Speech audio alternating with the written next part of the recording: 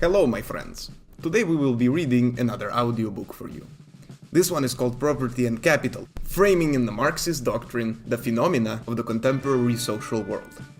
This work was written somewhere in between 1948 and 1952, throughout 7 issues of the journal that went by the name of Prometeo. There are a few different prefaces that were written by groups who reproduced this text.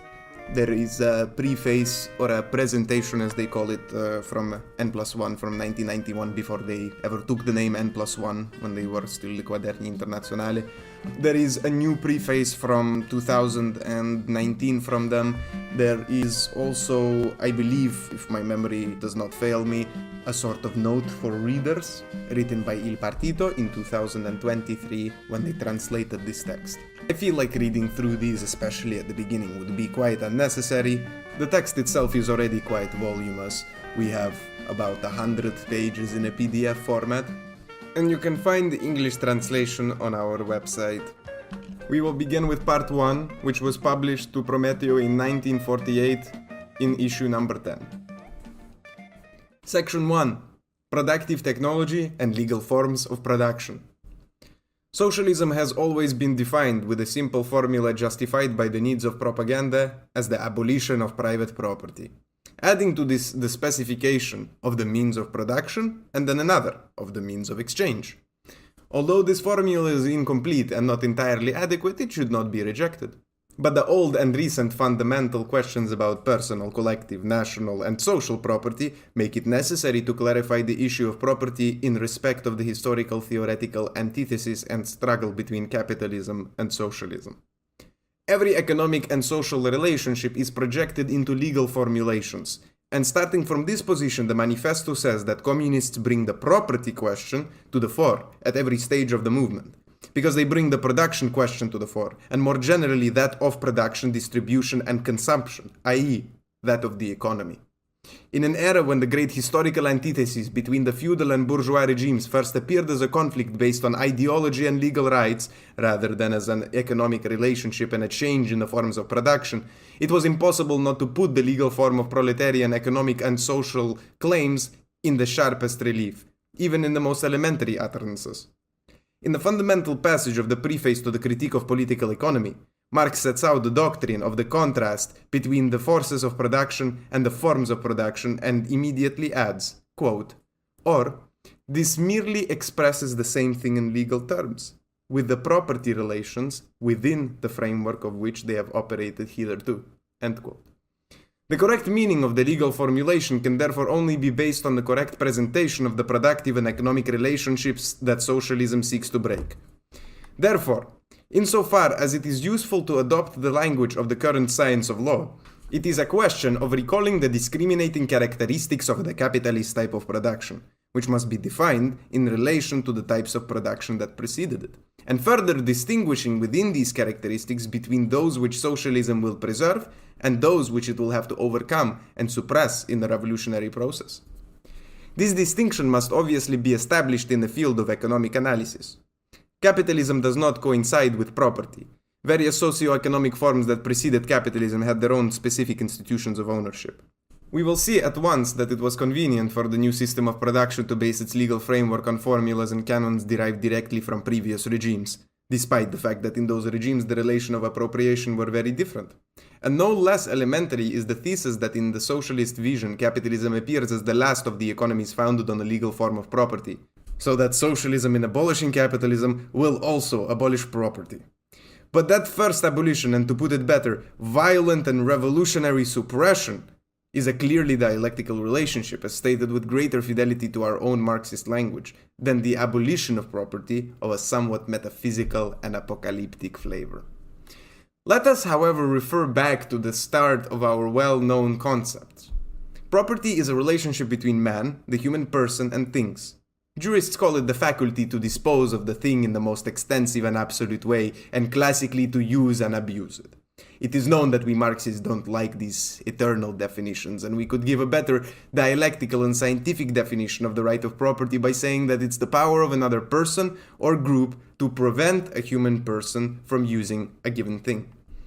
The historical variability of the relationship can be seen, for example, in the fact that for centuries and millennia, the same human person was susceptible to being himself the object of property, to be a slave. On the other hand, we have proved 1,000 times by referring to the primitive communist society in which property did not exist, since everything was acquired and used in common by the first human groupings, that the institution of property cannot claim the apologetic prerogative of being natural and eternal. In a relative primordial economy, or you could say the pre-economy, the relationship between man and thing was as simple as possible. Because of the limited number of human beings and the limited range of needs, which are barely greater than an animal need for food, the things that satisfy these needs, which the law later called goods, are made available by nature without limit, and only productive act is to take them when they are needed.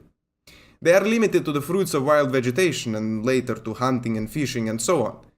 They were useful objects in abundance. They were not yet products that came out of an embryonic physical technical manufacturing intervention of man on the material offered by the natural environment. With work, the technology of production, the increase in population, and the shortage of free virgin land on which to expand, distribution problems arise, and it becomes difficult to cope with all the demands for the use and consumption of products.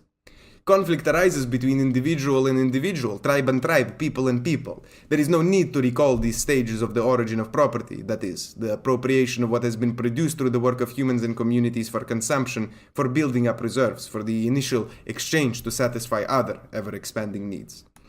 Commerce appears in various processes. Things that were formerly only objects of use become merchandise. Currency appears, and exchange value is superimposed on use value. We have to understand in the various peoples and in the various periods of history how productive technology evolved with regards to the capacity of human work to be applied to objects or raw materials. What was the mechanism of production and distribution of productive acts and efforts among the various members of society? How did the circulation of products play out from hand to hand, from house to house, from country to country with respect to consumption? We can move on from these facts to understand the corresponding legal forms, which tended to coordinate the rules of these processes, assigning the regulation to given organizations, together with the possibility of imposing constraints and sanctions against transgressors. Just as the ownership of things or commodities for consumption and the ownership of slaves does not go back to primitive humanity, the same applies to the ownership of the soil, that is to say, to the land and all that man adds to it and builds upon it, immovable property, as it is referred to in law.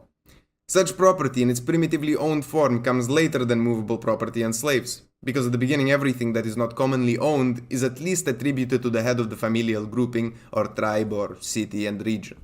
But even if we want to dispute that all people started from this first communistic form, and even if we wanted to talk ironically about such a golden age, the analysis that interests us about the derivation of the legal institution from the stages of technology is not affected by it.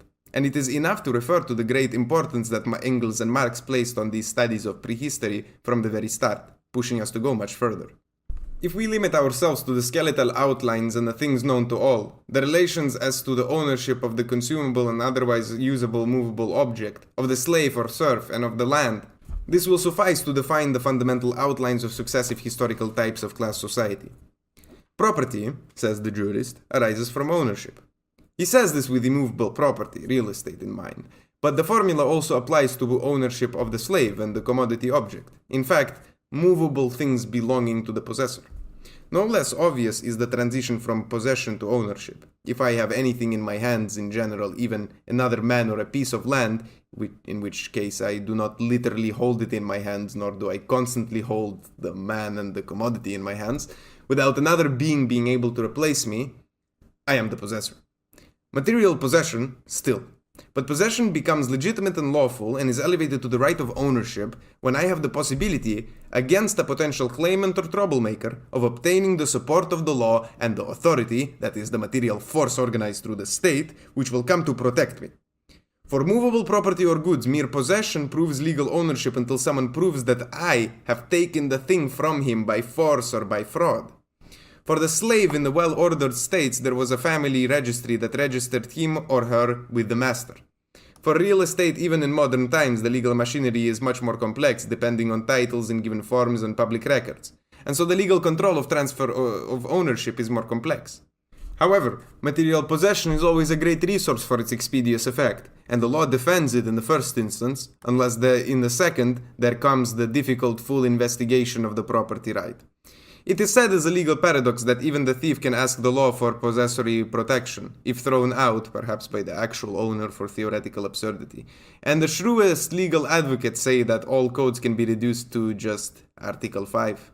He who holds has won.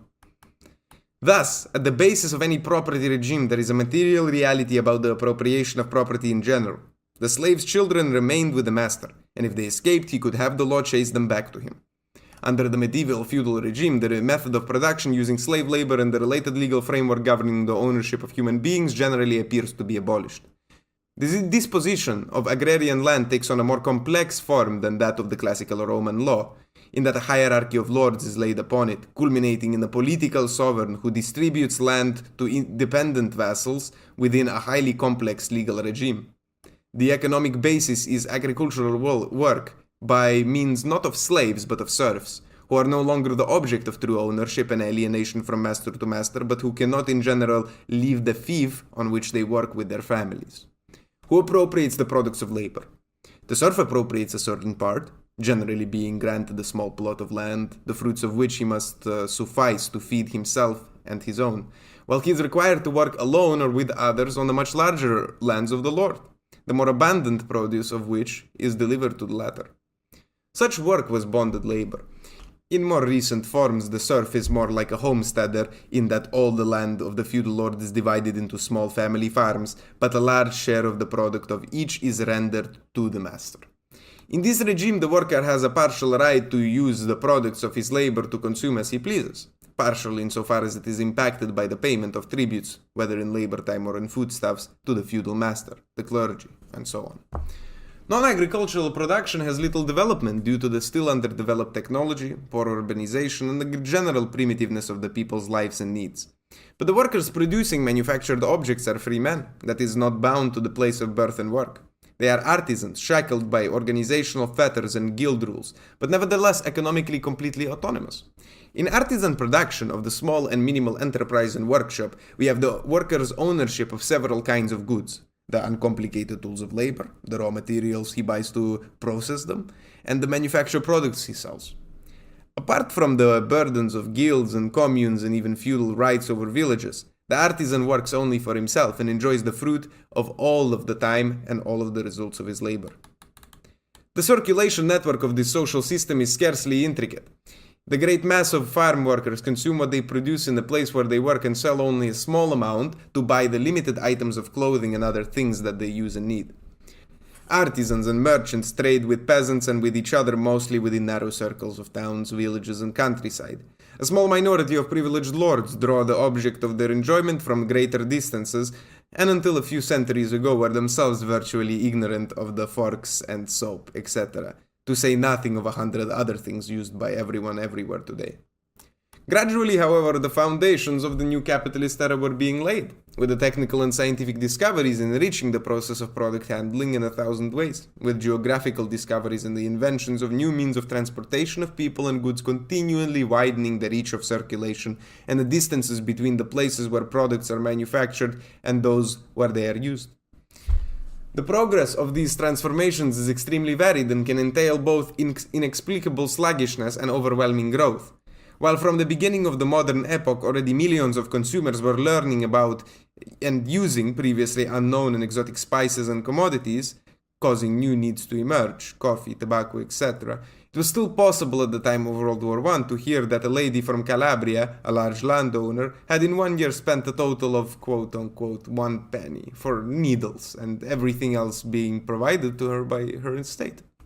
Having arrived at this solid position based on the recollection of these few signs, deliberately simplified, but attempting to put the right words in the proper place, let us ask what are the real characteristics that differentiate the new capitalist production and economy and the bourgeois regime for which it provides the basis.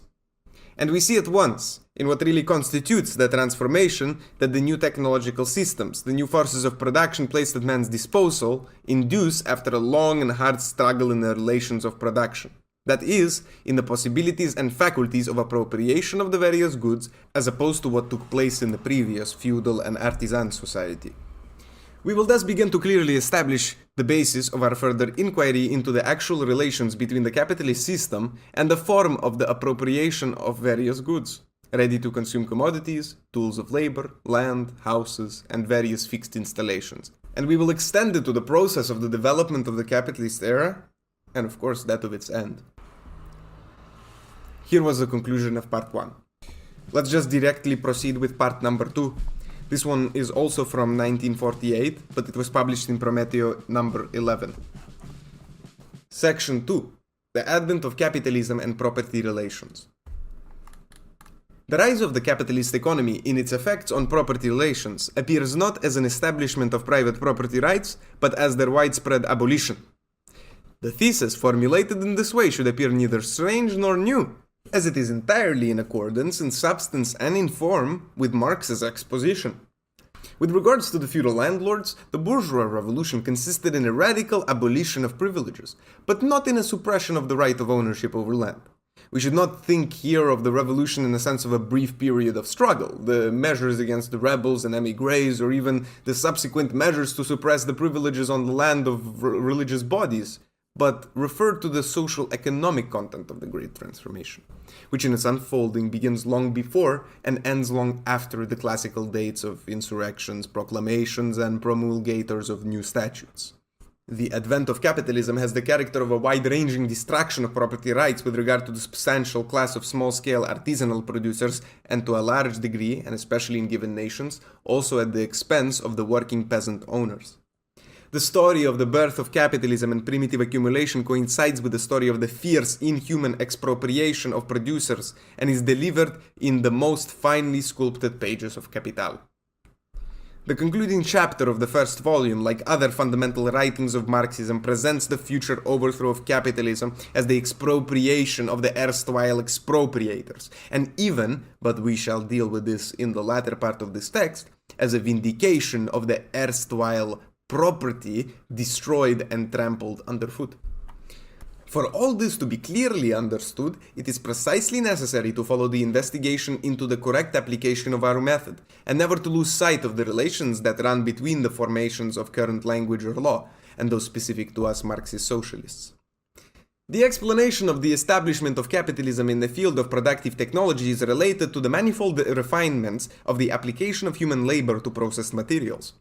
It begins with the first technological innovations born on the workbench of the patient and skillful individual craftsman, runs through a formidable cycle with the rise of the first factories working at first by hand, then based on the machines that are controlled by an operator but replace the hand of the worker, and later on with the use of powerful mechanical driving forces. In modern times, capitalism appears to us as the formidable complex of plants, constructions, works, and machinery with which technology has covered the ground of the most advanced countries, and therefore it seems obvious to define the capitalist system as that of ownership and monopoly of these colossal modern means of production, a definition which is only partially accurate. The technical conditions of the new economy consist of new methods based on the differentiation of tasks and division of labor. But historically, even before this phenomenon, we have a simpler one of the coming together of many workers in a common place of work. They continue to work with the same technology and using the simple tools they used when they were isolated and autonomous. Thus, the truly distinctive character of innovation does not lie in the appearance of a possessor or conqueror of new equipment or great machinery, which by producing the manufactured goods more easily supplant traditional craft production. These large plants come later, since as Marx says, for simple cooperation, i.e. the grouping together of many workers, all that is needed is primitive premises that can be easily hired by the master. And indeed, in the sweating system, workers can remain in their homes, domestic labor. The distinctive characteristic is therefore elsewhere. It is a negative characteristic, and therefore destructive and revolutionary. Workers have been deprived of the possibility of owning the raw materials and the tools of labor on their own behalf, and thus are no longer the owners of what they produce by their labor, and are no longer free to consume and sell it as they please. Therefore, to recognize an early capitalist economy in operation, it is sufficient for us to note that there are masses of artisan producers who have lost the ability to procure materials and tools, And as a further condition, buying power has been concentrated in considerable volumes in the hands of the new economic actors, the capitalists, enabling them on the one hand to hoard the materials and tools of labor, and on the other hand to purchase the labor power of artisans who become wage earners, leaving the capitalists as absolute possessors and owners of the product of labor in its entirety. Corresponding to the second condition is the primitive accumulation of capital, whose origin is studied in other contributions to the knowledge of Marxism, and which arises from multiple historical and economic factors. That the mere act of bringing workers closer together is enough to make the new system superior and enables it to supplant the old system is explained by the reduced effort involved in transportation and procurement, as well as the better utilization of the time that producers devote to the still technologically very simple stages of production. We have an initial breakthrough in performance compared with artisan labor in isolated workshops, but this is conclusively overtaken by further developments resulting from the division of labor. It is no longer the single craftsman assisted by one or two apprentices who assembles the manufactured product. Rather, this arises from the successive contributions of different tradesmen, none of whom would know how to do it, nor be able to do it alone. Further still, many of the most difficult operations previously done by hand after a long apprenticeship are carried out using a machine, and the same outcome in production is achieved with much less effort, in the physical and mental sense, expended by the operator. Following this process, we see the rapid expansion of the factory's mass of equipment, which of course does not legally belong to the worker, just as when simple hand tools already do not belong to him in general in the initial stage either. But the legal ownership of these large factories by the capitalist and employer is not a necessary condition. We have proved this by recalling that even before such factories appeared, we had true social and economic capitalism with early manufacturing. We can observe many cases where in the modern economy the production plants are not the legal property of the business owner. For now, let it suffice to mention rents, concessions, contracts, and so on in industry and in agriculture, the great capitalist tenacity. The real circumstance that allows us to confirm the advent of capitalism thus lies in addition to primitive accumulation, in the quote-unquote violent separation of the producer from the tools and products of his labor. Capitalism, economically and socially, appears as a destruction of the worker's ability to appropriate products, and their appropriation by the capitalist. With the loss of all rights over the goods produced, obviously the worker lost all rights over tools, raw materials, and the workplace. These rights were an individual property relationship that capitalism destroyed to replace them with a new right of appropriation, of ownership, which is necessarily a right over the products of labor, but not necessarily a similar right over the means of production. The legal ownership of the latter can also change without the company ceasing to be capitalist in character. What is more, the new kind of appropriation is not necessarily, since we are talking about capitalism in Marxist terms, a right of an individual and personal kind, as it was in the artisanal economy, which seldom extended beyond the confines of the family. Capitalism, according to Marx, since we merely are expounding the doctrine as it has always been professed, is not only established by expropriation, but also establishes an economy and thus a type of social property. We could classically speak of personal property when it means the ownership of productive and economic activities by a single person, but when labor becomes the collective and associated function of many producers, which is a fundamental and indispensable feature of capitalism, ownership over the whole of the enterprise is a fact of social scope and order, even if the legal title mentions only one person. This concept, essential in Marxism, unfolds directly into that of the class struggle and the class antagonism inherent in the capitalist system. The appropriation of products by the employer who no longer has slaves and serfs but free wage laborers is a relationship that is shifted to the social level in which no longer affects only one master and 100 workers, but the whole working class pitted against the new system of rulers and the political force it is founded with a new type of state. The social function is made clear in the Marxist law of accumulation and progressive reproduction of capital. The slave master and the feudal landowner derived their personal income from the surplus labor provided by their employees, but they could very easily consume it all without the economic system ceasing to function at the social level. The portion of the products of their labor left to the slaves and serfs was enough for them to survive and perpetuate the system. Therefore, the property right of the master of slaves and serfs is truly an individual right. No less individual is the right of the free peasant and the artisan, who do not render surplus labor to anyone. There was not yet any taxation in those regimes, the state came very cheap, and can consume all the fruits of labor, which coincides with that of their meager possession of the little land or a small workshop, in the sense of a business as opposed to the actual premises. The capitalist does indeed derive a profit from the unpaid surplus labor of his workers, whom he only pays enough to live on, But the fundamental feature in the new economy is not that he, in theory and according to the written law, can consume all the profit personally. Instead, it is a general and social fact that capitalists must reserve an increasingly large part of the profit for new investments, for the reproduction of capital. This is new, and this new and fundamental fact has more importance than that of profit consumed by who do not work. While this relationship is more suggestive and has always lent itself to more counter-propaganda on legal or moral grounds against apologists for the bourgeois regime, the fundamental law of capitalism is, for us, the other, namely, allocation of a large part of profit to the accumulation of capital. Distinguishing features of the emergence of the capitalist economy are thus the accumulation, in the hands of a few individuals, of masses of means of acquisition, which can be used to purchase work materials and tools on the market, and the suppression of the very possibility of owning materials, tools, and products of labor for the broad strata of autonomous producers. In our Marxist language, this is valid to explain the genesis of the industrial capitalists on the one hand, and the masses of wage laborers with no income on the other. And this, we are wont to say, was the result of a social and political economic revolution. However, we do not pretend that the bourgeoisie and neo-capitalists accomplished this process by winning power in the Civil War and then enacting a law that said it is forbidden for those who do not belong to the victorious capitalist class to buy raw materials, implements, and machines and to sell manufactured products. Things happened quite differently.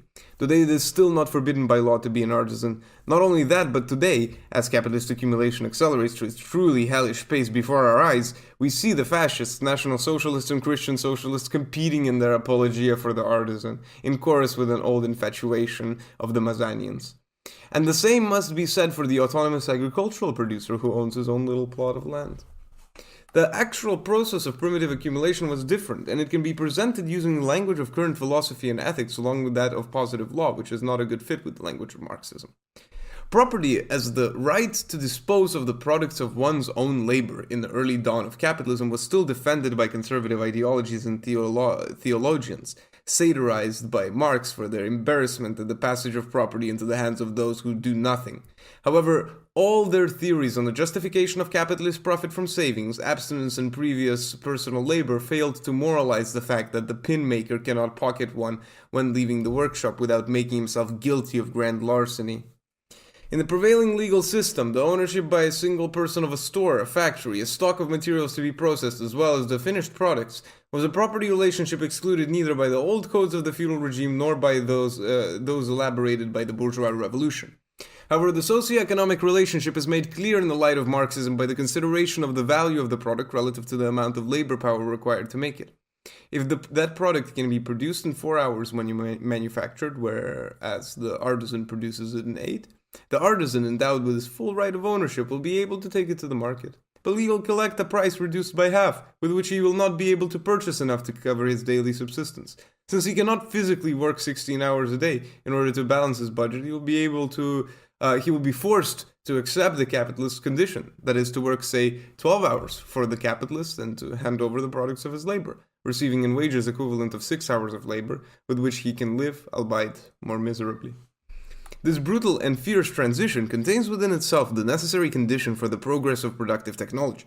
Only by subtracting from the artisan enslaved to capital that margin of value of his labor power that can the social basis for capital accumulation be created, an economic fact that accompanies the technical one of the spread of manufacturing facilities and the means of production characteristic of the new scientific and mechanical age.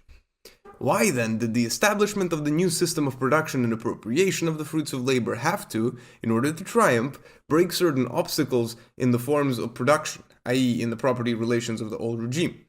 Because there existed a series of sanctions and limiting norms that were contradictory to the new requirements, i.e. the freedom of movement of capitalists, and of capitals, and the availability of the mass of competing suppliers of wage labor.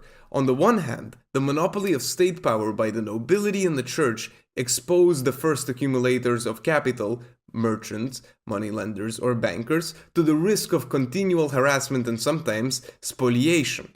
On the other hand, corporative laws and regulations left the bodies of master craftsmen in the cities with monopoly privileges over the production of certain manufactured articles, and thus over their sale in given territories. And the mass of workers in industry could not have been formed except by freeing the serfs from serfdom and the apprentices and artisan masters from the workshops. Thus, the revolution did not lead to a new positive property code, but it was essential to abolish the old feudal laws that framed the relations of production and trade in the countryside and cities. Considering the capitalist system as opposed to the feudal regime on whose ruins it arose, it must not see the foundation of a new property right, whether attributed to natural or legal persons over the machine, the factory, the railroad, the system of canals, or whatever, as its distinguishing feature. Instead, we must see clearly what the discriminating features are, the true attributes of the capitalist economy, for otherwise we will not be able to follow with certainty the process of its evolution and judge the features of its overcoming. With respect to the evolution of property relations, and remaining for now in the field of the right of ownership over movable things, as we shall say immediately afterwards about the ownership of land and fixed assets, the essential and necessary features of capitalism are as follows. First, the existence of a market economy in which workers must purchase all the basic necessities of life in general terms. Second, the impossibility for workers to appropriate and bring directly to the market the movable things created as the products of their labor, that is, the prohibition of the workers' personal ownership of the product. Third, the payment to workers of the means to acquire the goods and services, generally in amounts less than the value added by them to the products, and the investment of a large part of that surplus in new facilities, accumulation. Based on these basic three criteria, it is necessary to look into whether personal title to ownership over the factory and production facilities is indispensable for the existence of capitalism, and whether there can be not only a purely capitalist economy without such ownership, but even whether at given stages it is convenient for capitalism to disguise it under other forms. Such an investigation will have to be premised by some notable considerations regarding the economic importance of the legal evolution of property rights over land, subsoil, and topsoil by private individuals and firms in contemporary times. And this is the end of section 2. We are going to continue the reading of Property and Capital from where we left off last time, which was somewhere in the middle of part 2. And the parts, really when I say parts, I am talking about the different parts that were published in the separate Prometeo journals, right? The sections themselves refer to the numbered sections within the text.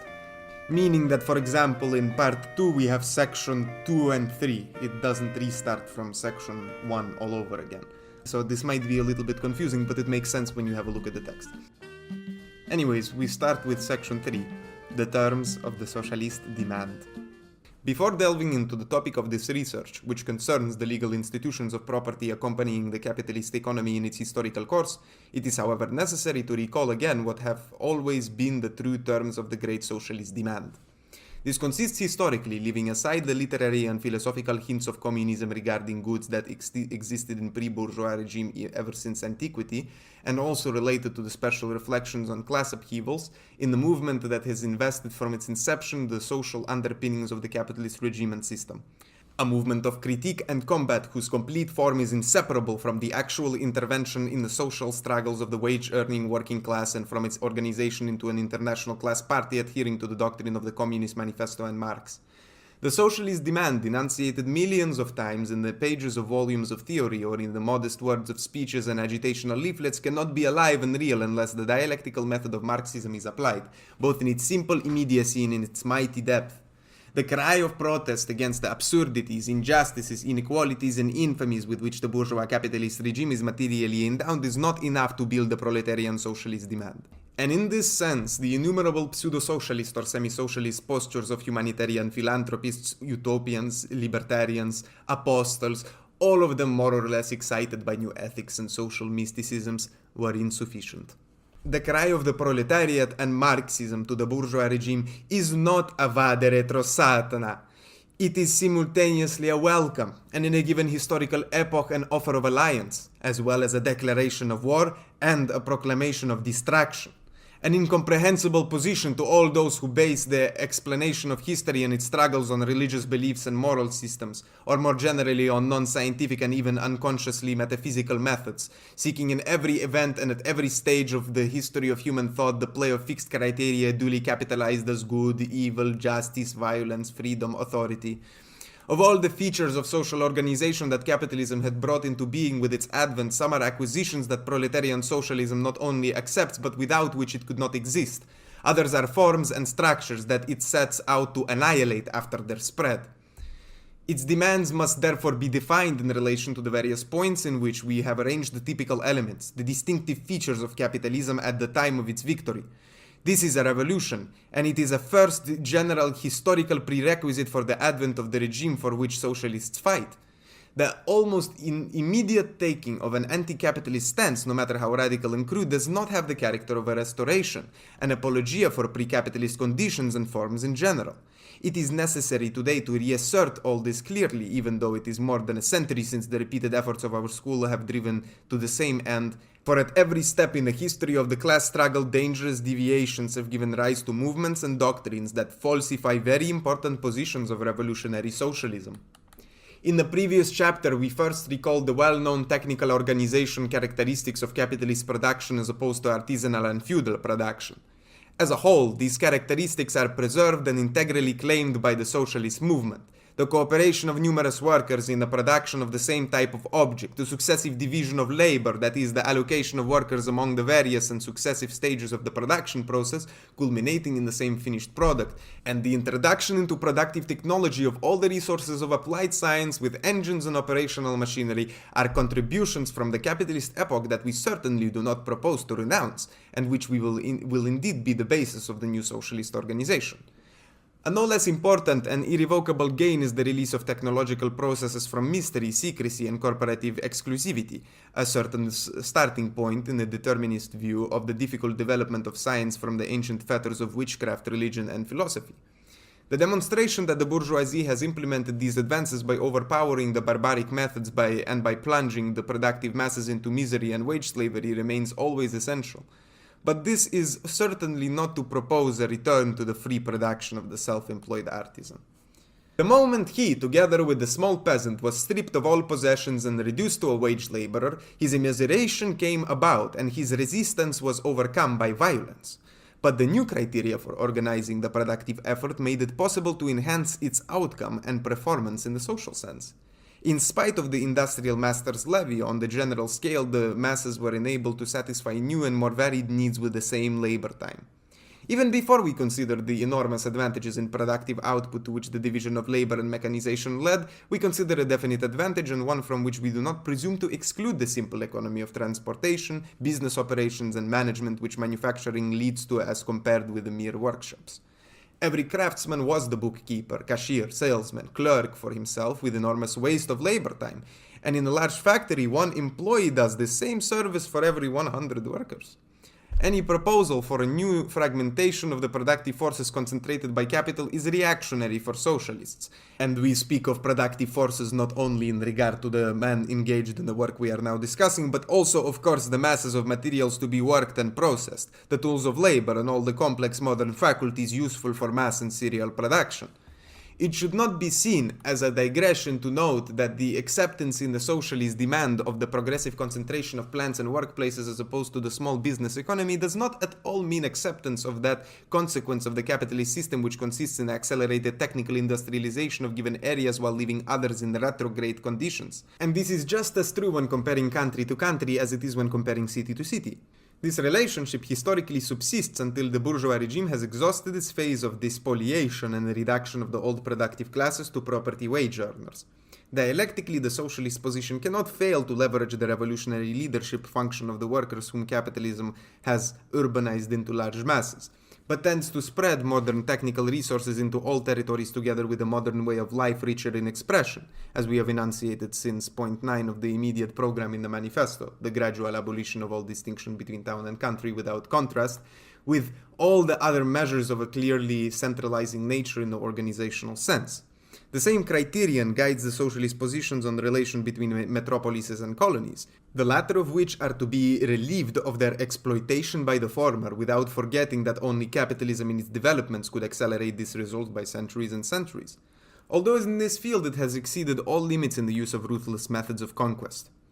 Having thus inherited the enormous development of the forces of production from the capitalist revolution, socialists set out to upset the corresponding apparatus of forms, relations of production, which is reflected in judicial institutions. And this after having accepted that proletarians, the fourth estate, fought in alliance with the bourgeoisie when it broke the forms and institutions of the previous regime to found and consolidate its own, and to extend them into the advanced and backward world. But in what precise sense does our historical demand involve breaking down and overcoming these forms?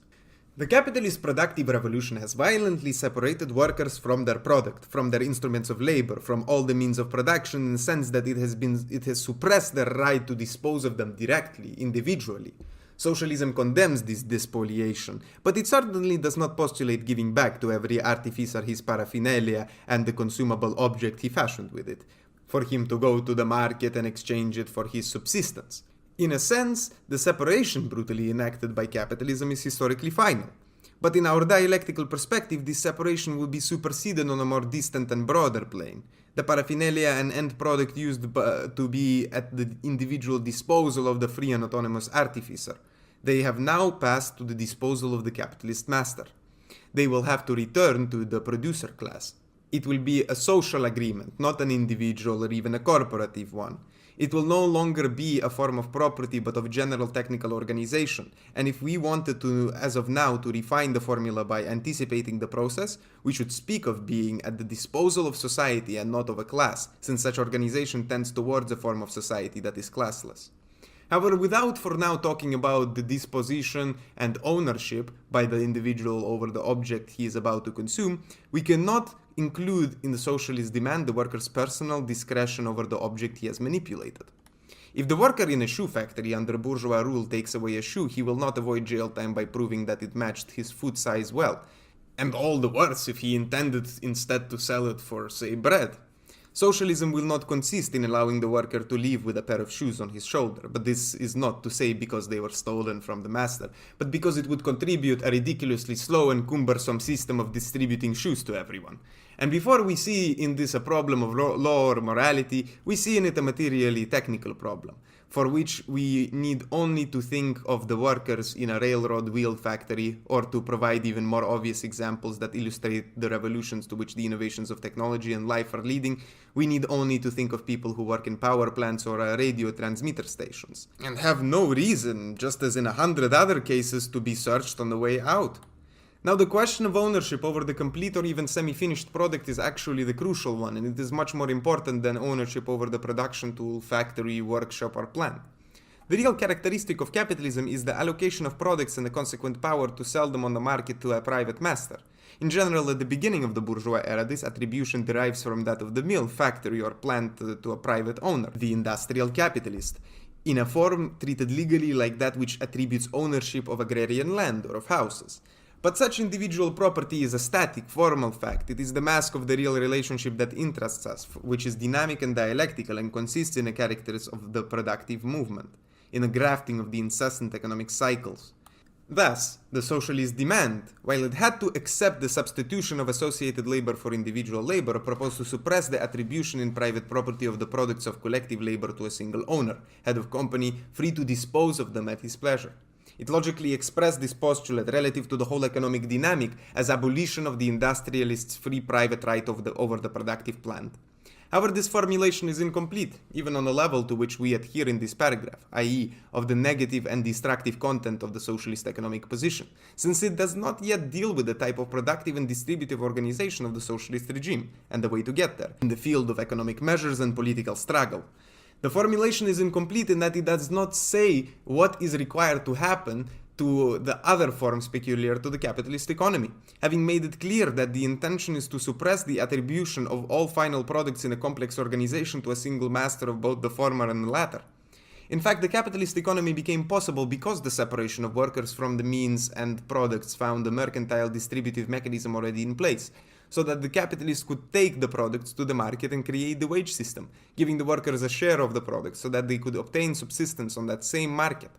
The artisan approaches the market as both buyer and seller, whereas the wage laborer can approach the market only as a buyer, and with limited means owing to the law of capital gain. The socialist demand classically consists in abolishing the wage laborer. Only the abolition of the wage laborer leads to the abolition of capitalism. But being unable to abolish the wage laborer in the sense of restoring the absurdly backward figure of the worker as a seller of his product to the market, socialism, from its origins, calls for the abolition of the market economy. As we have already mentioned, the mercantile framework for the distribution of goods preceded capitalism and encompassed earlier economies of all sorts, going all the way back to the one in which there was a market for human persons, slavery. Modern mercantile economy means monetary economy. Thus, the anti-mercantile demand of socialism equally entails the abolition of money as a medium of exchange and as well as a means of practical formation of capital. Capitalism inevitably tends to resurrect in the economic environment of mercantile and money distribution. If this were not true, we could agree to tear up all the pages of Marx's Capital. The anti-mercantilist assertion lies in all the texts of Marxism and especially in Marx's polemics against Proudhon and all forms of petty bourgeois socialism.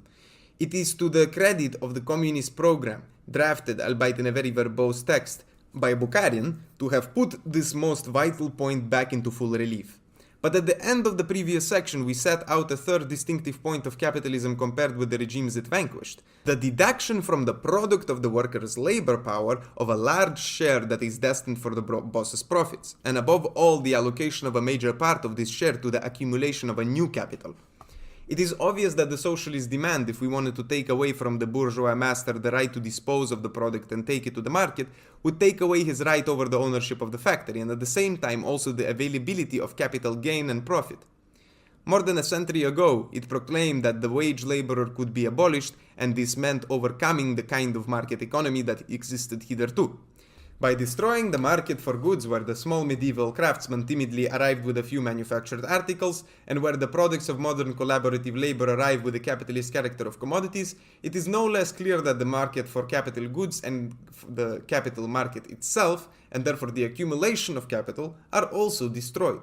But even all of this does not suffice. We've already said that in the process of accumulation there is a social side.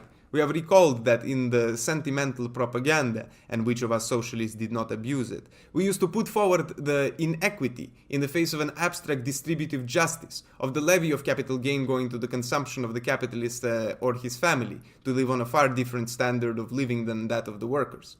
Abolition of profit, we cried out then, and it was most right as it was little.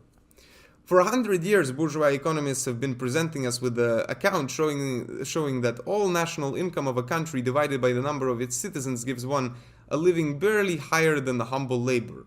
The account is accurate, but the refutation is as old as the socialist system, although one will never find a Pareto or Einaudi capable of understanding it. The various provisions that the capitalist makes before drawing his last profit, with which he amuses himself, are partly for rational and for social purposes. In a collective economy too, one will have to set aside products and tools in such portions as will preserve and advance general organization, in a sense that there will be social accumulation. Would we socialists then say that we want to substitute social accumulation for private personal accumulation? We still would not. If the capitalist's consumption of a share of capital gain is a private matter, which we call for to be abolished, but is nevertheless of little quantitative weight, even capitalist accumulation is already a social matter and a fact that tends to be useful to all on the social level. Old economies that only hoarded have stood still for whole millennia, whereas the capitalist economy that accumulates has, in a few decades, increased the productive forces 100-fold, working towards our revolution.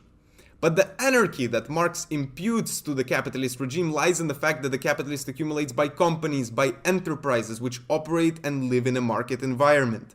This system, and we shall see more of this challenging but central techno-economic thesis in a few examples that follow, this system only strives to organize itself in pursuit of the maximum profit of the firm, which is frequently achieved by subtracting profits from other firms.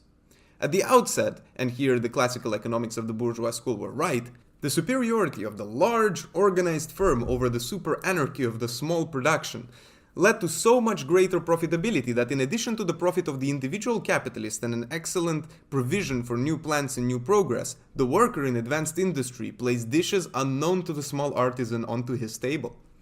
But by running each company as an entity closed in on itself with its own accounting of payments and receipts on the market with the aim of generating maximum profit, in the course of development, the problems relating to the general performance of human labor are addressed badly, and things can even go backwards.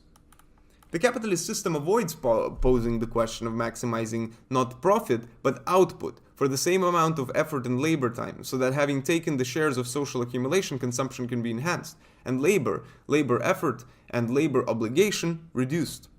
Concerned only with realizing the marketability of the company's product at high price and paying as little as possible for the products of the other companies, the capitalist system cannot come towards the general alignment of production to consumption and plunges into successive crises. Thus, the socialist demand aims to tear down not only the legal right and economy of private property, but at the same time the market economy and the enterprise economy. Only when we go in the direction that leads to overcoming all three of these forms of the present economy, private ownership of the products, the money-based market, and the organization of production by firms, can we be said to be moving towards socialist organization. In what follows, we will see how by suppressing any one of these, the socialist objective is lost. The criterion of individual and personal private economy can be largely overcome even in the midst of capitalism. We fight capitalism as a class and not just capitalists as individuals. There is capitalism whenever products are taken to market or otherwise accounted for on the asset side of the business, understood as a distinct economic island, albeit a very large one, whereas wages are on the liability side of the balance sheet. Bourgeois economics is double entry economics. The bourgeois individual is not a man, he is a firm. We want to destroy every firm. We want to suppress the double entry economy and establish the simple entry economy, which history already knows from the time when the triglodyte went out to pick as many coconuts as he had companions in the cave and went out bearing only his hands. We already knew all of this in 1848, which does not prevent us from continuing to say it with youthful ardor. We shall see that many things have happened for 100 years in the interplay of the relations under consideration, all of which have made us even tougher in upholding the same thesis. After warning the reader that even the general pronoun becomes, in the socialist system, a social pronoun. This is end of section 3, end of part 2. Now we go to the part 3, which was published in Prometeo 1949 in issue number 12. Section 4. The Bourgeois Revolution and Ownership of Real Estate. Immovable property in the current meaning is land and the man-made buildings and installations on it that are not transportable from place to place. At the start of the capitalist regime, fixed assets could only consist of mainly agrarian land, residential building and factory buildings. Only later, with the spread of fixed or transportable machinery and then transport communication networks and the transmission and distribution of different types of energy, did increasingly complex cases arise in which the technical, social, and legal distinction between fixed and movable assets gave rise to greater subtleties. For clarity, we will focus at first on land ownership. The distribution of this in the last days of the feudal regime was rather complex, with the existence of areas of collective public property belonging to the commons or the state, large fiefdoms assigned by central political powers to families of the nobility, and also small independent properties of peasant farmers. The first form was a derivation of the very ancient communist management of land, subject to constant attack by the lords and the peasants, and the nascent bourgeoisie. It drew its origins primarily from the Germanic peoples and system of law, among whom it developed through military and dynastic feudalism at the time of the migrations and invasions in the south. The third form of the small autonomous property derived from the Roman Empire and its law, in that Rome's order in the mother country and in conquered countries was based on the distribution of agrarian land to free citizens, soldiers in time of war, while there then subsisted other much larger parcels of land in the possession of the patrician class, who exploited them using the labor of the masses of slaves, who were deprived of political rights but also exempt from the obligation of military service. In the Roman system, lacking both the communal management of land and the institution of a sovereign right that could move it at will from one lord to another, apart from state control in a subdivision of newly occupied territories, a precise delimitation and parcelization of land plots had been arrived at, classically governed by the civil law in force throughout the empire and historically regulated in the Eastern Empire as well. Having thus referred to the two collateral forms of feudal property, let us now observe what the characteristics of feudal property are.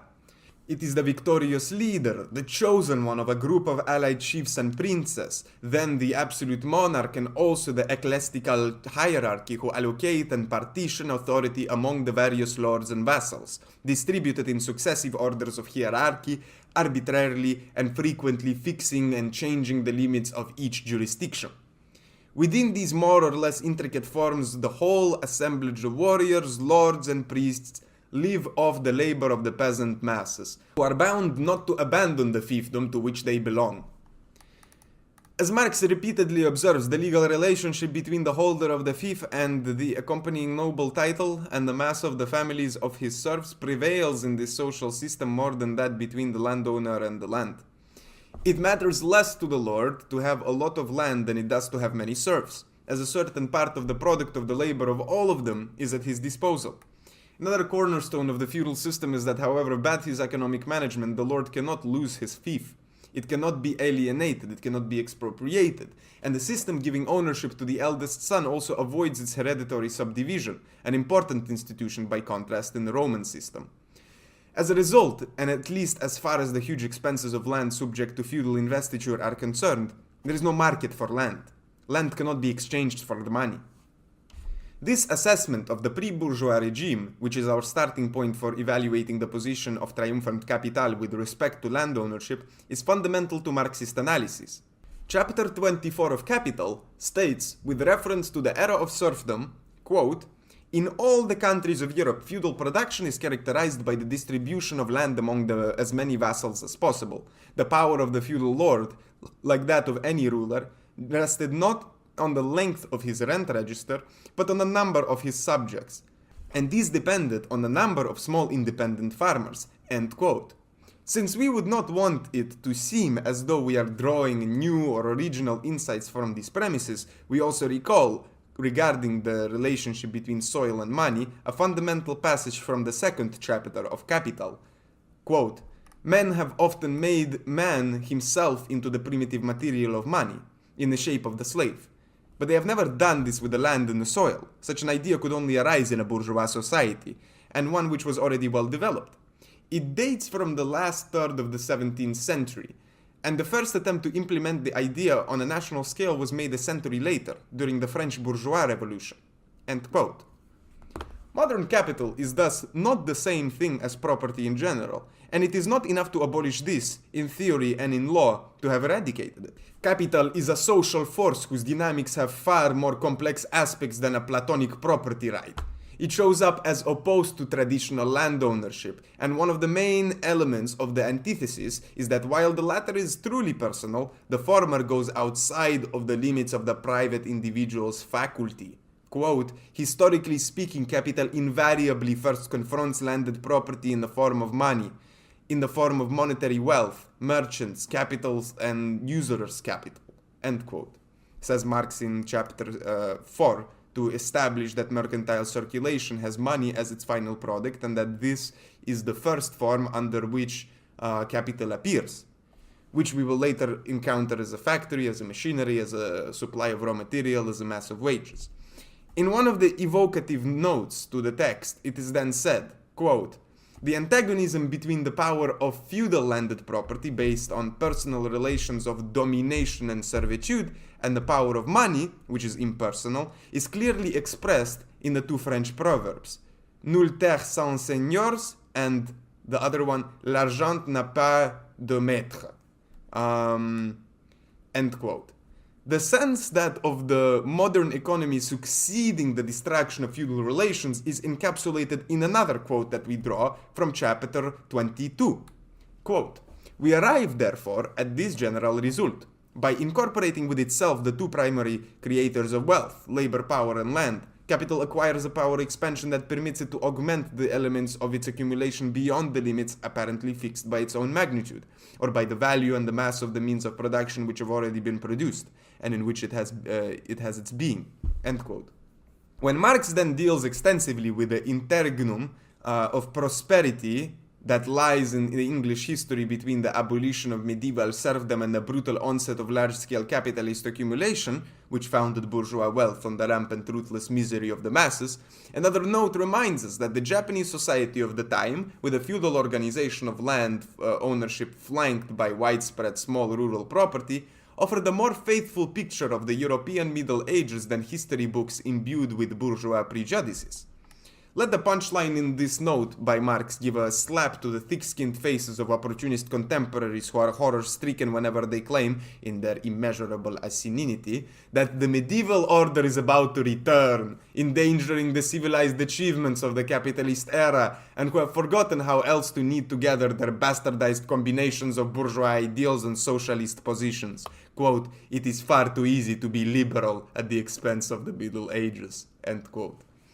In the last years of the ancient regime, when the power of the bourgeoisie in the economic field was already significant, the liquid capital gathered in the hands of merchants and bankers exerted violent pressure to suppress the obstacles that prevented them from taking possession of real estate. Undoubtedly, the central fact of capitalist accumulation consists in using the money that has been piled up to supply the raw materials and pay the subsistence wages of the laborers who work on them. But it is also necessary for the formation of the first factories to have workplaces and acquire buildings to be converted into manufacturing plants and land to be able to build on them. Moreover, the new wealth-owning class is driven to compete with the old feudal lords from whom it aspires to surpass and dispossess, even in having houses, palaces, and agrarian land at its disposal, while the enriched tenant farmer tends to remove themselves from a position of dependence by acquiring the landlord's property and exercising as absolute masters the agricultural enterprise, which, as Marx repeatedly notes, is a veritable industry. All of the history and literature of the last periods before the bourgeois revolution are full of the manifestations of this struggle that the bourgeois, the enriched, the parvenus, conducted to compete even in prestige with the nobles.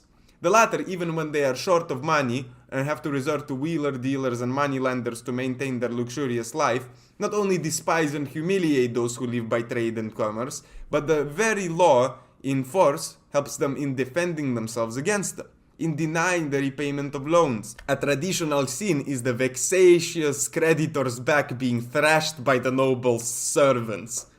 The Third Estate will not be able to free itself completely from this state of subjugation and inferiority except through the revolutionary conquest of political power. And until then, it will in vain compete foolishly with the luxury of its class rivals, squandering the fruits of its speculations.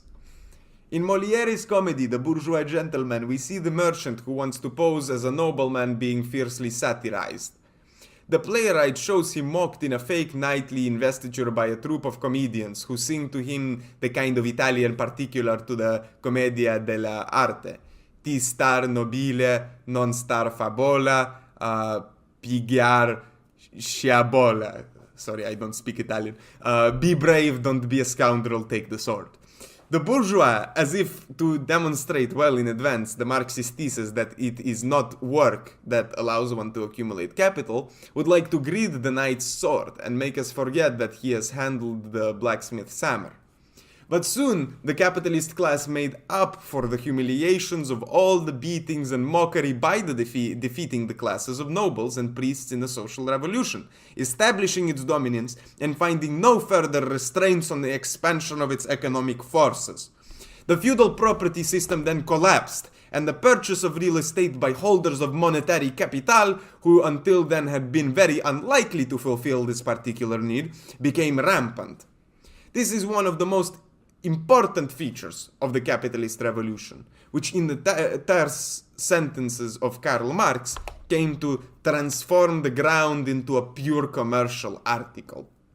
Just as it could boast of having freed the peasants from serfdom and the workers in the cities from the shackles of the guilds in order to bring them into their own dependence and exploit them, it could also boast of having incorporated the soil into capital.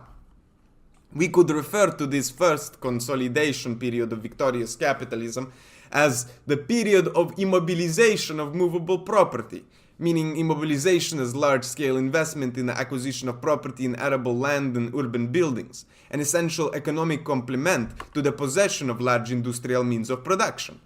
This economic necessity became at the same time a political necessity because in order to defeat the feudal lords and the demand for feudal restoration definitively, they had to be humiliated. even in the positions of prestige that they had acquired in the great metropolises, which had developed as a result of the emergence of capitalist forms, and in which the monarch and the courtiers, the military leaders, and the churchmen occupied the stateliest homes. Another symbol of rule and prestige of those classes was to reserve large stretches of arable land in the countries for their various luxury needs, their pleasures, hunting, summer recreation, religious life, etc. While for the bourgeois economy capital investment was a priority, both for further business investments as well as for the intensified production that provided the industrial army, workers' army with the means of subsistence.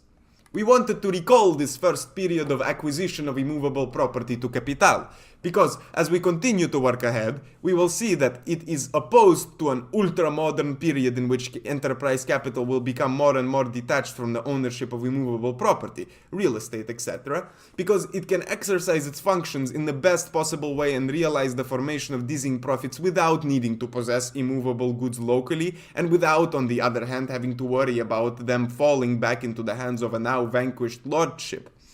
In the intermediate period of stable capitalism, which it is worthwhile examining briefly before coming to the analysis of this third, modern period, to which we have alluded for the sake of clarity, the relations between property and the enterprise arise in a variety of ways. However, when the various economic forms and the corresponding social forces are carefully examined, it is always clear that the distinctive character of the capitalist era must be found in the enterprise and not in ownership. We can only imagine the bourgeois of this first romantic period as a kind of sole patron in whose hands all the components and factors of production are concentrated. He owns the land on which the factory stands, as well as the mine that supplies him with iron ore, the factory where work is carried out, the machinery and the tools. He buys all the raw materials and all the accessories that go into the labor process, and by hiring the workers, he buys labor power. He is therefore the exclusive owner of the entire product, which he sells where he believes it will bring him the most profit. He is a specialist in the manufacturing sector in which he also works himself, but nevertheless hires as his employees technicians and accountants. In this early period, the so-called overheads are rather low, since the workshop has to produce everything itself: light, heating, energy, and even the taxes are to be paid to the state are hardly significant, because in the liberal regimes of the time, the bourgeoisie applies the economic policy of laissez-faire, laissez-passer, and sweeps away all the barriers and taxes that may hinder its production and trading activities. The bookkeeping is therefore simple and unitary, and all the profit resulting from the surplus of revenues over expenses ends up in the pockets of the capitalist, who does not have to deduct any rents and leases from it for the rooms, facilities, and buildings he uses. In the first classic case, the capitalist also has plenty of cash to be his own banker, and therefore does not pay interest on the cash capital he needs for his purchases of goods or advances on the wages. If we wanted to look at the parallel of this business model in agriculture, we would find that when the farm manager is at the same time the proprietor of the land and of the dead stock and livestock, i.e. the machines, tools, seed, fertilizer supplies, livestock herds, etc. And he also has enough cash to advance the wages of the day laborers or the workers employed yearly. In all these cases, the only active difference which the proprietor realizes as an excess of the proceeds from the sale of the products over the sum of all the payments on account, includes the land rent, the interest on financial capital, and the profits of the enterprise, economic elements that can be considered distinct from each other. The bourgeois economist sees them as separate because he says they come from sources, each of which is sufficient to generate wealth. The land as the producer of land rent, money as the producer of interest income, and the enterprise as the producer of profit, which is the reward for the activity, skill, and shrewdness of the person who has been able to bring together rationally the various components of production. For the Marxist economist, all of these surpluses are the result of human labor.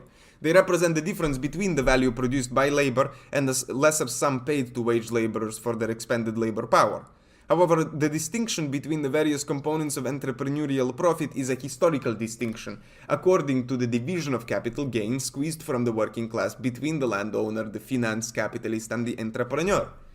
The distinction is historical in nature because even before the rise of fully fledged capitalist industry employing wage laborers, land was likely to yield a useful return to the landowner, just as mere money could bear fruit for those who had access to it, whether banker or loan shark. It is now a question of seeing the real nature of capitalist production in relation to those different components when they are separated, instead of being united in the hands of a single owner, that is to say, from the time when the legal owner of the land or factory, the banker advancing the cash, and the entrepreneur are different persons. The entrepreneur, who, after satisfying the first two and all the other various public and semi-public entities that are overlapping in the modern economy, remains the sole arbiter for collecting his own earnings and benefits from the commercial price of the products thrown onto the market.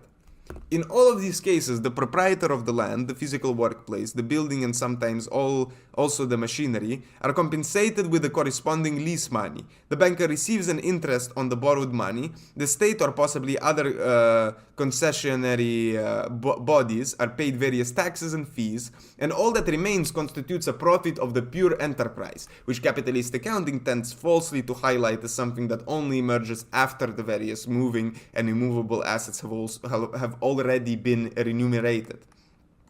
Marxism now asserts that this third form, corporate profit, which is disguised in class apologia as a vehicle of progress, science, civilization, and is more vicious and meaner than the other two forms, glorifying as it does exploitation, oppression, and misery. Socialism does not consist in taking possession of the capitalist enterprise by factory workers, but its essence is rather in the revolutionary and total negation of the capitalist enterprise. The various components and their relationships to each other are divided into modern capitalist forms in different ways, and it is anything but a new relationship when we come across capitalist enterprises that have no immovable property of any kind, and in some cases when no company headquarters or no noteworthy machinery or equipment. The dynamics of the capitalist process here, however, exists completely and in the purest form. Thus a kind of divorce is emerging between property and capital, as a result of which the latter is increasingly turning into money, while property is blurred, withdrawn from view, or represented as the property of social institutions. As a result of nationalizations, as a result of socializations that are intended to pass as no longer capitalist forms of governance. Quite a long note here about the alleged feudalism of southern Italy.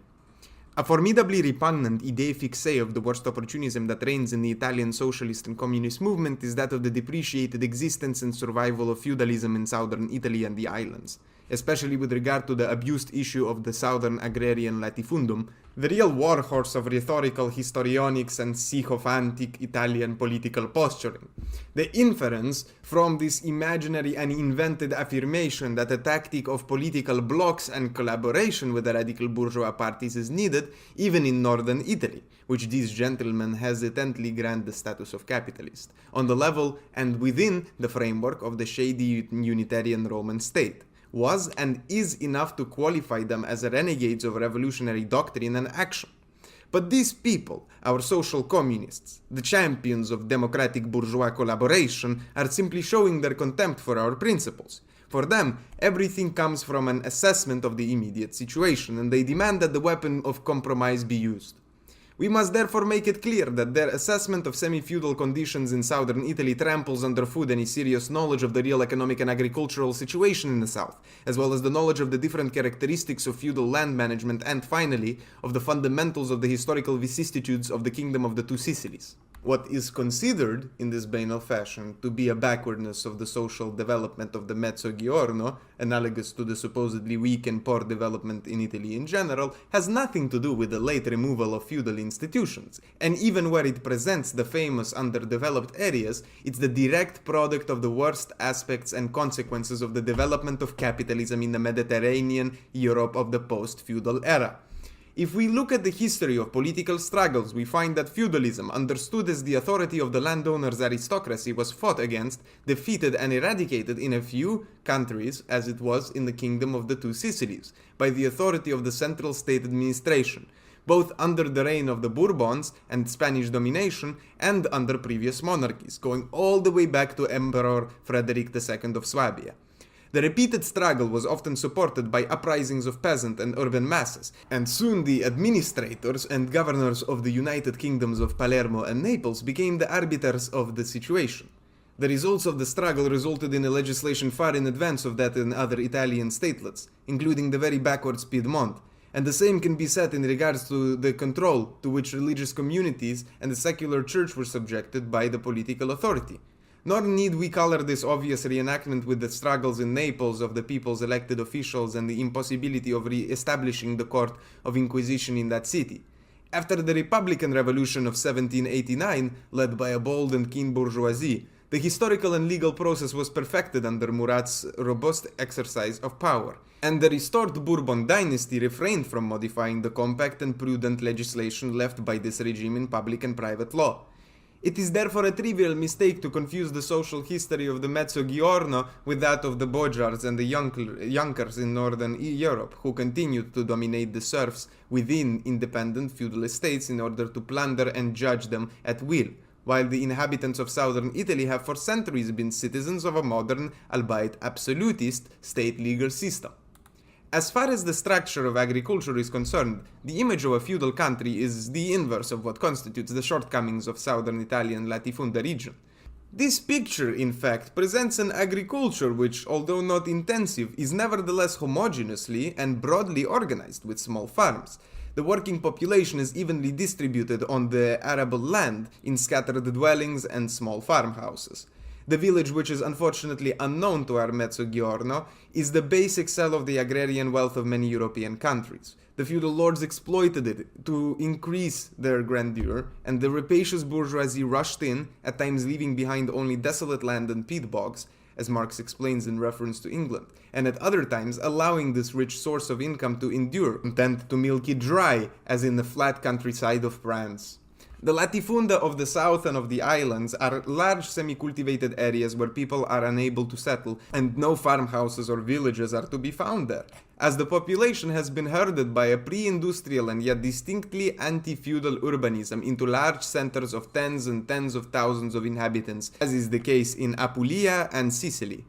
There is an overabundance of population, but the land cannot be inhabited due to the meager organization and investment in labor and technology, a situation which for centuries no regime, whether at the national level or lower, has been able to remedy or found appropriate to the needs of the ruling class.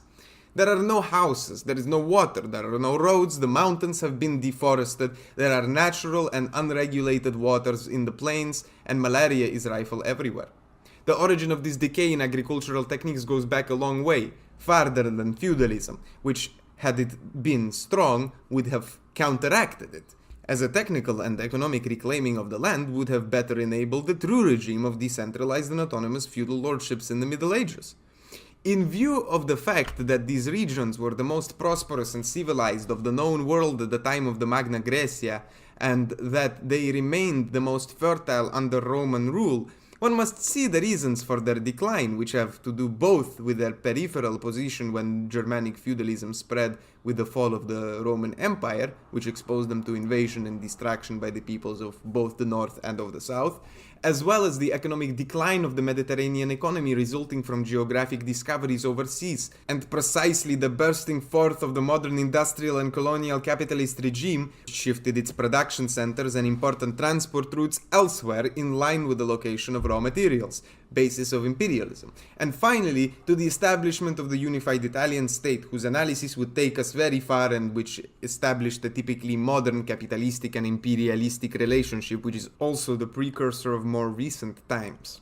In any case, before and after this unification, the mechanism of economic forces and relations was more than consistent with the characteristics of the bourgeois era, for it constituted an essential area of capitalist accumulation in Italy, the limitations of which are to be found in quantity, not quality.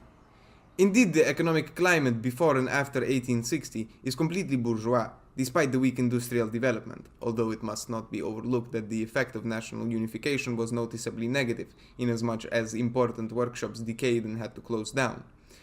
We can say about the Italian South and its alleged feudalism what Marx said about the Germany of 1849. He spoke at the trial of Cologne precisely to make it clear that the political bourgeois and liberal revolution would still have to triumph. Quote, Big landed property was indeed the foundation of medieval feudal society. Modern bourgeois society, our own society, is however based on industry and commerce. Landed property itself has lost all its former conditions of existence. It has become dependent on commerce and industry. Agriculture, therefore, is carried on nowadays on industrial lines, and the old feudal lords have now become producers of cattle, wool, corn, beetroot, spirits, etc., i.e., the people who trade in industrial products just as any other merchant.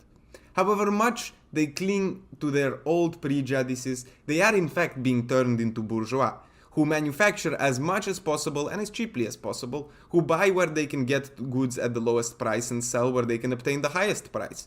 The mode of living, production, and income of these gentlemen therefore gives the lie to their traditional pompous notions. Landed property as the predominant social factor presupposes a medieval mode of production and commerce. End quote.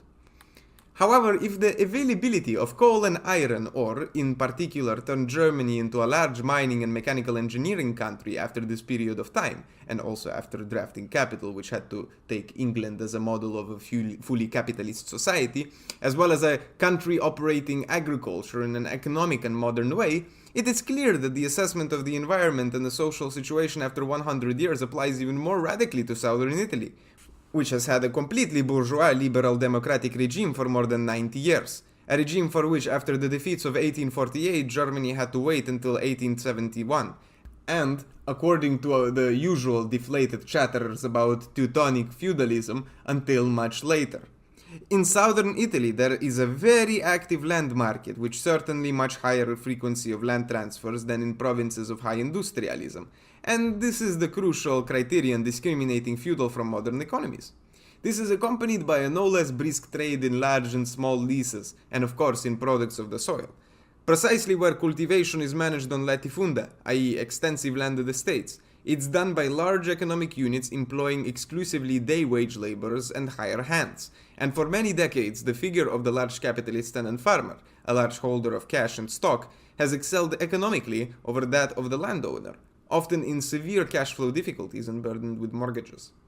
Whether only cereals are grown, or backwards and even primitive livestock breeding prevails, not only is movable capital in the hands of large tenant farmers rather than the landowners, but more of the former are also cashing in and acquiring land belonging to different owners, whereby the land is not necessarily improved but may even decrease in the value.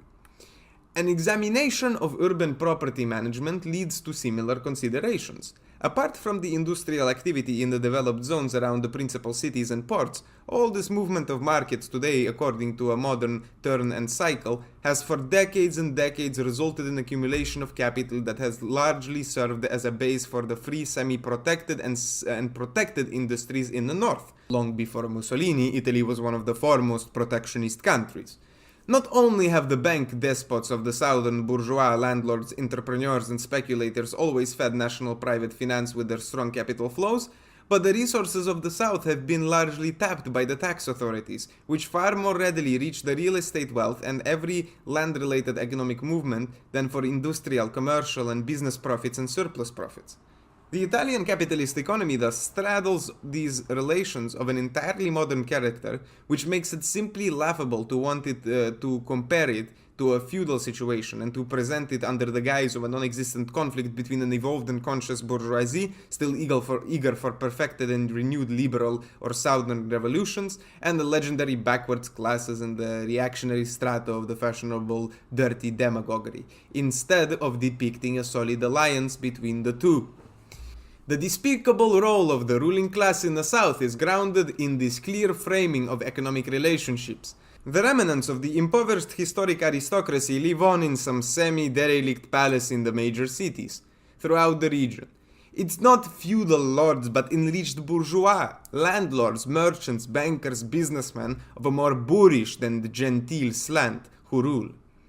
On the fringes of their wealth, the so-called intelligentsia has descended to the rank of the intermediary and middleman of the central power of the bourgeois state of Rome, to which it offers the best, and its bloated personnel leeches on the productive forces of all the provinces, from the commissioner of public security to the toga-clad judge, from the member of parliament supported by all the prefects and voting for all governments, to the statesman ready to serve both capitalist monarchies and republics. Before, during, and after the much abused 20 years of fascist rule, the social struggle in the Mezzogiorno, no less than that against the Italian state in general, has put the overcoming of the last and most recent historical forms of capitalist order on the agenda for real Marxists, and never again the modernization of relations and institutions that have been left behind. This thesis of southern feudalist survival deserves to be paired with the one that interpreted the fascist movement as a counterattack of the agrarian classes against the industrial bourgeoisie. The direction of the group that took control of the Communist Party of Italy away from the revolutionary Marxists, the so-called Ordine Nuovo group, rests from the earliest years on these two blunders, on these two basic mistakes. They were enough in the beginning to build a whole practice and policy of alliance between industrial capitalists and traitorous representatives of the proletariat, such as was later seen in action in Italy. The degenerating injection of the defeatist virus by the Stalinist headquarters of the International, with its global policy of collaboration and accommodation between the powers of capitalism and that of the state, falsely called socialist and proletarian, was not unavoidable. We will now begin reading from where we left off last time, which is the end of part 3.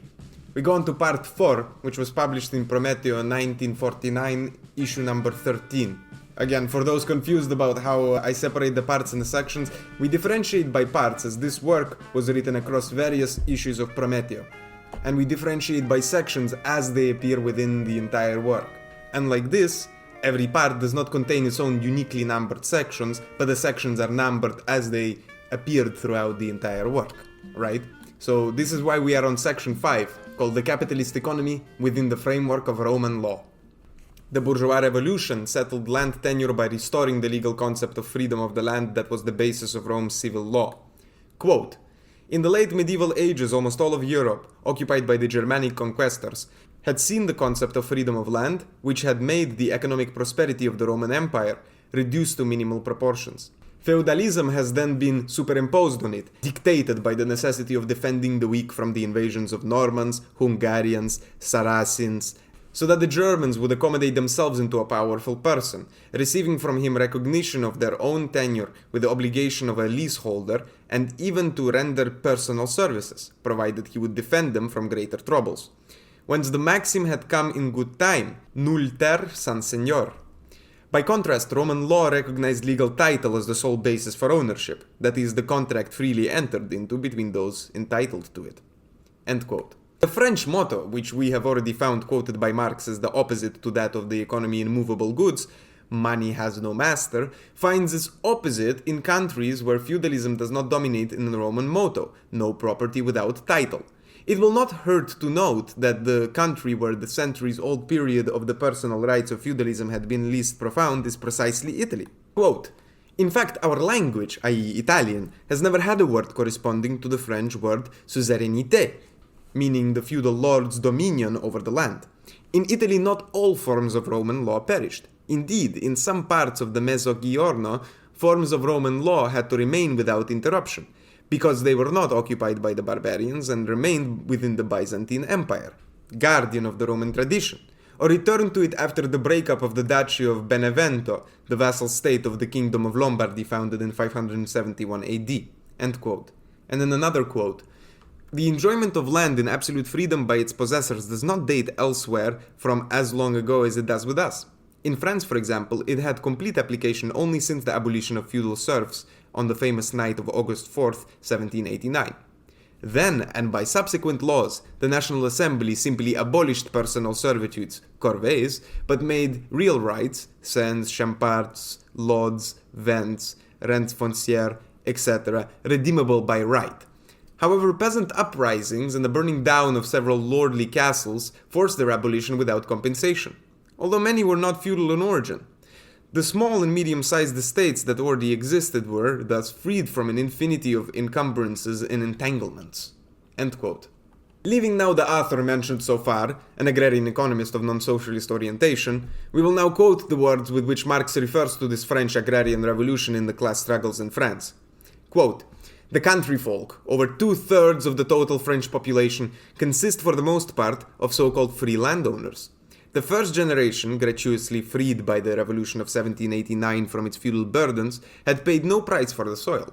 But the following generations paid, under the form of the price of land, what their semi-serf forefathers had paid in the form of rent, titres, corvée, etc. The more on the one hand the population grew, and the more on the other hand the partition of the soil increased. The higher became the prices of the parcels, for the demand for them increased with their smallness." End quote. This passage by Marx continues with a close examination of the impoverishment of the peasant in the parcel system, which reduces agrarian technology and drives down the gross product, raises the cost of land and all liabilities for mortgages, bank and usurious interests, taxes, etc., and reduces the ostensible owner to lose to the capitalists even a portion of the wages that would accrue to his labor if he were a legal nobody, and concludes, quote, "Only the fall of capital can raise the peasant. Only an anti-capitalist proletarian government can break his economic misery, his social degeneration. The constitutional republic is the dictatorship of his united exploiters. The social democratic, the Red Republic, is the dictatorship of his allies." End quote. The political position is what Marx, writing in 1850, attributes to the French socialist revolutionaries of 1848. And here is the classic phrase: "Revolutions are the locomotives of history."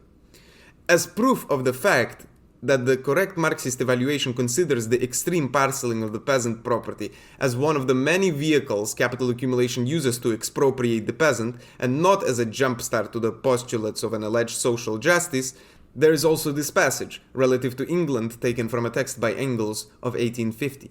Quote, "The tendency of every bourgeois revolution to destroy large-scale landed property might make this division into small holdings appear to the English workers for a while as something very revolutionary, although it is regularly accompanied by the unfailing tendency of small property to become concentrated and to meet with economic ruin in the face of large-scale agriculture. The revolutionary Chartist tendency opposes this demand for division of the land with a demand for the confiscation of all landed property. The land is not to be distributed, but to remain national property." End quote. In contrast, the bourgeois revolution in France had poured immense national assets from confiscations and forfeitures of church property onto the market. This followed a different process to England, which after the defeat of feudalism and the abolition of serfdom decisively led to the formation of the great bourgeois agrarian property of today's landlords. See Marx in Capital chapter 24, and in the exposition which this journal is publishing on the elements of Marxist economics. This was another piece that was published by Prometeo. You can find it on our website as well, translated. In place of the democratic apologia of the great revolutions, Marxist language, on the basis of dialectical acceptance of the new conditions they produced, denounces the infamies of the rise of the capitalist regime, both where it relied on the parcelization of land and where it founded instead the great bourgeois properties, freeing the one and the other. Quote, "The spoliation of the church's property, the fraudulent alienation of the state domains, the theft of the common lands, the usurpation of feudal and clan property, and its transformation into modern private property under the circumstances of ruthless terrorism, all these things were just so many idyllic methods of primitive accumulation." End quote.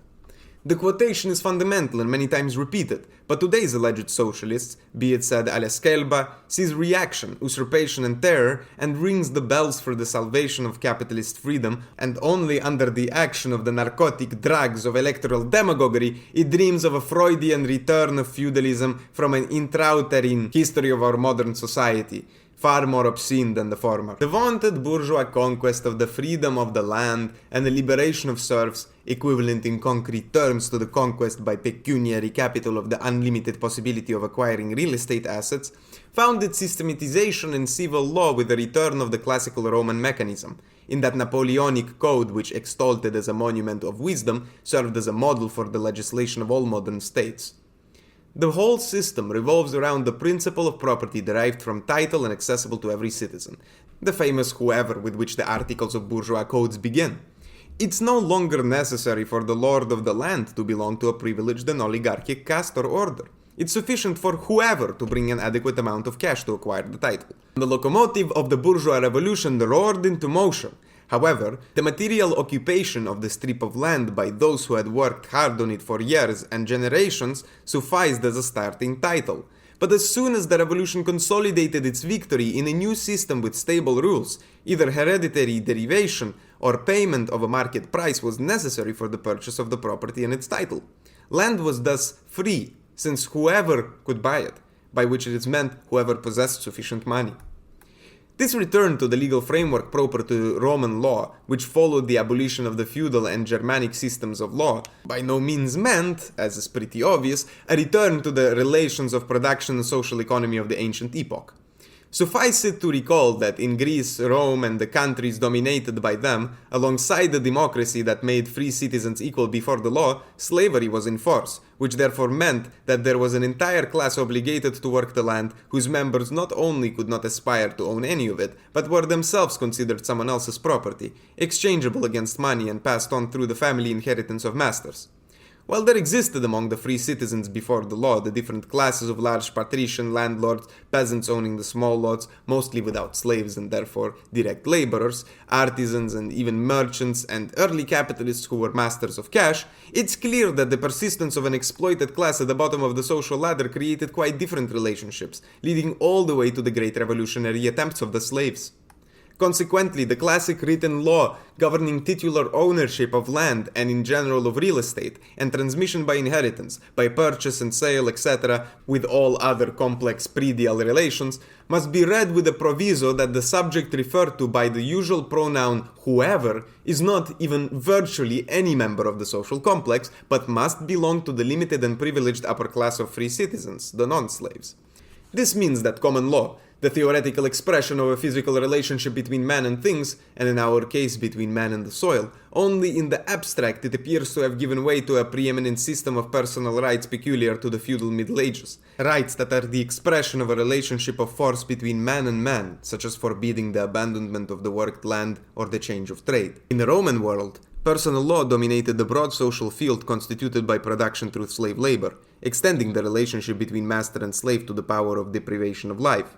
However, the master has a direct interest in the life, strength and health of the slave, as it is suggestive of Marx's remark that in ancient Rome, the vilicus, as the estate manager in charge of the agricultural slaves, received a smaller ration than the latter did because his work was less burdensome, quoting from Theodor Mommsen. Revolution that stood between the two social eras in the economic aspect of the seized productivity of slave labor in relation to its cost, in the political aspect of the great uprisings, including classically that of Spartacus, who fell after 2 years of civil war in a battle near Vesuvius, and 6,000 of his followers were slaughtered, and in the ideological aspect of the moral equality of men preached by the Christians, eliminated in large measure the rules of personal rights, forbidding that the human person could be treated as a commodity. The revival, therefore, of the theoretical Roman law, made by bourgeois revolution for the regulation of relations between man and property, presented this substantial innovation, that the new common law concerns all component citizens of society and not just a privileged part as in antiquity. This modern law prides itself on having integrated the achievement of freedom from slavery with that of freedom from serfdom and corporate shackles. It prides itself on having made all members of society equal and free from personal constraints before the law. But in reality, the legal forms guaranteed by the state power and its material forces always sanction and protect relations of force and dependence between man, and man's actual right over things remains in abstract form. Citizen Titus was able to become the owner of the Tullian estate because he disposed of the sum of money sufficient to obtain title by paying it to citizen Sempronio. Since the freedom of land being enforced, the Tullian estate could be alienated at the will of the previous owner. What is the meaning of the legal title of Titus, a free citizen in a free bourgeois republic, to the freehold he bought? It means that he can enclose it, and even without incurring the expense of a material fence, he can keep all free citizens, including Sempronio, outside the boundary, and if they transgress, the title allows him to call in the state forces and under certain conditions even kill them. The freedom of Titus and his free right to property, taken out of philosophy or theoretical law, are expressed in the personal relationship of restricting, even by violent means, the undertakings of others.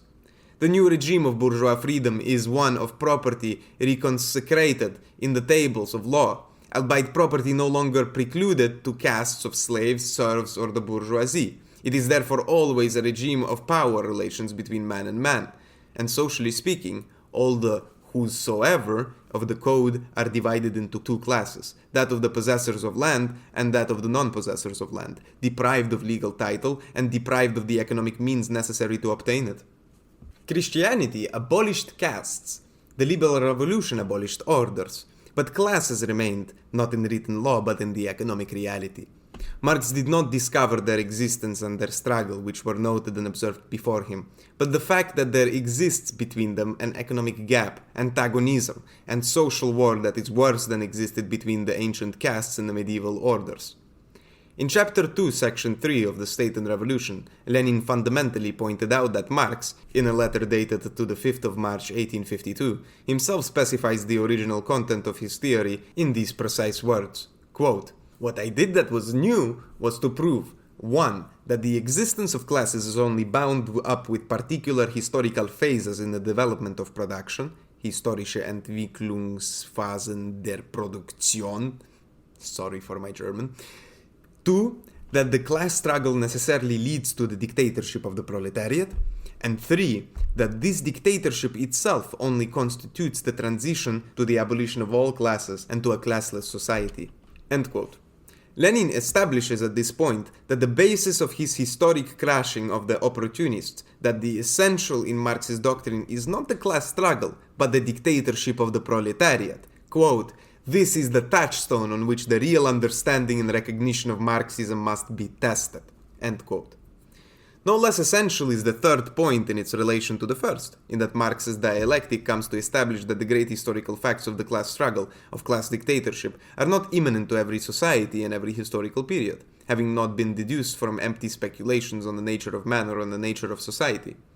Man is by nature neither good nor bad, neither owner nor slave, neither authoritarian nor libertarian. Human species is not insuperably predestined to be classist or egalitarian, state-run or anarchist. Far beyond all these philosophical niceties, the Marxist school, by investigating the successive developments of production phases, establishes that the modern proletarian class, given the social relations in which it moves, is led to make use of class struggle, revolutionary violence, and the dictatorial state to make possible the development towards a system of production and collective life increasingly free of servitude, violence, and the authoritarian state framework. Returning to the initial constitution of capitalist society, what we have said about the revolutionary change in the relationship between money, capital, and land ownership establishes that there would be a one-sided vision of the historical process. Where neglecting this fundamental field, one referred only to the victorious spread of manufacturing and capitalist industry and the establishment of the entrepreneurial class as a ruling class in society and in the state.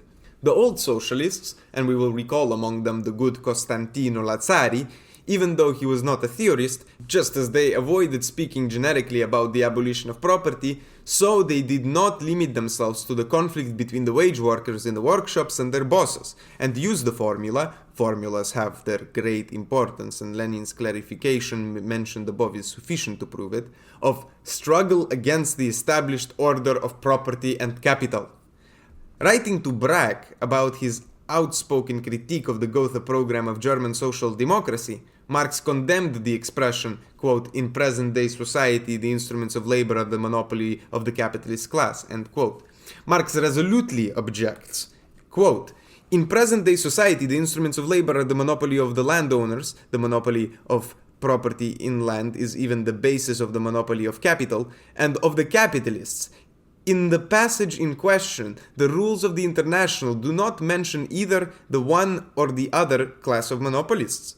They speak of the monopolizer of the means of labor, that is, the sources of life. In addition, sources of life makes it sufficiently clear that land is included in the instruments of labor." End quote. In this passage, there is a sentence by Marx of extraordinary importance for the analysis we have conducted to establish.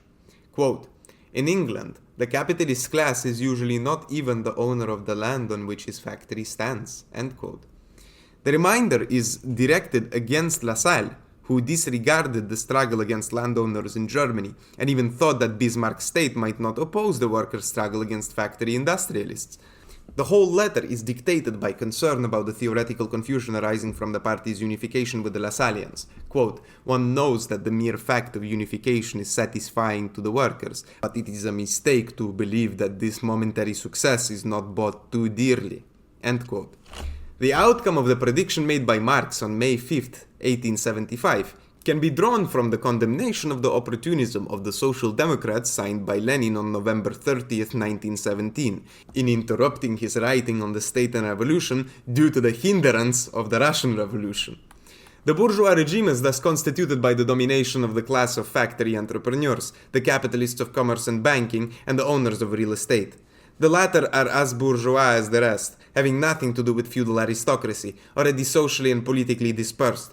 They derive from ancient money holders, merchants, financiers, loan sharks who have finally been able to buy land that has become legally accessible to capital, and centralize successive purchases of lots of varying size. As the manifesto says, the proletariat cannot rise up without breaking up the whole mass of the upper strata that constitute official society. We have already mentioned that bourgeois economics itself distinguishes qualitatively between the three proceeds: land rent, interest of money capital, and business profit. Together they constitute for us Marxists the product of the exploitation of proletarian labor. At the end of this chapter on the bourgeois legal regulation of land privilege, we shall pose an essential qualitative distinction on the extent of the three elements of capitalist gain, which stands to show how the third form, that is, business profit, besides being the most modern, is the most efficient and virulent, and is increasingly quantitatively coming to co-constitute the central mass of capitalist oppression. The income from land rent has a very low limit in relations to the amount of assets, amount of money converted into purchase market value in free trade, and this limit is set by the seasonal nature of agricultural production. The gross product over time can only be increased up to a limit, which is reduced even for the few very fertile lands and the most intensive crops. And the latter, in general, does not exceed 5 to 6% of the capital asset value of the estate. As a reflection of the enacted convertibility between land holdings and money, even the interest earned by the owner of liquid capital when he merely lends it to speculators, to landlords, to the state itself, cannot exceed the time limit, and those annual rates of 5 to 6%, except in cases of exception and special risks of loss of wealth. The two traditional forms that characterize the bourgeois landlord or rentier thus have limited power to exploit and extort surplus value and are bound by the insuperable obstacle of the annual cycle. Quite different, on the other hand, is the power of the capital reproduction and the size of profit in the modern enterprise, which we must understand as having even greater magnitude than simple productive organization in large factories and firms. No seasonal or temporal limits are imposed in this case on a cycle of the gross product and hence net profit. The relationship between this and the capital value of the enterprise can exceed any limit, and the regeneration of all the factors of the reproductive cycle can take place multiple times within the classical annual term. Marx thus radically upset the algebra of bourgeois economics when in his mighty investigation he related profit not to the convenient bourgeois fiction of the factory asset value, but to the value of the gross product itself, and subsequently to the only part of this value which constitutes payments for wages to workers. A given quantity of products, we have already dwelt on the criterion that the real characteristic of capital is privilege rather than the ownership of the land, of the building, and the machine, which can be subject to huge variations, is the ownership of the product, which is, for example, worth 1 million on the market, may include, say, 900,000 liras of costs, rents, interest, wear and tear, overhead, wages and salaries. And then the enterprise profit would be 100,000 liras, and thus 10% of the total value of the products. The rate of surplus value, according to Marx, will be, if wages accounted for 200,000 liras, 50%. But the cycle that led to the mass of products can repeat itself innumerable times in a business year, and the entrepreneur's profits will soar, the annual expenditure on property, rentals, and bank interest remaining the same. The asset value of this business is something that is difficult to define among the innumerable accounting tricks and depreciations of modern business speculation. It even disappears, since the value of the plant and cash fund assets already appear to be balanced by the rents and interest brought in as liabilities. The bourgeois entrepreneur speculator can thus make $1 million using nothing, using his skill, whereas the bourgeois landowner or holder of cash must, in order to attain equal benefit, have about 20 million in his name, and what is more, he must wait a year, while the other can sometimes close his cycle over a very short period of time, and can sometimes even get a return in advance during production. With these criteria for distinguishing between asset balance sheets and operational balance sheets, it's necessary to decipher, which is not easy, the historical tendency of the capitalist securities-based enterprise in the shocking complexity of its modern forms, and its relations to the forms of landed proprietary ownership and sources of finance, forms already known to economies that are on the one hand older, and on the other hand less fiercely exploitative of the poor classes and the bringer of disorder, of conflict, of incessant destruction of socially useful assets in the machinery of production, such as were the foundations of types of society that were not so brigandish, bloodthirsty, and vicious as that of modern-day capitalism. That was the end of section 5. Now we have a note on the Mirage of Agrarian reform in Italy. There is a fundamental misunderstanding in all that is written and said for political purposes about agrarian transformation, both when it is presented as a revolution parallel to the bourgeois or workers' revolution, and when it is advanced as a reform within the framework of existing order. Revolutions break up the ancient property and legal relations that prevent productive forces, which already exist and have developed the necessary technological prerequisites, from moving forward in their organization. In a great historical sense, we can call the radical successive measures that a recent revolutionary power implements to make this technical transition possible in practice reforms. But in the common and current sense, they are the patches promised again and again to smooth out and conceal contradictions, conflicts, and glitches in a system that has lived for some time within its own conformist framework. In agriculture, as in any other economic sector, a distinction must be made between the property and the firm, however and from whatever point of view an innovative program wants to depict itself. Property is a fact of law protected by the state, a system of obligations superimposed on social things. The firm in its operation is a fact of productive organization, determined at its basis by technical conditions and possibilities. The feudalism swept away by the great agrarian revolutions was not a network of a corporate organization. It did not operate and manage rural production from a technical perspective. It only exploited it by taking kickbacks due to the peasants who provided all the elements of production, labor, tools, raw materials, and so on. The fiefdoms were large and even immense, the farms very small in that they were held by rural families, or medium in that they were set up by the first landed peasants, the first landed bourgeoisie, also then an oppressed class. The revolution, which was in some countries only a major reform, addressed the legal problem at its base by sweeping away the lord's right to levy those kickbacks. Nothing changed in the technical organization of the holding, since there was no organizational input to it from the lord, who knew and practiced nothing of agronomy and commerce, and if he had personal duties, they were military, at court, or in the judiciary. There began an evolution, and in given countries a series of reforms in agrarian management, not insofar as the smallholding moved much from the centuries-old methods of cultivation, but insofar as capital brought in on the land enabled the formation of the new bourgeois property, and medium and large-scale holdings came into being over large areas, led by capitalist tenant farmers possessing stock and machinery, and in some cases by the landowners themselves, who managed both the land and the movable capital assets at the same time. As a great revolutionary deed, the shaking off of the feudal burden from the shoulders of the peasants occurred with a single blow in France of 1789, and in the Russia of 1917, accompanying in the former case the revolution of the capitalists, in the latter that of the workers. From the starting point, the unraveling of the agrarian order took place differently and under the influence of different forces, and it is particularly interesting to investigate the Russian one, its advances and retreats. Here we need only recall that the revolutionary legal formula was, in France, freedom of commerce and land, and in Russia, national ownership of land and the concession of management to the peasants. But even in the second case, the rise of a class of wealthy and middle agrarian bourgeois was not prevented, and the struggle with them had its ups and downs, which started from the fact that free trade in commodities had to be tolerated to a large extent. Another fact distinguishes the two major historical acts. For France, intensive production and high population density.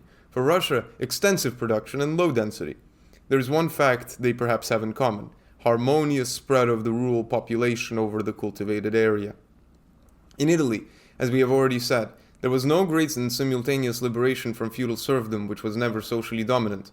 Depending on the technical features of the various areas, all types of rural holdings lived in relative freedom, from small to medium and large, from those based on intensive and those based on extensive cultivation, and one came across all forms of private property, minimal, medium, large, collective, and in communal demises and rural communities. A great battle to relieve farms and rural classes of the burden of systems of seigneurial law was not necessary and did not take place, where such forms did appear. They were from time to time confronted by communes, by lordships, by monarchies, and by foreign administrators. The affair was very complex, and we shall limit ourselves to quoting once again the author, who is certainly not a Marxist, and whose name does not matter, not having worked his whole life on the problems of Italian agriculture, showing that these were problems for the farmers in pursuit of political posts for himself or his fellows. Quote, "There's ample historical evidence of the continuation of the land regime in Italy with application of the Roman law. It is undoubted that in connection with the states governed by Roman law there must have been a vast extension subject to feudal duties, the possessors of which were restrained from making improvements because they would have to share the benefits with third parties who made no contribution to it. And indeed residues of these obligations were liquidated even by means of legislation in 18th and 19th centuries.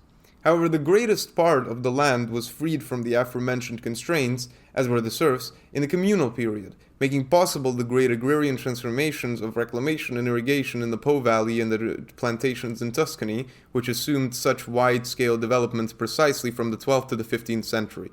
In that period, the institution of land consortia, inapplicable without the absolute freedom of the land, which now with few exceptions can be said to be complete in almost all civilized countries, took place and was fortified, thus eliminating the obstacle of the co-interest of a third party in the sole benefits of land improvement and cultivation. The writer, an open advocate of personal ownership of the land, insists on the fact that the feudal form of privilege had to be overthrown because it prevented the development of agrarian productive forces, that is, of the investment of capital and labor in land improvements, ripe for the time, and thus gives us a good argument for the validity of the Marxist method." End quote. I just want to interrupt for 1 second.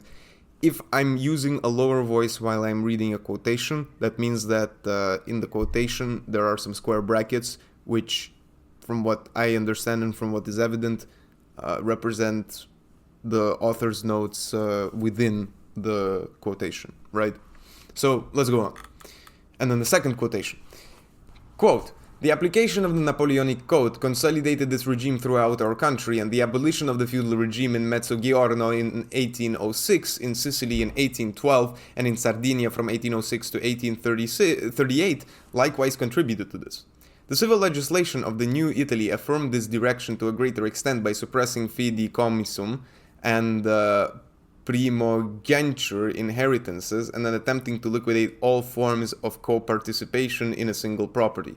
Extensive leftovers of collective property remained, however, although the tendency to prescribe all sorts of promiscuity in the ownership of land prevailed, and the collection of land rent was made particularly privileged by law, all measures characteristic of the bourgeois and liberal revolution, which the supra-asses still demand, and for which they await the effects. Thus, the liberation of land ownership in particular supported the improvement in cultivation, which began in our country as far back as the 12th century, without waiting for Mr. Segni and opposition expert Grecchio Ruggero. Wow! Making possible the formation of a capitalist agriculture, capitalistica, spelled out only and not made into an adjective by those who have, like us, a phobia of capitalism to the point of winking at seigneurial feudalism in the brief parentheses of contingentism, with very high incomes, which another regime would certainly have not allowed." End quote. Let us hope we have not annoyed with the historical method, but it's what's needed. When the Gazette of every hue writes every 10 lines about nobility, feudalism, and the bourgeoisie, the poor dears, and capitalism, unhappy, not having come to develop freely in this medieval country, if only. The point must be hammered home time and time again, and let's see where we are today in the fundamentals. Quote, "Agrarian wealth comes from the land that produces throughout its expansion a certain quantity of produce with values fixed by the respective market. The prevailing phenomenon of its limits imposes itself on this, and in fact, for example, before the last annexations, in 1918, out of the total surface area of 287,000 square kilometers, of which 22,600 were totally unproductive or subtracted from cultivation for various reasons, leaving for production about 264,000, i.e. 92%. The population within those borders, with the data of 1921, was more than 37 million inhabitants, that is, of 130 per square kilometer of land and 141 per square kilometer of agricultural and forestry surfaces. We have in fact a strong proportion of mountainous areas, over 800 to 1,000 meters above sea level, of which the Alps has vast expanses occupied by perpetual snow, and there, as well as in the Apennines and other ranges from 1,500 to 2,000 and more, there exist only meager pastures and woods. The hilly areas likewise include extensive tracts susceptible to landslides. The lowlands include many coastal tracts consisting of sands and dunes, marshy areas, etc., so that the most fruitful part, on which most of our population is concentrated, is greatly reduced, with territories feeding 3, 4 to 500 inhabitants on a square kilometer, and some as many as 700 and 800. End quote. And another quote. Therefore, the not uncommon assertion of dilettantes, according to whom there are still extensive uncultivated lands in Italy that are susceptible to profitable colonization, should be taken with a rather large grain of salt. Certainly there is no shortage of poorly cultivated lands, and Italian agricultural production could be increased. However, the above figures show that the question of the so-called uncultivated lands has a very relative importance. Otherwise, such a dense population would never be able to live here. End quote. Even the dilettantes know that from 1921 to 1949 the figures changed. In fact, out of 301,000 square kilometers, 278,000 are productive. That is, in the same ratio of about 92%. While the population is now 45 million and density figures have risen to 150 and 162. That is, by 15%. Between the food sacrifices of the war years and the artful donations of agricultural commodities in UNRRA and ERP times, it seems clear that the agricultural productivity of the meager flesh and ample bone constructing the Italian boot achieved some additional increases in yield of which it was capable, given the state of its equipment. As for the population, its increase was unstoppable, passing the 500,000 mark in 1948, reaching the relative increase of 10, 11, 12 per thousand. The annual excess of the born over the dead exceeded just over 8 per thousand at the time of Mussolini's demographic exhortations, to whom are attributed by today's gossip good or bad faculties and powers, of which he was entirely blameless. It was he who moved to ban emigration, a measure that was but a weak tactical retaliation in the face of the great capitalist powers that were slamming the doors in the face of Italian workers. However, even this safety valve did not work, as in the past, between 1908 and 1912, emigration reached heights of 600,000 workers in 1 year, 20 per thousand. And after the war, in the years 1920 to 1924, it resumed at 300,000 and above, and then declined sharply. It seems that in the last year, 1948, it returned to 137,000, but consisting to a large extent in temporary workers, 3 per thousand. As for the part of the population devoted to agriculture, this was about 25% according to early pre-war statistics from 1911, and would be at least 10 million today. But it should be noted that this is 10 million productive units, excluding boys under the 10 years of age, elderly incapacitated people, and some of the women. So it is clear that the great majority of the Italian population was still living off the agricultural economy. More important is to see the breakdown of the working agricultural population, which was believed to be roughly as follows after the First World War. 19% owners, 8% tenant farmers, 17% sharecroppers, and 56% day laborers and field hands. The latter thus constituted the majority, and it must be kept in mind that the largest proportion of owners, tenant farmers, and sharecroppers are in economic conditions bordering on pennilessness.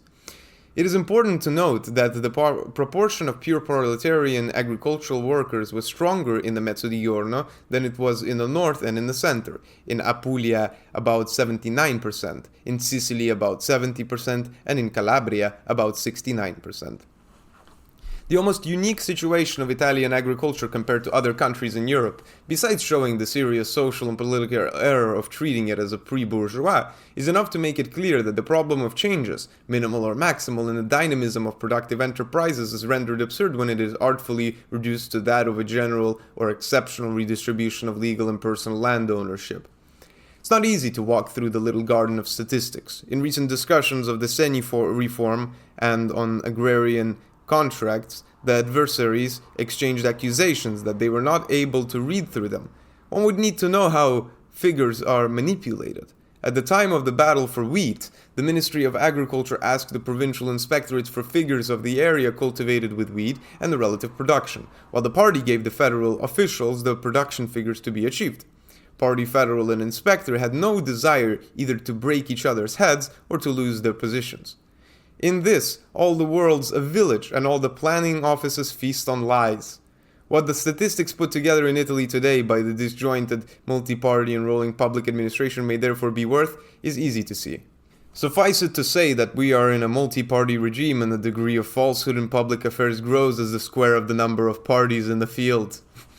More recent figures from Serpieri, undoubtedly an authoritative source if one consulted before and after the Risorgimento, greatly increased the number of landlords to whom they add a strong share of emphyteusis leaseholders and the like. And after more or less confirming the proportion of tenant farmers and sharecroppers, they encounter that day laborers and farmhands amount to only 30% of those working on the land. If we start from population censuses, we have to go back to the fascist censuses that attempted a corporative social survey of professions and economic positions. But it is not easy to read in the declarations the number of owners. It's not easy to sort out the urban and rural owners. It's not easy to calculate whether all members of the owner's family, including women and minors, are declared to be farmer owners or of the same property. If one then goes back to the land registry, established undoubtedly with precise elements, one has in hand a statistic relating not to individuals but to firms. These include a variety of legal entities, municipalities, cooperatives, corporations, and so on. That leaves private firms, but while on the one hand, in many cases, a property which is still undivided or whose division is not transcribed corresponds to complicated collective titles to family heirs, it is by no means possible to know whether a single owner has several properties in various municipalities in the state, since the lists of owners exist municipality by municipality. There are 7,800 communes, and each of them registers thousands of firms. If one wished to create the National Register of Leaseholders, the work would be such that it would be possible to establish with some agreeable degree of combinatorial calculation that the employees of the Supreme Office assigned to it would consume an appreciable percentage of the country's agricultural product. As in the witty remark made about Fanfani houses and Tupini houses, you will build only the office buildings for those housing schemes. Well, we have computers today, but... Hence the best writers of treatises to explain the meaning of statistics about the surface of possessions in relation to the number of possessors, with the corresponding ratios of heads, area, or land value, which lend themselves to the usual propagandistic game. The 1% owns 50% of the land, and 80% must share just 20% of the surface area, or similar tables of imaginary countries. Posit the system of titular ownership of land, free trade in land, and hereditary transmission, and you cannot have a distribution other than that, or tending irresistibly to revert to that form. It is removed from it by foreign intervention, so that the alarming progression of the very many to the few and the very few to the many, on the one hand, is an arithmetical effect of perspective, and on the other is the characteristic of the civilized regime of free land in a free country. The very variable distribution of agrarian tenure in Italy in relation to the various types of organized holdings presents the well-known regional picture, which sometimes brings the large extensive tenure to within a few kilometers of the very small family property, the large and medium-sized modern and well-equipped farm close to the small hill farm. The variety from region to region is unsurprising if one wants to infer the need to treat the technical problem regionally. But even without wishing to take today's contingent agricultural policy seriously, it could be noted that precisely the regional variety and its strange alterations are a reason for combating the drawbacks of extreme cases with a national unified program. It appears to be self-evident that the medium-sized and high-value homesteads of the Po Valley, with their flourishing animal husbandry and irrigated cultivation, like the somewhat less extensive homesteads of Middle Italy with a prevalence of high-income arboreal crops and not a few similar holdings in the south and Sicily, approach the optimum of productive yield. there remains to be addressed not only the problem of the infamous latifundum, but rather two problems remain. That of the latifundum, which today's loud mouths will not eradicate, and that of extreme pulverization of the tiny property inseparable from the minimal farm, the true disease of our agriculture, the greatest cause of depression, misery, social and political conformity, as well as of immeasurable wastage of labor. Before looking at the two evils with their real data for a moment, let us immediately point out how absurd it is that in the direction of the dominant Christian Democratic Party for the division of possessions, for the stupid utopia of everyone a property owner, with the empty prospect of appointing among the poor peasants the uncultivated lands, which are those that cannot be cultivated, and which every farmer who may be illiterate but equipped with the rudiments of the trade will refuse even if given away. The opposition is unable to oppose, not even for the purpose of maneuvering and polemical sabotage, the otherwise well-founded criticism of the dispersion of the land in farms that are too small and stuck in centuries-old methods of primitive management. Everyone a property owner. Let's take the 270,000 square kilometers and share them among the 45 million Italians. Each will have 3/5 of a hectare, a space that, if it were square, would just be under 80 by 80 meters. The imbecilic grid that the regime of free ownership and the geometric land registry survey mark on the surface of the earth will measure 300 meters for each possession. And if even simple enclosures were to be placed, their economic cost would approach the actual value of the patch of land. And this is but one of the reasons for the destruction of productivity due to the scarcity of the land to be worked, which bends man to the sweaty servitude of the hoe. The reasoning does not seem absurd since actual statistics give even more extreme rates of fragmentation. The statistics of the average extension of the parcel in the land registry, i.e. of the area of land that not only belongs to the same farm but has the same cultivation and the same class of merit, naturally gives a surface area lower than the average of the lot, said parcel from the same firm, but gives a better idea of pulverization in the sense of technical management. While we assume that every Italian has 0.6 hectares, there are provinces where the average parcel is even smaller. Aquila and Torino at 0.35, Naples at 0.25, Imperia at 0.22. This is what the author, who defends the regime of free purchase of land and family ownership because it quote-unquote represents the most effective stimulus to the improvement of the land and its cultivation with the maximum utilization of the labor of the owner and his family members, end quote, and because, quote, it determines a better division of wealth and a lower proportion of propertyless, and what comes from the small landowning farmer, unlike the annuity and sometimes even the profit of the agrarian capitalist in the largest state, remains entirely in the country and contributes to the improvement of the land and its cultivators, end quote. And thus, without any suspicion of socialist tendency, he says of the fragmentation of land, quote, the fragmenting of possession corresponds to the analogous fragmenting of cultivations as a rule by the labor of the owner himself and his family, which thus compensates the insufficiency of annuity and profit to constitute the minimum necessary existence. The class of minimal possessors, as in general all the laboring classes, has a very high birth rate, so that there is on average a greater number of shares in inheritances than in the larger estates. And then the average life of these farmers, assiduous workers who do not spare themselves at all, is by necessity less than in the wealthy classes. Transfers by inheritances are therefore more frequent, which are then divided so that each heir has his share of the land, lacking on the other hand, as a rule, the movable wealth with which in the wealthy classes the shares of certain co-heirs are liquidated.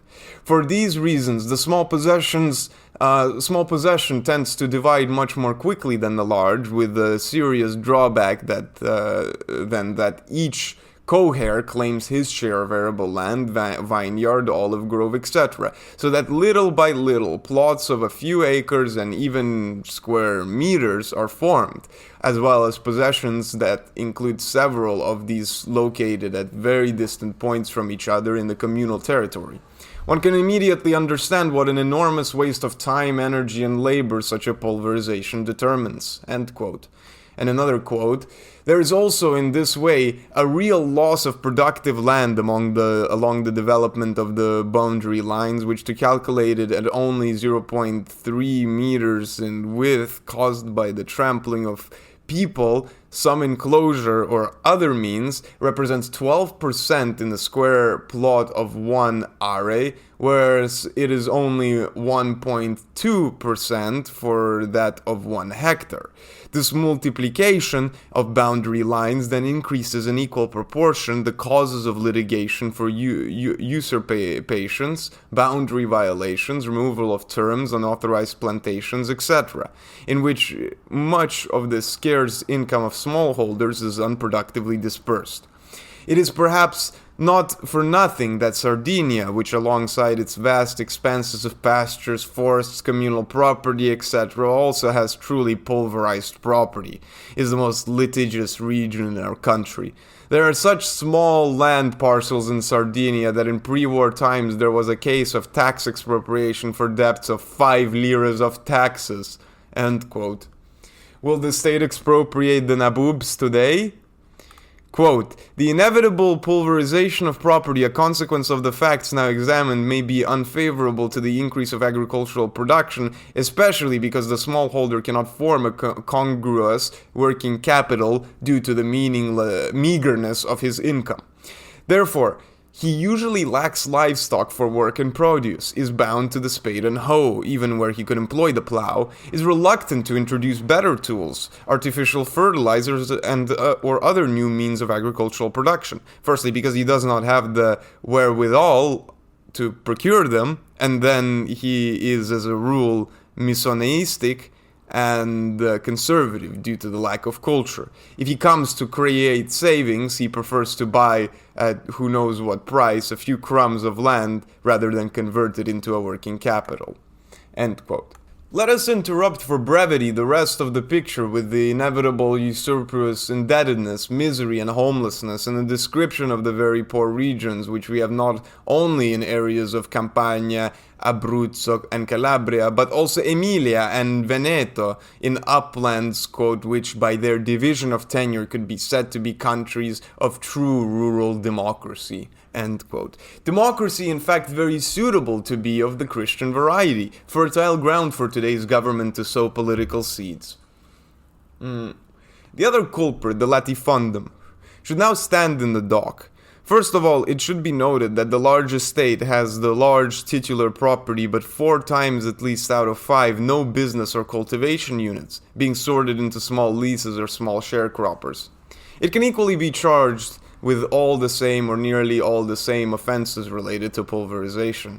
What is not understood is that by possibly abolishing legal title to possession, one does not arrive at creating a minor and organized cultivation unit in productive smallholdings, since all the causes that give rise to the latifundum phenomenon persist.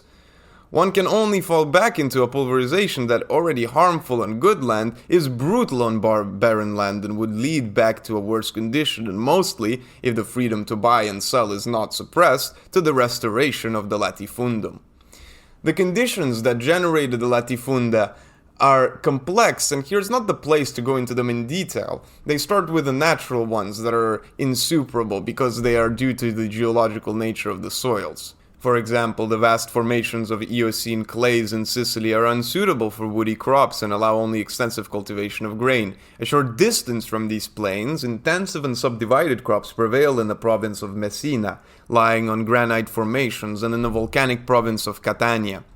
Influences include the predominance of malaria due to the disordered waterways of mountain slopes and lowland rivers, sparse population, and the oft-referenced historical reasons for invasions from the coasts and little security until not remote times.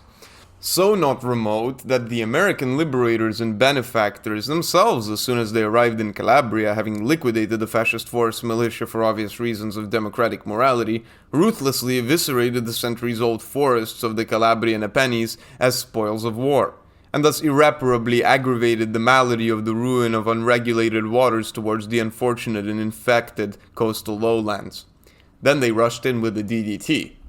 From an economic point of view, the economic relationship is defined by the fact that the landowner mostly entrusts the management to a speculative capitalist tenant who needs only a small amount of working capital and who exploits the land through a series of subleases of pastures to shepherds and of arable land to small farmers, who because of competition give up almost all of the business profit to the large tenant. They never dwell on the cultivated land, but go there even from far away when the needs of the crop and harvest require it, taking refuge in haystacks, caves, grottos, or in large rooms under shelters with the consequences that we have already illustrated.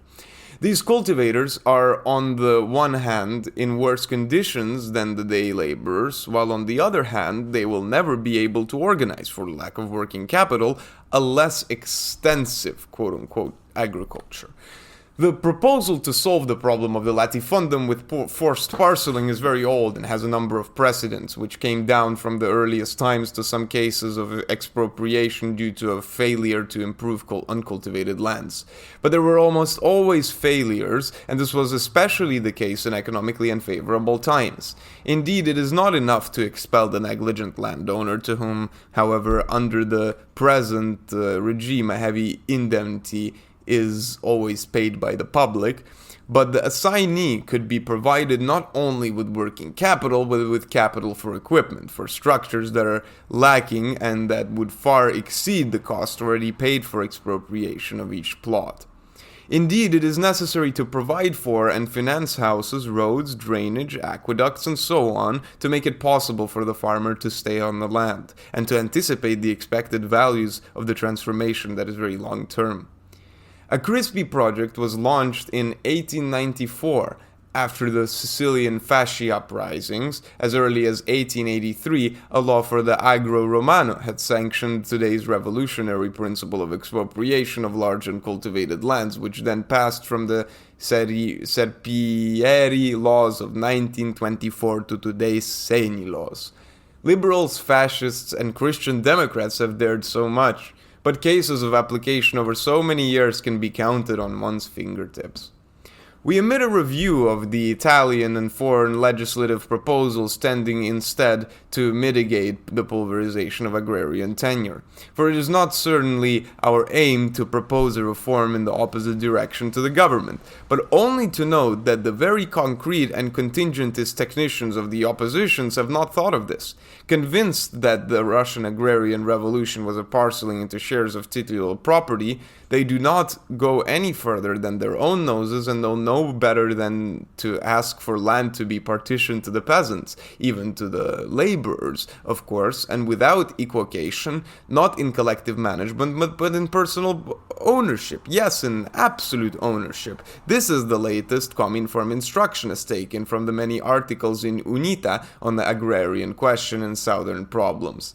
That in Russia the feudal privileges of the nobility and the clergy were not divided and expropriated at all, but only abolished, lifting them like a suffocating cloak from the existing small rural holdings, which at first did not change demarcation, and then with doubtful successes attempted grouping into larger state or cooperative holdings, that the historical problem is therefore a different matter altogether, is of no concern for those writers, as nothing for them matters about the proportion of uplands and plains in Russia, the population density, which is 9 inhabitants per square kilometers, and in European Russia 30 instead of our 150. The ratio of cultivated land to the total, which in place of our 92% is 25%, in spite of the immense plains and apart from Asiatic Russia.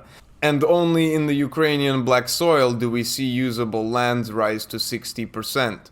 The practical non-existence of the class of stable agrarian wage earners, etc., etc., and etc.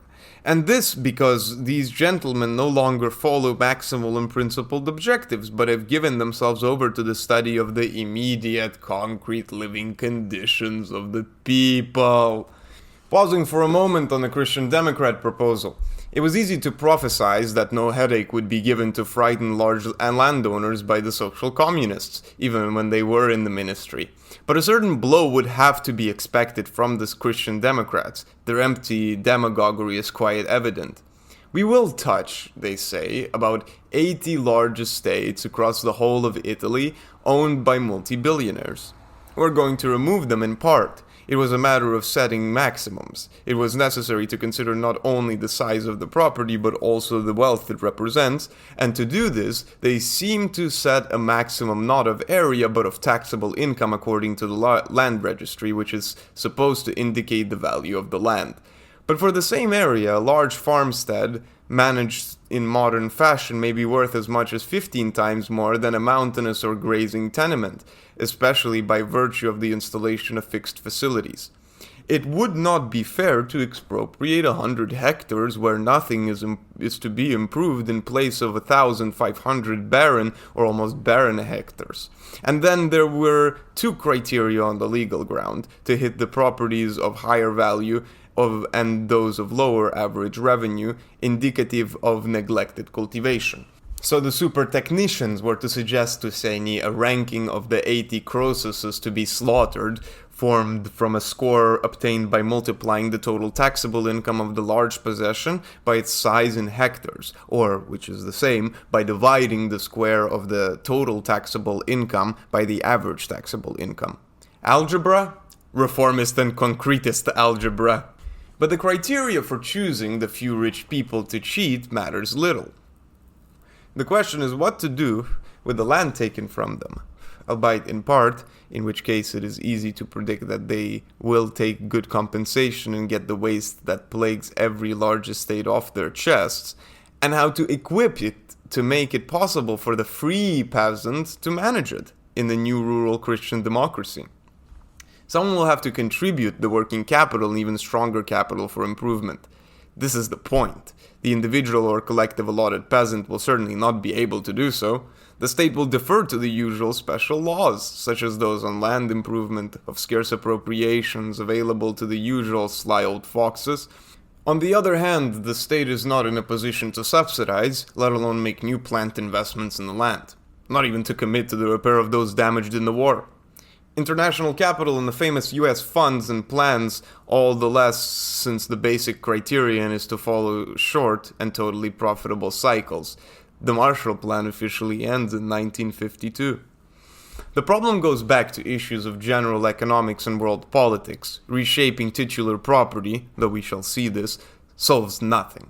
Agrarian reforms arise as feasible in times of prosperity and supply of capital at favorable rates and long credit. For a country like Italy, there are only these solutions. First, economic autarky, attempted by our bourgeoisie after the favorable war, binding national capital and partially obliging it to agricultural improvement.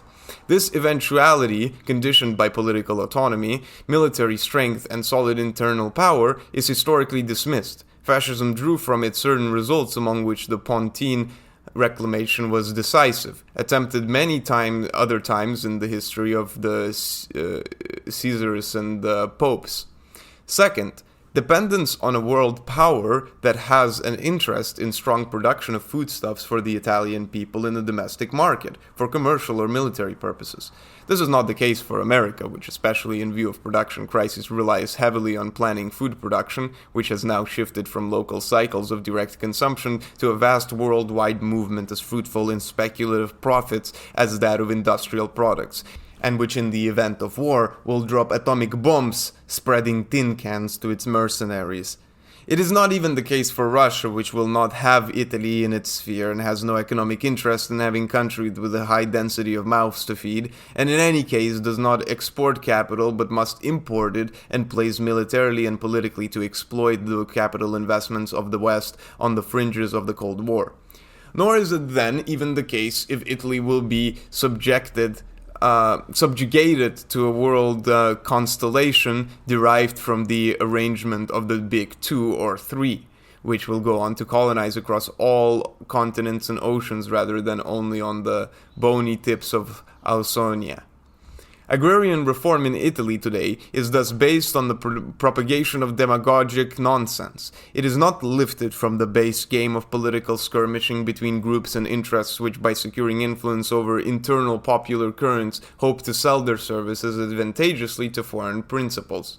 Minister Seni boasts that he will fabricate with his famous quote-unquote hiving off a worthy term of low thaumaturgy of the largest states, another couple of 100,000 smallholders, that is, Italian ragamuffins, good for the parish, and the barracks, and the mockery of all civilized capitalist countries on both sides of the ocean. He produces thousands of candles and bayonets in the nights of the Italian countryside, just as Napoleon in those of Paris and Mussolini in those of our poorly populated industrial cities claim to do. But assuming he really succeeds in hiving off to pulverize and populate his allotments, how does he count on regulating the process of property transfer and regrouping? What will it do with the sacred modern civil canon of free trade in the land? Will it control the concentration, the reincorporation of it with arithmetic limits to be verified every time a notary notarizes a land sale or inheritance? The mere thought of such a harness should be enough to make the hair on the head of the most ardent proponent of economic dirigism stand on end. Do you think the social communists, even though they are today, for quite other reasons, proud enemies of the Christian Democrat reformers after yesterday's tryst, throw in Seni's face the argument that every reformist Gil confirms that the capitalist regime must not be amended but annihilated?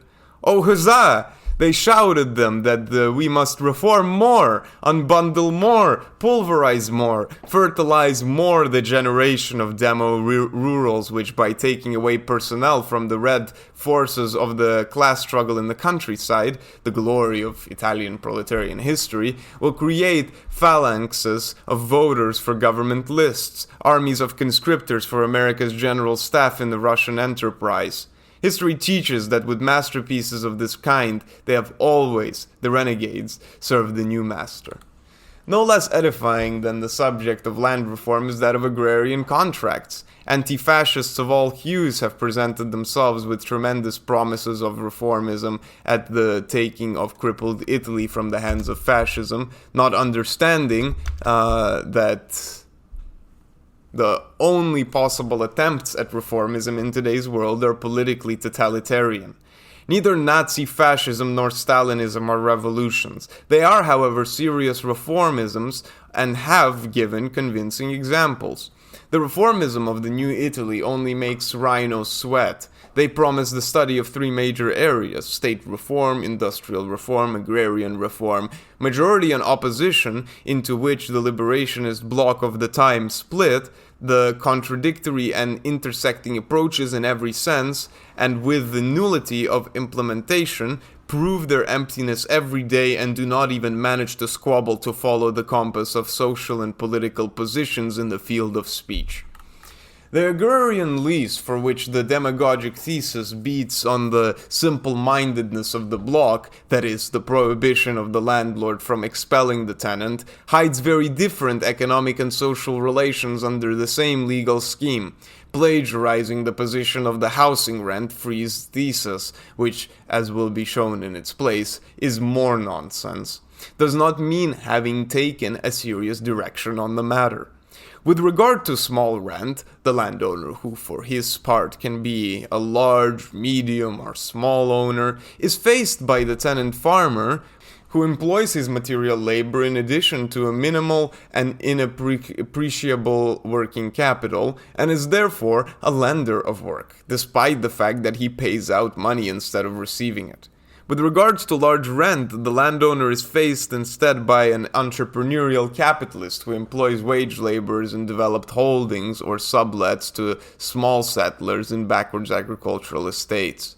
Positioning gun batteries in defense of him instead of against him is an applauding mistake, a suicidal act of the workers' parties, even if they are moderate, a repudiation of the historic class struggles of Italian agricultural workers who in the Fasci Siciliani threw themselves against the tax collectors, the swindlers, the country merchants, authentic and dirty bourgeois, and before that, in Polesine, in 1884, rose up against the entrepreneurs behind the famous battle cry, La Boge de botto la va da fora. It boils and it comes out of the top. And always, as indeed, even today, despite the baseness of the leaders against the muskets of the National Democratic Italian state. Italian agrarian capitalism has much speculated, albeit to the detriment of the landowner, as bourgeois as he is himself, though with less clawed nails, on the protectionism given to agrarian rents through legislation, without understanding a damn thing. An example is the famous Gulo decrees that halve the rent of so-called grain leases. What is this contract? The rent to the owner normally is paid in money. It can, however, be agreed in foodstuffs in the sense that the tenant delivers each year a given, whatever the gross product. And we are therefore always dealing with rent and not partial colonies, a quality of one or more foodstuffs. By this means, the landowner makes himself safe from the fluctuations in the value of the currency and the real debasement of his income that follows the general rise in prices as occurs after wars. But many landlords are not comfortable with receiving foodstuffs, since being a large rent, it would be a large mass of merchandise that is not easy to transport, store, etc. Also wanting to place themselves safe from changes in the value of the currency, it is established that the rent will be paid in money, but in a sum that is not fixed, but rather corresponding to the annual rate of a conventional product: wheat, paddy, rice, hemp. Mostly one of these officially quoted with state prices in a given quantity based on the extent of the property.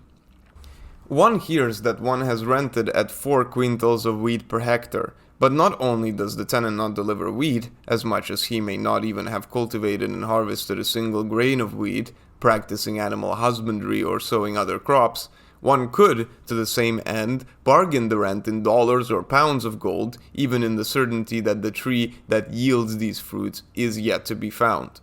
Well, by splitting this rent in half, no working peasant gained anything, because by its very nature the system hardly ever applies to the small rent, and agricultural entrepreneurs far richer than the landlords, and sometimes themselves owners of immense urban and agrarian real estate, cashed in millions. It is to be believed that today's Solons have not yet understood this simple relationship. In the case of sharecropping, on the one hand, all the populist arguments were spent in favor of sharecroppers, without taking into account that even among them there are those who, as employers, keep salaried employees themselves. To defend them, the sharecropper's share of the product was increased, but in Italy, the sharecropping contracts are of very different types according to the crops, with various quotas and different charges for advanced payments, expenses and taxes for the contracting parties, so that a worse mess has been created. At one point, the left thundered that this form of contract must disappear because it was feudal in nature. And we are still there with the notion that the proletarian and socialist party is not created to turn, whether by means of caresses or beatings is another matter, capitalism into socialism, but to ensure that capitalism does not revert to feudalism, thus not to shame but to praise the purified capitalist idol. However, the argument, false in principle, is also false in fact. Quote, "The sharecropping contract is of very ancient origin and peculiar to all the countries in which Roman law reigned, so that it is particularly extensive here, and likewise in France and the Iberian countries." End quote. It developed long after the liberation of serfs, and in Italy from the 13th century, whether or not sharecropping contributes to the technical development of agriculture and how it influences the various types of cultivation is a very complicated problem. Socially, the point that even the sharecroppers must be seen not only as oppressed to the landowner but also in contrast to the proletarian worker is important. Then he is an employer, a bourgeois, an enemy, and you find someone else to get laws made in his favor, who then believes he is making them in his favor and unwillingly cheats him, after stupidly taking him for a serf or a fellow proletarian. Another shriek at feudal leftovers, another case of searching for the scapegoat, came when the Christian Democrats proposed the adjusting of the emphyteusis rents. The relationship of emphyteusis is when the owner receives a fixed perpetual rent from the land user and he cannot send him away or ask for increases. Rather, it is the emphyteutist who can redeem it by paying in coin 20 times the rent when he thinks fit. The right is transmitted and sold like that of ownership. What on earth has this strictly mercantile relationship to do with feudalism? It's true that some nascent bourgeois legalization wanted to suppress this form along with many feudal ones, but, quote, emphyteusis arose in the times of the later Roman Empire from the gradual transformation of public land grants in the form of vectigal, that is, in perpetuity to the settler, with the obligation to cultivate it and pay a fee, etc., etc., etc., end quote. However, this feudal obsession may be a historical foible, but the bigger foible is that of the reformer who does not see that the benefits are going into the pocket opposite to the one he is concerned about.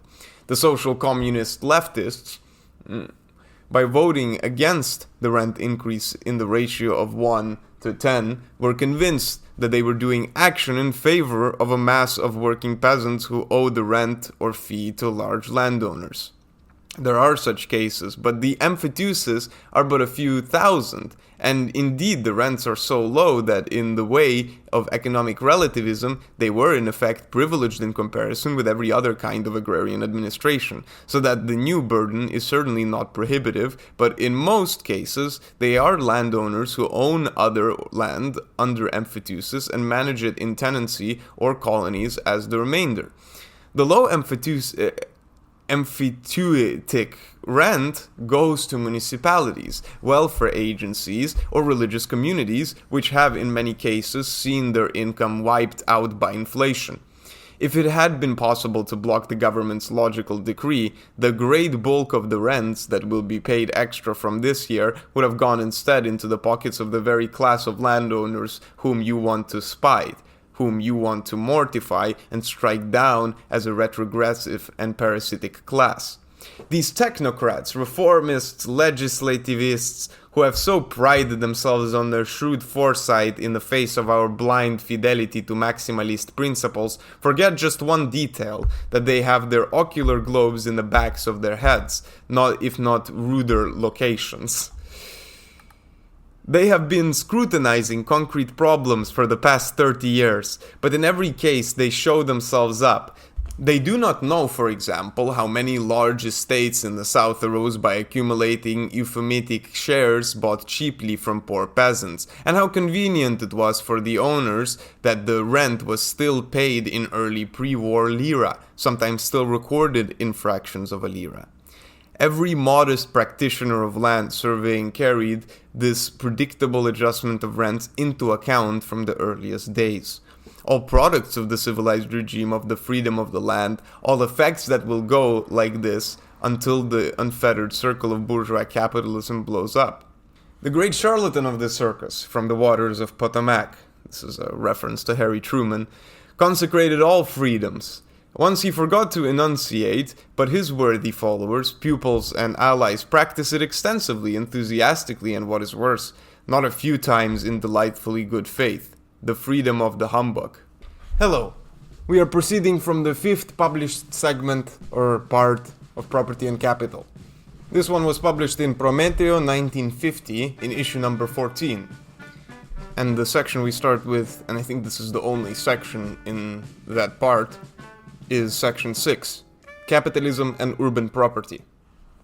The organization of the economic and legal relationships that refer to urban buildings and land in the era of modern capitalism may seem to have a general weight lower than that represented by the agricultural sector on the one hand and by the industrial production on the other. Apart from the consideration that the volume of the economic movement represented by the management of the house is not negligible, since it represents a fairly high fraction of the budget of each family in the average population, in Italy in normal times and for certain social strata even more than a quarter, the question turns out to be very interesting, since its examination allows us to elucidate in a very expressive way the interplay of fundamental economic elements and relations for understanding the current development of capitalism. Especially for the distinction between relations of titular and patrimonial property, which in a certain sense represent the statics of the private economy, and the continuous management and operating relationships of income and expenditure, which constitute its dynamics.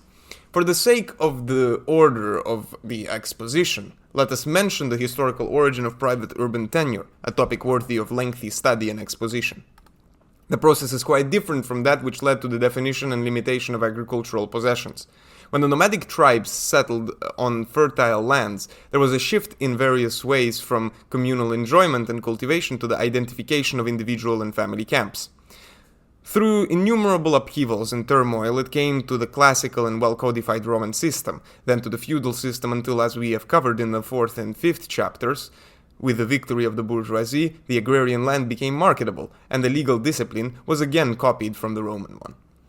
The vicissitudes of habitation cannot be identified with those of the agrarian field. The ancient nomad or semi-nomad, hunter, fisherman, gatherer of wild fruit, then primordial cultivator, carries with him his dwelling, wagon, leather tent, or easily improvises it in the rudimentary hut or natural caves. With the formation of stable private agrarian estates, the population devoted to cultivation built the primitive fixed rural dwellings for the most part by themselves. Up to the present day, these are to be treated from the point of view of land as well as that of productive management, in the same way as agricultural facilities, with which human work has furnished the bare vegetable land over the centuries. Instead, we want here to follow the rise of the urban habitation. It is evident that the first agglomerations of stable buildings did not arise out of the direct needs of the non-farm production technology, the initial manufacture being in less developed eras well compatible with the scattering of the population and the utilization of the daily and seasonal margins of the farmer's time. More, therefore, than the early forms of handicrafts and the manufacture of non-natural products, it was the needs of political and military social organization that determined the first rise of cities. It may therefore be held that the urban area was born in a collective regime, and only later broke up into individual domains corresponding to the needs of administration, defense, and domination in relation to scattered masses or foreign invaders, and thus the whole urban belt belonging to the king, the tyrant, the military captain, the first forms of state, sometimes to priestly associations.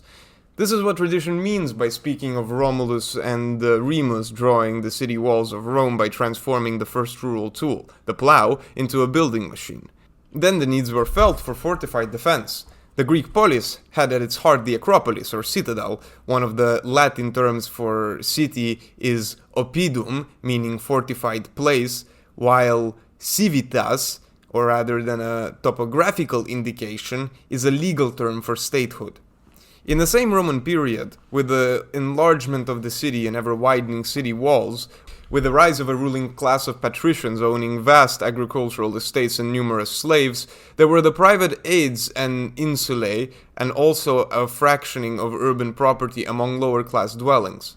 The state, nevertheless, whether republican or imperial, retained tight control over the whole urban complex, demonstrated by the great importance of the magistracy of the aediles. Down to the other traditional reflection that tells us of Nero, a fanatic for grandiose projects of urban renewal, who apparently would not hesitate before the radical means of setting fire to the quarters of the urbs. In the Middle Ages, the development of large centers was a retreat from the splendor of the Asian and classical capitals. Feudal manors sprung up around them, or at their foot, clustered villages, lodging first servants and serfs, then gradually master craftsmen and independent merchants. It was with the modern bourgeoisie that towns were born and enlarged. They, surpassing all considerations of military defense of seigneurial or dynastic powers, break down and overrun the narrow walls and ramparts, and expand to form the huge contemporary agglomerations within whose circle are amassed in gigantic factories and establishments the millions of workers that modern productive technology has concentrated. A fundamental Marxist thesis is the close relationship between the spread of industrial production and bourgeois economy and the massive social phenomena of urbanism. Quote, "The bourgeoisie has subjected the country to the rule of the towns. It has created enormous cities, has greatly increased the urban population as compared with the rural, and thus has rescued a considerable part of the population from the idiocy of rural life." End quote. This is from the manifesto. Perhaps it was Italy, followed by the Netherlands, that provided the first examples in the late Middle Ages of large cities of the modern type. The great palaces and the imposing complexes of civic houses not only bear the names and coats of arms of the great noble families, they belong to firms formed by plebeian people who had accumulated the first great capitals in banking, commerce, and navigation, and already invested a considerable part of them in urban construction, while the most important master craftsmen made themselves masters of the building that housed their workshop, as the shopkeeper of Rome was of his taberna. As modern capitalism spread to other states, there sprang up young and newborn bourgeois industrial cities like Manchester or Essen, or large suburbs of the historical capitals that after the fall of the old regimes increased their population numbers disproportionately, becoming the Great Paris, Great London, the Great Berlin of today. While overseas, other bourgeois cities were founded, bare of the historic districts, recognizable in their layout by the monotonous orthogonal grid marked by the standard of this mercantile time and the inhuman laws of the race for profit. As for the legal mechanism, that of the Roman and Justinian codes, as it lent itself very well to capital's conquest of agrarian land, it served in the codes of the new bourgeois powers to regulate excellently the possession, acquisition, and transfer of urban property, both with regards to existing buildings and to land available for building.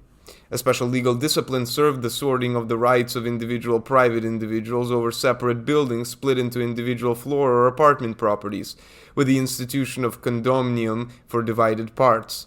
If the capitalist speculation of the new masters of society had wide-ranging developments in the investment in agricultural estates and their transformation according to the new demands of consumption and utilizing the new means and productive forces, it was able to accomplish even more resounding exercises everywhere with the free trade in building sites and a continuous escalation of their value, which in the old and new worlds reached hyperbolic heights. Although the same rules of law dictate how the market for agricultural land and urban land is to be conducted, establishing the equivalence between the real estate land value and the sum of numeraire into which it is converted, and in economic reality the two things are very different. Agrarian land is attributed a value due to the legal owner, to whom remaining unchanged flows the continuous annual revenue of the land annuity. Starting from the physiocrats who wanted, in defense of the feudal regime, to make an apologia for the productive forces of the land as opposed to that of manufacturing and industry, conservative economic schools maintain the concept of a basic productivity of the land, even the least endowed, without and before the effort of labor bestows a product. The improved crops made possible by the contribution of further investment of labor in the form of various facilities and constructions, and also periodic interventions with tillage, fertilization, and so on, add, for the official economy, to that basic yield, a new revenue that constitutes the profit of the agrarian enterprise. Apart from the different Marxist position on the question, for which, as we have seen, land has no productive force in of itself and is an instrument of labor, the land rent cannot rise beyond certain limits with respect to the given extent of land and the time of its proceeds.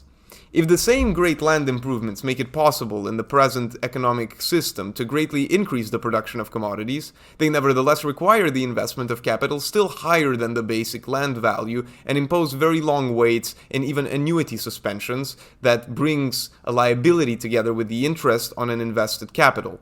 Thus, under the capitalist regime, agricultural land can increase in value, but within fairly narrow limits. Agrarian transformation, which would be of great interest for the common welfare, is seldom convenient for the bourgeois ruling class, and will not reach great development until after the end of capitalism. Quite other phenomena determine the market for urban soils and all that is built on them. In agrarian production, we have a certain balance between its importance as the patrimony of the one who claims title over it and as a contribution to production. Land regimes were not the most predatory. In the industrial economy, while the titular patrimonial values remain limited, the value of products and the mass of profit are enormously exalted. This survey will be carried out to bring to light the very modern trend towards capitalism without assets but with very high profits. But let us return to our building land and find an example of a maximum of assets concentrated on a small, completely inert extension, where not a lettuce plant grows and not an hour of human labor is invested. As long as the land is not sold for construction, there is no operating or management budget, no movable capital is needed, no taxes are even paid until precisely the property tax was established. This was intended to constitute a modern partial confiscation of private wealth, but in reality, it too is paid for through the various incomes of the wealthy classes, and in the case of our construction lot, it is only a minimal subtraction from the incessant increase in asset and market value, as a rule much stronger than that of monetary assets to which interest is allowed to be added. Now, this special form of the enrichment of the bourgeois classes is but one aspect of the primitive accumulation of capital, which starts from the impoverishment and capture in the grip of industrial urbanism imposed on small producers, free peasants, or artisans reduced to propertyless proletarians.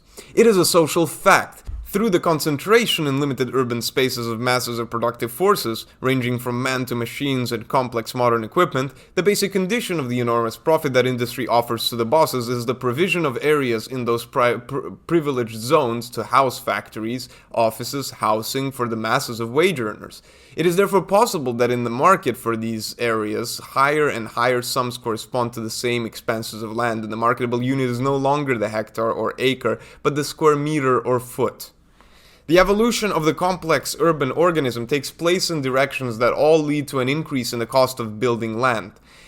As the intensity of traffic in the streets increases, although the increased speed of mechanical means facilitates the passage of a greater number of people and volume of goods at the same time, the widening of streets becomes necessary, and with each transformation, the blocks become smaller.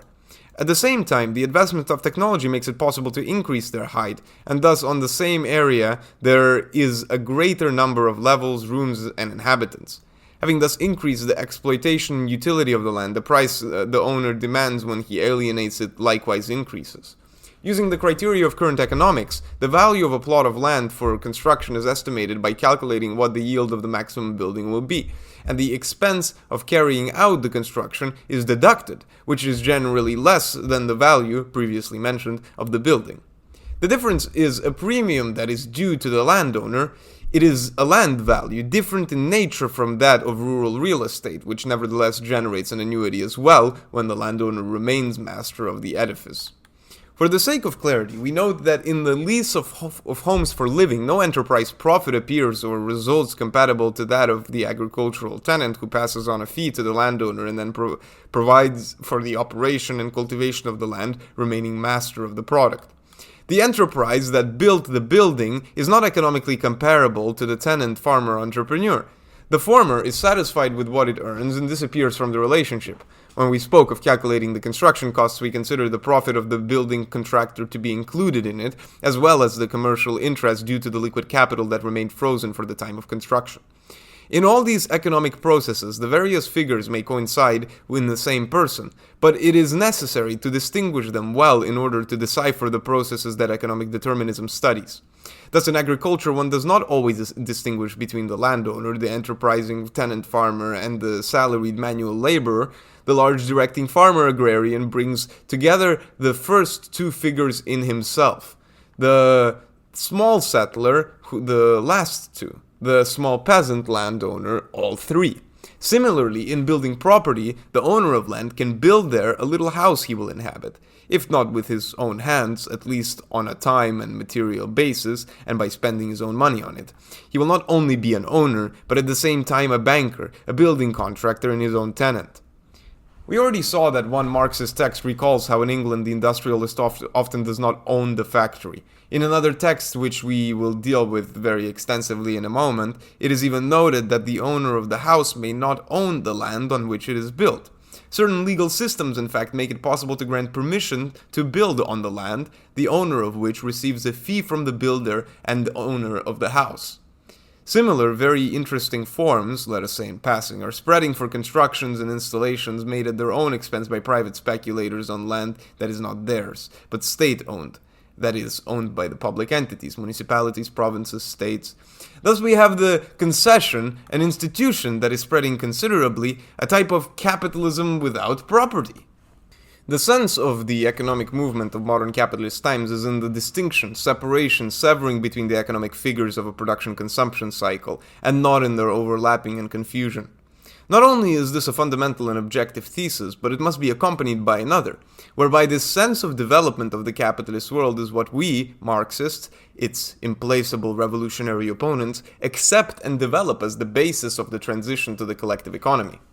Getting back then to the edifice just built and belonging to a private owner, and having seen how its patrimonial title arises and is transmitted in the present order, let us examine its operation and management. Let us preface this, however, with an important concept of urban economics. Rural landed property is in a sense perpetual, since in the cycle of operation of the land physically reproduces its basic productivity, unlike, for example, a mineral deposit whose depletion can be calculated.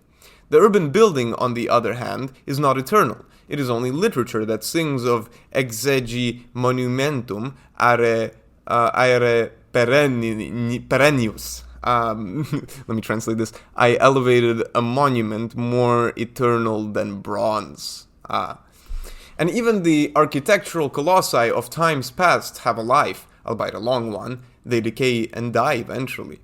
The normal residential building has for diverse reasons a limited life cycle.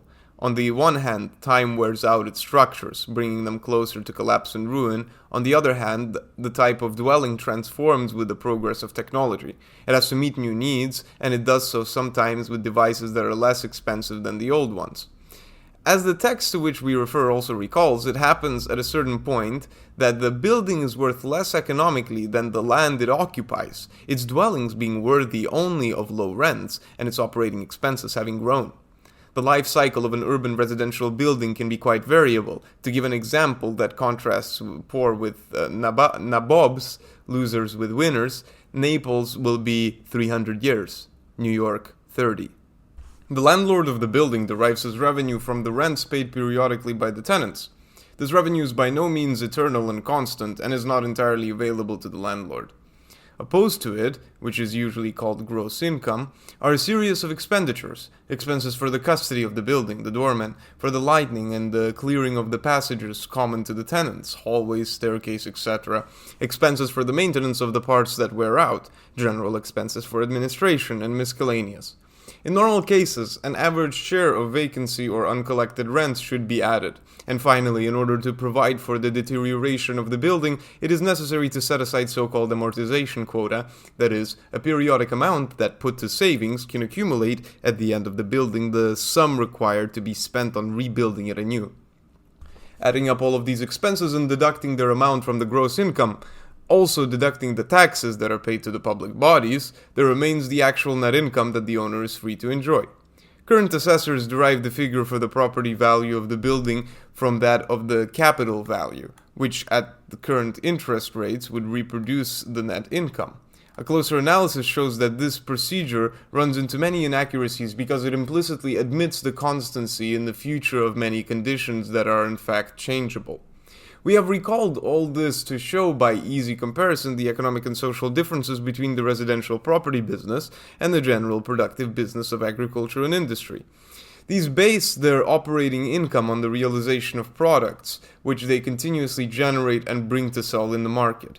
With this gross income, they then meet the various expenses, among which there are two very important categories, which for the residential property owner are practically absent: the purchase of raw materials to be processed and the remuneration of wage labor. Thus, the relationship of letting homes lacks these three elements: production of goods, wages, and purchase of raw materials.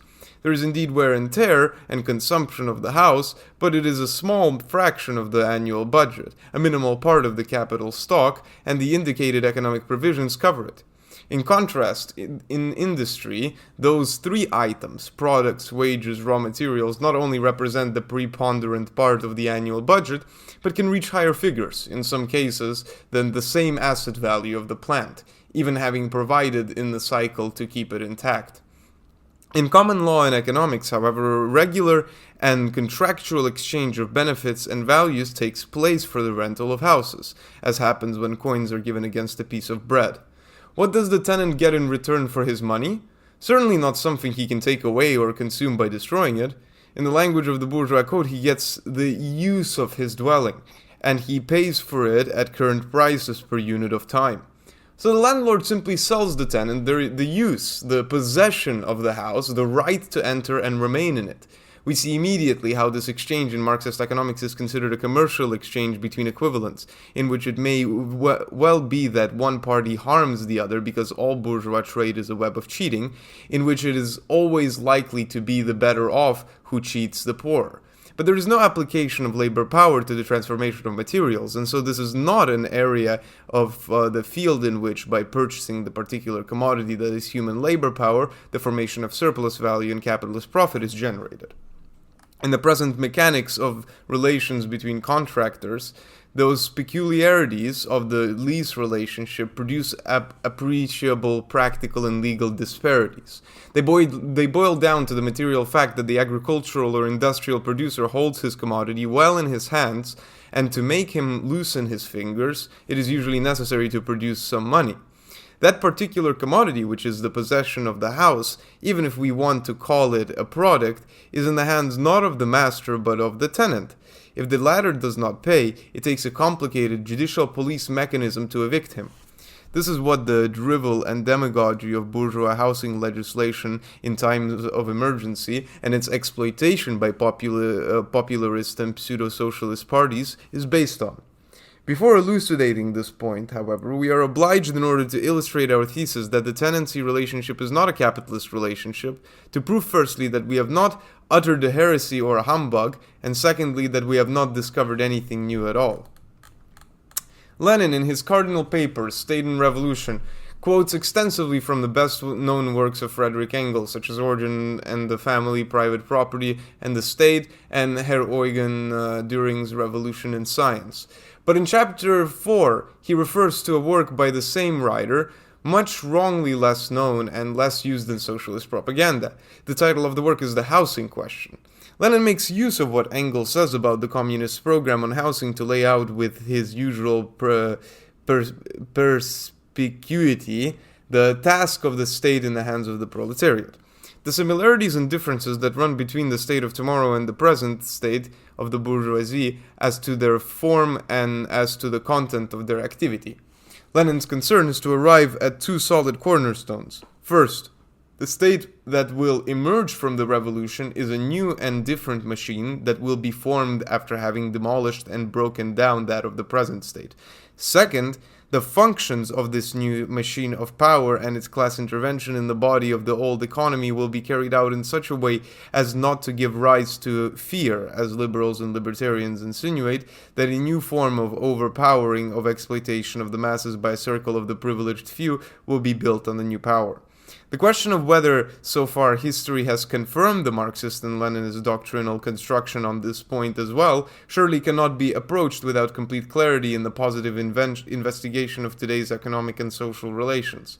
The field of the housing sector serves admirably for Engels and Lenin to measure the gulf that runs between the solutions proper to Marxist revolutionary critique and those peddled either by puerile utopians or by legalitarian and anti-classist reformisms. Engels' study bears the date 1872 and collects 3 articles published in the Leipzig Volksstadt, which the author brought together with a preface in 1887. Engels wrote them in rebuttal to writings by a certain Mühlberger, hosted in the same journal and completely deviating from the Marxist line in the Proudhonian sense. Engels takes from this the opportunity for a critique of Proudhon's petty bourgeois position, a position that under various names before and since incessantly resurfaces and undermines the Marxist directive. This is an exposition conducted with a master's hand in which, as always, Engels, the theoretical certainty accompanied by crystalline clarity of development and form, is astonishing. Perhaps Marxist literature does not possess, in the field of agrarian production, a text as complete and systematic as this one, which defines and exhausts the subject of urban property. And even the incomparable man who was Engels cares to make it clear, although apologetically, that in the division of labor between Marx and himself, it was up to him, Engels, to support their address in the periodical press that the former could devote himself entirely to his masterpiece. And he adds that he wished, taking the opportunity presented by the housing question, to update the critique of Proudhon made in 1847 with The Poverty of Philosophy, concluding verbatim, Marx would have accomplished all this much better and more convincingly. The position against which, from the outset, Engels pinned his critique is the one that wants to solve the housing crisis, a modern phenomenon that has affected and affects repeated periods of the most varied countries, by a reform through which each tenant becomes the owner of the dwelling in which he lives through a redemption that pays its price to the landlord in installments.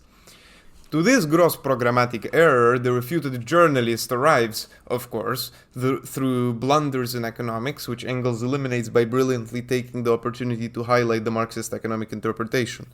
One of the debunked theses is this: what the wage laborer is before the capitalist, so is the tenant before the landlord. Marx would perhaps have spewed flames and hurled thunderbolts at hearing these drum beats. Engels calmly says this is completely false, and he patiently and limpidly explains how it is, recalling the simple descriptive criteria we have set out above. He draws from this the refutation of the baleful calculation whereby the tenant, as a result of paying by month, would pay 2, 3, 5 times the value of the house. He also draws from this the opportunity to eviscerate not only the economic critique of so-called petty bourgeois socialism, but also its ethical legal obsessions. The columnist, who, like thousands of his comrades in sin, believed himself to be a Marxist, had let slip this other nonsense. Quote, "The house, once it has been built, serves as a perpetual legal title," end quote. For according to Proudhon, everything consists in successfully introducing into the economy, quote, "the eternal ideal of justice," end quote. Engels shows this hollowness of such language that would like to stigmatize the landlord's exaggerated profiteering as one once excommunicated that of the loan shark. And he quotes Marx, quote, "Do you really know any more about usury when we say it contradicts justice, eternal justice, eternal equity, and eternal mutuality, and other eternal truths than the fathers of the church did when they said it was incompatible with the eternal grace, the foi éternelle, and la volonté éternelle de Dieu, the eternal will of God," end quote. Between 1847 and 1887, an opponent was put down when convinced of theism. Marx and Engels, athletes of the polemic, would have a tougher task today because Marxist scribes have slipped not only as far as Proudhon, but as far as the church fathers themselves. Since the incautious journalist is not content to design his miraculous structural reform for inhabited houses, but boasts of possessing a similar recipe for all other sectors, Engels extends the field of his fine-tuning on the Marxist description of the production process even to the question of the interest rate of capital, mocking the claim of finally taking the productivity of capital by the horns with a transitional law to fix the interest of all capital at 1%. Yeah.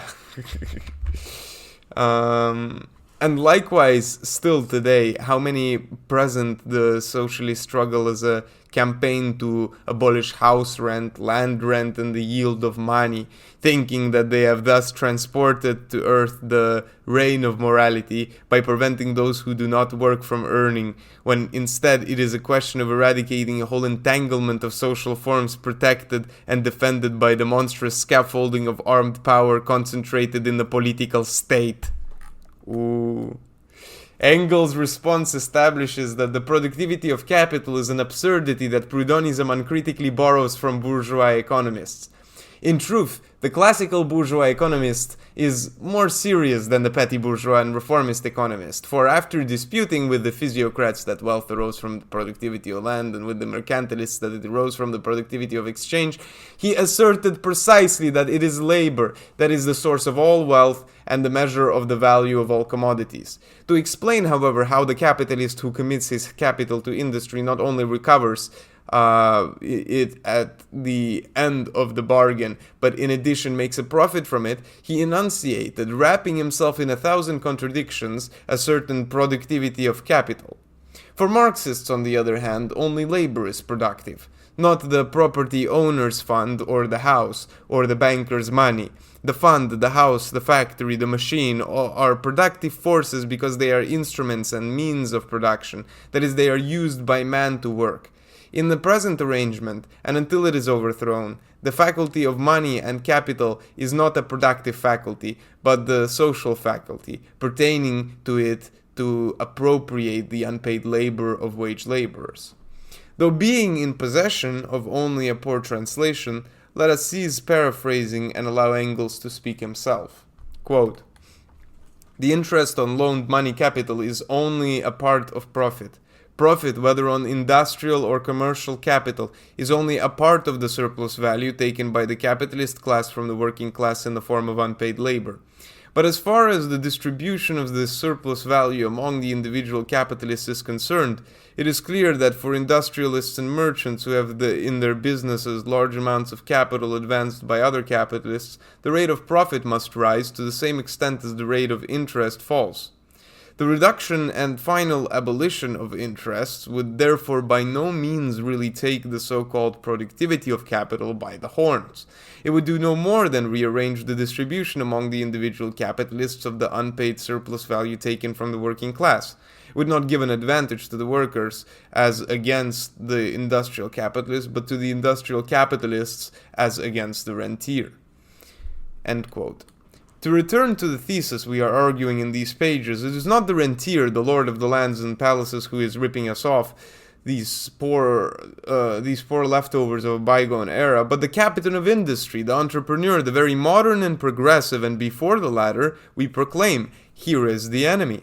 The Proudhonist imagines that this compression and final suppression of the interest of capital entails, in addition to a general wonderful pancreas for all other economic and social issues, credit, state debts, private debts, taxes, precisely the abolition of the house rent forever. Engels shows him that even if this simplistic plan were possible, it would not displace the fundamental capitalist economic relationship between wage earners and owners of production enterprises. He refers him over and over again to the foundations of Marxist economics and Marxist capital. Quote, "The cornerstone of the capitalist mode of production is, however, the fact that our present social order enables the capitalists to buy the labor power of the worker at its value, but to extract from it much more than its value by making the worker work longer than is necessary in order to reproduce the natural price paid for the labor power. The surplus value produced in this fashion is divided among the whole class of capitalists and landowners, together with their paid servants, from the Pope and the Kaiser down to the night watchman and below." End quote. Now, the commercial cost of the house, like that of bread, clothing, etc., enters into the expenses of reproducing labor power, into the part of this force that wages remunerate and constitutes the necessary labor. And it is beyond this that we come into the realm of surplus value or unpaid labor that appears in the price of the product along with that which is paid. As in all exchanges with money, the worker and every other buyer can be cheated. And in this exchange of his labor for wages, he must be cheated. The relationship in which the capitalist character of the economy is caught is the one in which the worker collects his wages, not the one in which he spends them between baker, tailor, landlord, and so on. Having clarified the question of economic analysis, Engels' study rebutes with no less energy the error of a social nature by accusing Proudhonists of always emphasizing, in every way, those claims that are common to wage laborers and the petty and middle bourgeois, but which, as a class, only the latter have an interest in defending, and shows how reactionary such a position is. He plucks the following nonsense from the opportunist rants. In this, quote, "In this respect, we are far below the savages. The troglodyte has his cave, the Austrian aborigine has his clay hut, the Indian has his own hearth, the modern proletarian is practically suspended in midair," and then etc. Still to be quoted in his text is Engels' magnificent refutation of the no less pestilential demand for rural parceling. Quote, "In this Jeremiad, we have the Proudhonism in its whole reactionary form. In order to create the modern revolutionary class of the proletariat, it was absolutely necessary to cut the umbilical cord which still bound the workers of the past to the land. The hand weaver, who had his little house, garden, and field along with his loom, was a quiet, contented man, godly and honorable, despite all misery and despite all political pressure. He doffed his cap to the rich, to the priests, and to the officials of the state, and inwardly was altogether a slave. It is precisely modern large-scale industry which has turned the worker, formerly chained to the land, into a completely propertyless proletarian, liberated from all traditional fetters and free as a bird. It is precisely this economic revolution which has created the sole conditions under which the exploitation of the working class in its final form, in capitalist production, can be overthrown. And now comes this tearful Proudhonist and bewails the driving of the workers from hearth and home as though it were a great retrogression instead of being the very first conditions for their intellectual emancipation. End quote. Engels recalls that he first described in his work The Condition of the Working Classes in England how fierce this expulsion of the workers from home and hearth was, and continues, quote, "But could it enter my head to regard this, which was in the circumstances an absolutely necessary historical process of development, as a retrogression below the savages? Impossible. The English proletarian of 1872 is on an infinitely higher level than the rural weaver of 1772 with his hearth and home. Will the troglodyte with his cave, the Austrian aborigine with his clay hut, the Indian with his own hearth, ever produced a June insurrection and a Paris commune?" Then, end quote. Then Engels satirizes with a delightful illustration, which one could imagine was formed after reading today's Fanfani plan, the consequences of the imbecilic scheme, which was already being aired even in America at that time. As per a letter from Marx's daughter Eleanor about the exorbitant sale of little houses in the suburbs to the workers. To make every industrial worker buy his own little house in installments, and imagines a worker who, after working in various cities, owns a 50th of a house in Berlin, a 36th of one in Hanover, and even more complicated fractions in Switzerland and England, also that eternal justice may have no regrets. In conclusion, quote, "All these things which are held up to us here as highly important questions for the working class are in reality of essential interest only to the bourgeoisie, and in particular to the petty bourgeoisie. And despite Proudhon, we assert that the working class is not called upon to look after the interests of those classes." End quote. Of course, at this point, Engels, Lenin, and those of us who are so conservative that we have found nothing to overcome 77-year-old positions are asked what is to be done about housing. This is precisely the passage Lenin wanted to quote to show how little there is in common between a utopian extremism and the coherent positions of radical Marxism, as he says vividly about the outlook on the future economy. "There is not even a grain of utopia in Marx," Lenin says. Engels' conclusion is in this, quote, "How is the housing question to be solved then? In present-day society, just as any other social question is solved, by gradual economic adjustment of supply and demand, a solution which ever reproduces the question itself anew and therefore is no real solution. How a social revolution would solve this question depends not only on the circumstances which would exist in each case, but is also connected with still more far-reaching questions, among which one of the most fundamental is the abolition of the antithesis between town and country. As it is not our task to create utopian systems for arrangement of future society, it would be more than idle to go into the question here. But one thing is certain, there are already in existence sufficient buildings for dwellings in the big towns to remedy immediately any real housing shortage given rational utilization of them. Yeah, this can naturally only take place by the expropriation of the present owners and by quartering in their houses the homeless or those workers excessively overcrowded in their former houses. Immediately the proletariat has conquered political power, such a measure dictated in the public interest will be just as easy to carry out as other expropriations and billetings are by the existing state. Yeah. Lenin illustrates that this example shows a formal analogy between certain functions of the current bourgeois state and those that the dictatorship of the proletariat will exercise. But one thing is very remarkable. The war legislation of the bourgeois states went as far as the limitation and freezing of rents, the prohibition of the expulsion of tenants, just as in given cases the present legal mechanism provides for the expropriation against the compensation of private buildings for purposes of public utility. Marx at another point notes that the law of expropriation provides for compensation of the market value to the owner, but the tenant who has been driven to the street by the great modern urban renovations is not compensated for anything and is also subjected to transportation expenses, to the payment of higher rents, in addition to the very modern extortion of the so-called down payment for the new house, if he is so lucky as to find it, that is. Moreover, during military operations, the occupation of apartments for war-related uses or related services is now permitted. The measure envisaged by Engels to compensate for the social disease of overcrowding, however, is radical and utterly original in comparison with all reformist plans seen so far of changes in legal ownership and the creation of new minuscule owners. It is a revision of housing use. The dreaded post-war housing commissioners could put whoever they liked into available houses, but they had no power to enforce cohabitation in apartments that were too large, and to criticize the fact that a wealthy family had, by way of ownership or lease, it matters little, 5 rooms per individual in cities where the poor occupy 5 to 1 in a room.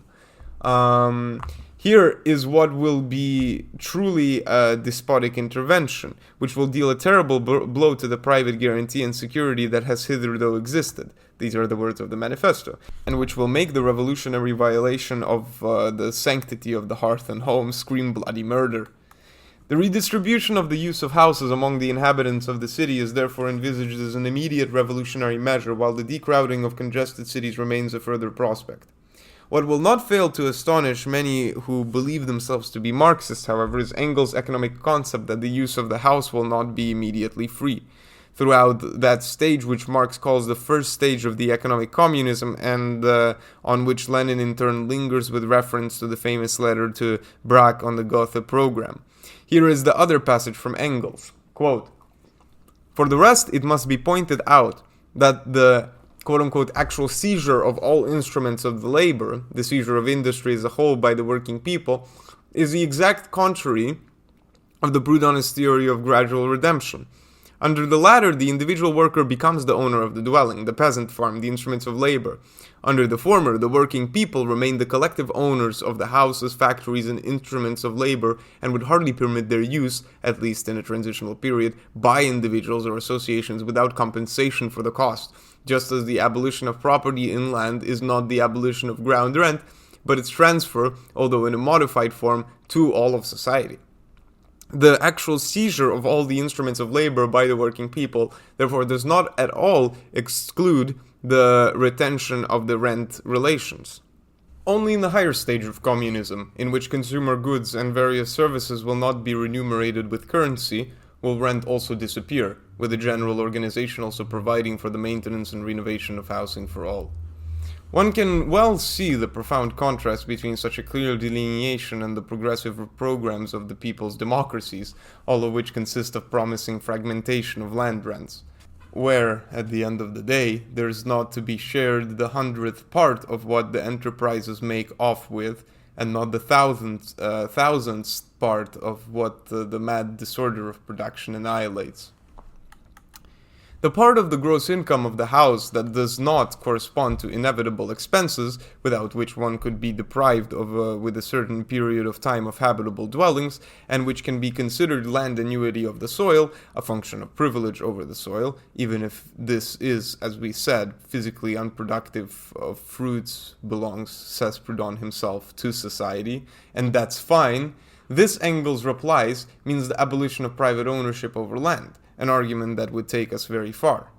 Engels evidently meant that, undoubtedly with the proletarian revolution and the subsequent nationalization of the land rent, all private ownership of land is abolished. Yet for urban land, it is not to be ruled out that such a reform could be done first by the bourgeois state itself. this would be a more serious matter than redemption by the individual tenant. Indeed, we see that today not a few urban planners, certainly not of the Marxist school, are proposing the state ownership of urban areas. This would be by the state or municipal authority in large cities, after full compensation to current owners, of course. These urban planners, in fact, start from the phenomenon of the very rapid increase in the value of land for building, in ever-widening rings encircling large cities, hence the apparent absurdity noted by Engels that it may be convenient to tear down a good building in order to speculate on the land. This makes urban reclamation and redevelopment very expensive and causes capital to shy away from it. Now even a good bourgeois advocate of the hereditary principle can say that this enormous reward, sometimes realized in much less time than a generation, is not the accumulation of wealth from father to son, but is manifestly the passive result of a series of social facts. All the land in the city would thus be off the market. The municipality would sort it into the appropriate stages among the streets, squares, public buildings, and dwelling houses. The construction of these may be given in concession for a term of several years, after which they revert to the municipal body. It is clear that such a plan, while by no means precluding the payment of rents by citizens, would not be revolutionary at all and would not undermine capitalist social principles. But can bourgeois society overcome the problems of urbanism with these and other plans? Current urban science feeds on technical architectural exercises and forgets that the foundation of the discipline is historical and social in nature. Powerless to react to the fact that the concentration of an increasing number of inhabitants on a minimal space, the urbanism of Le Corbusier and others who pass for highly advanced pushes buildings to dizzying heights and an absurd number of floors. Fantastic vertical cities rising to unnatural atmospheres, deploying metal structures that have transformed the technology and currently the aesthetics of buildings. But this trend appears futuristic only insofar as it does not know how to question whether the best direction of collective life and the forms it will take in the future correspond to this ghastly crowding of people thrust into an increasingly frenzied, sick and absurd life. In the second of his articles, Engels poses the theme precisely, how the bourgeoisie solves the housing question, and he refutes the hypocritically philanthropic bourgeois literature about unhealthy and overcrowded neighborhoods in modern metropolitan areas. The petty bourgeoisie is directly interested in the issue, and that point has been elucidated enough. But it is also affected, Engels says, by the big bourgeoisie. First, the dangers of infectious epidemics tend to spread from the slums to these genteel folk. The bourgeois ideal, which in town planning they call zoning, consists in a good discrimination between the working class and rich houses, but in the old cities there are still traces of the feudal organization that intermingled palaces and cottages, nobles, commoners, and serfs. Quote, capitalist rule cannot allow itself the pleasure of creating epidemic diseases among the working class with impunity. Let those who have depicted an old Engels as inclined to soften class enmities take note of this lively quilp. A second point concerns the political policing of cities and the suppression of armed insurrections, which until the second half of the 19th century had their day in the narrow widening streets of capital cities. Engels sees a class motive in the realization of large, wide, straight streets along which machine gun and artillery could wipe out insurgents. The later experience, if it confirms that the center of any insurrectionary effort is the conquest of large capitals and industrial cities, also shows that illegal armed guerrilla formations fare better and longer in the rugged countryside. A good technical example is given by Giuliano's forces, a famous Sicilian bandit of the time, in that they must be held not to be an advance outpost of distant staffs of regular forces. Thirdly, Engels illustrates the great capitalist speculative ventures supported by governments under the double aspect of building beehives to house workers near colossal factories, which tends to turn the free wage earner into a kind of feudal slave of capital, and of the reconstruction and transformation of the streets in central districts in large cities, citing several times the classic example of the Haussmann method with the great curé of the Second Empire, which created the Parisian boulevards in a speculative orgy. And all other nations have offered striking examples of this. The economic basis of these urban upheavals, examined in state financing, in the supposed self-help of workers, attacking their wages in private enterprise, leads the author to conclude that the driving force and outcome of it all is the social and political consolidation of capitalism. The fundamental Marxist theses on the urban real estate question are thus summarized by Engels himself in 5 points of his rebuttal to the Proudhonians. First, that the transfer of ground rent to the state is identical with the abolition of individual property in land. Second, that the gradual redemption of the rented dwellings and the transfer of property in the dwelling to the tenants does not at all affect the capitalist mode of production. Thirdly, that with the present development of large-scale industry in towns, this proposal is as absurd as it is reactionary, and that the reintroduction of ownership of his dwelling by each individual would be a step backwards. And then fourthly, that the compulsory reduction of the rate of interest on capital would by no means attack the capitalist mode of production, and that, on the contrary, as the usury laws prove, the idea is as old as it is impossible. Fifthly, that the abolition of interest on capital by no means abolishes the payment of rent for houses. With respect then to the direction of big capitalism and the urban planners in this service, with regard to the unfolding of the life of urban organisms, and with regard to the scarcity of housing, there are 2 other points taken from the text which are Marxist theses. Then, sixthly, a society in which the great working mass is obliged to turn exclusively to wage labor in order to procure the means of living, in which the house owner, in his capacity as capitalist, has not only the right, but in view of the competition, to a certain extent also the duty of ruthlessly making as much out of his property in house rent as he possibly can, cannot exist without a shortage of housing. In such a society, the housing shortage is no accident. It is a necessary institution and can only be removed when the whole social order that gives rise to it is undermined from the foundations. And then seventhly, the bourgeois solution of the housing question comes to grief because of the antithesis between town and country. Capitalist society, far from being able to remove this antithesis, can only exacerbate it more and more. Wanting to solve the housing question while wanting to maintain modern cities is nonsense, but these will only be removed by the abolition of the capitalist mode of production, by the appropriation for the working class of all means of life and labor. Deserving of a separate note are the masterpieces of Italy's fascist and fascistoid public administration on the subject of rent freezes and housing reconstruction, and the corresponding attitudes of dirty demagoguery on the part of the movements that, under the pretense of representing it, shame the working class and its great traditions. Every day we have seen electoral speculations and charlatanry grafted onto the frequent tragic business of factory and land occupation.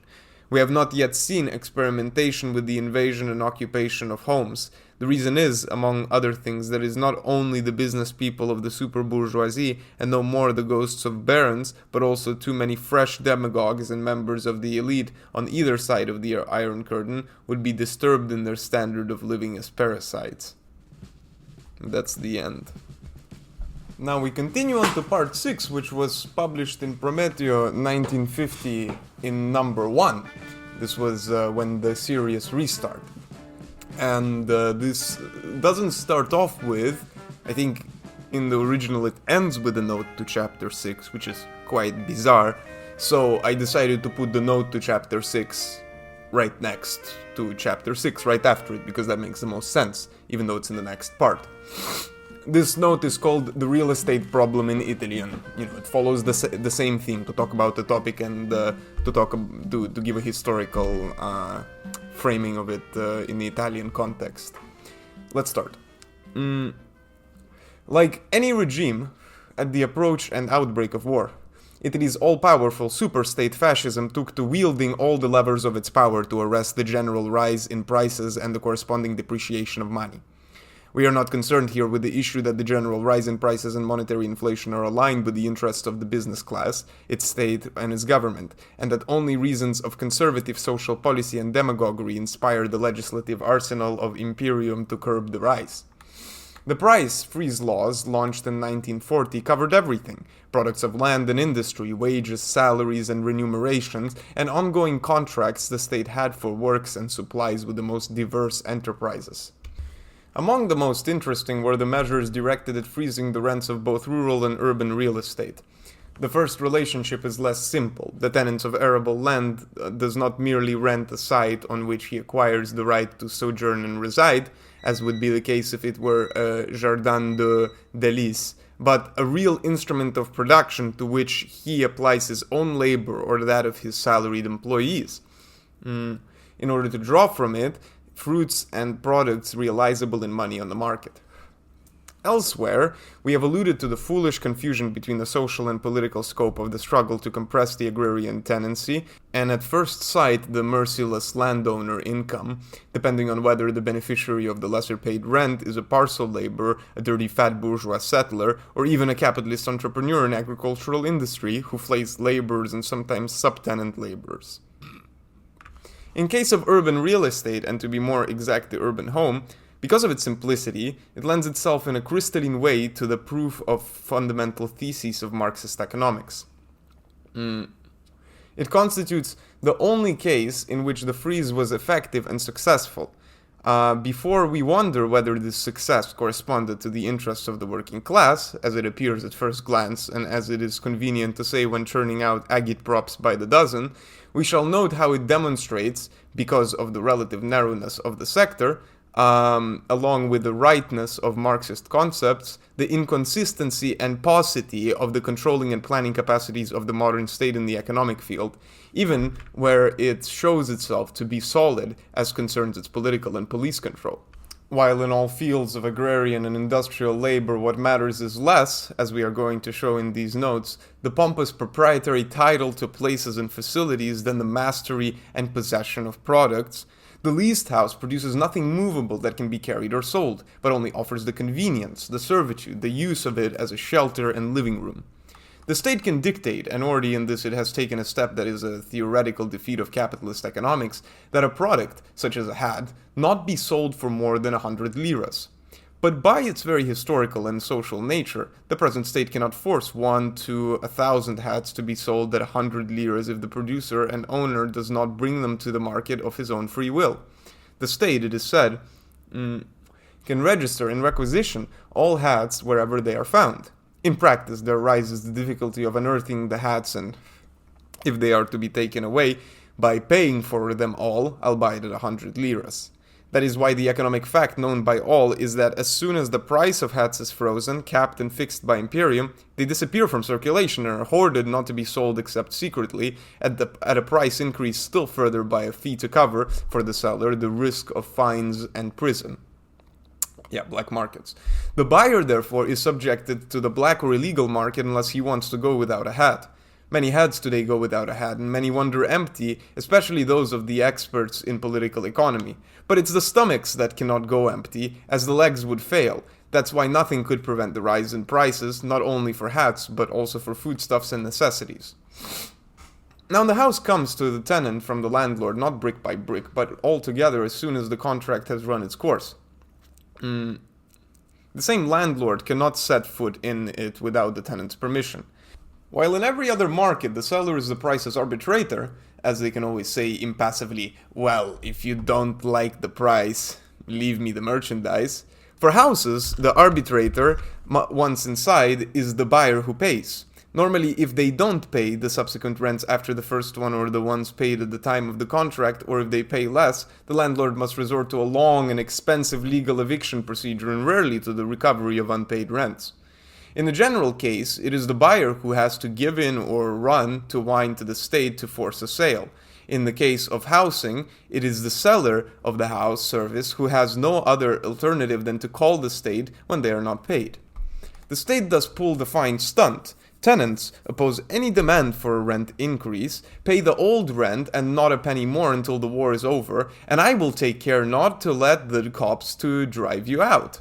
While industrial commercial and financial capitalism unleashed all the claws of the wolf and the tiger, the terrible state, whether democratic, popular, or national, boasted on the cheap about its social and moral credit for clipping the nails of the timid kitten of urban property.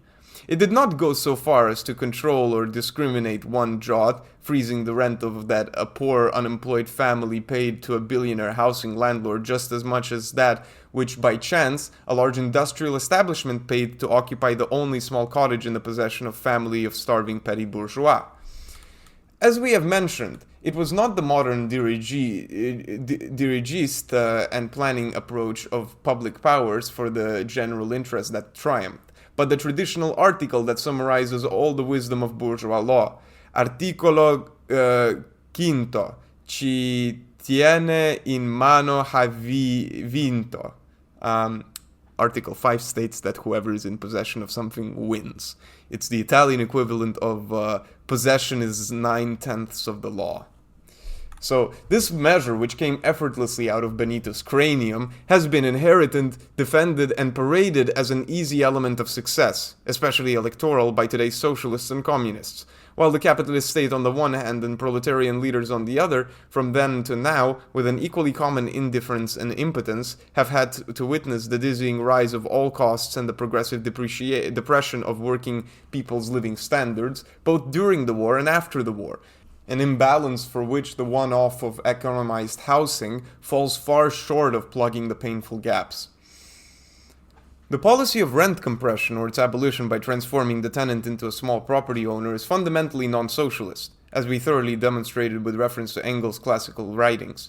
Engels ridiculed the analogy between the relationship of a tenant to a landlord and the relationship of a worker to an employer, drawing magnificent lessons on Marxist economics from it. The worker exchanges his labor power for money, while the tenant exchanges his money, in installments, for the use of the house.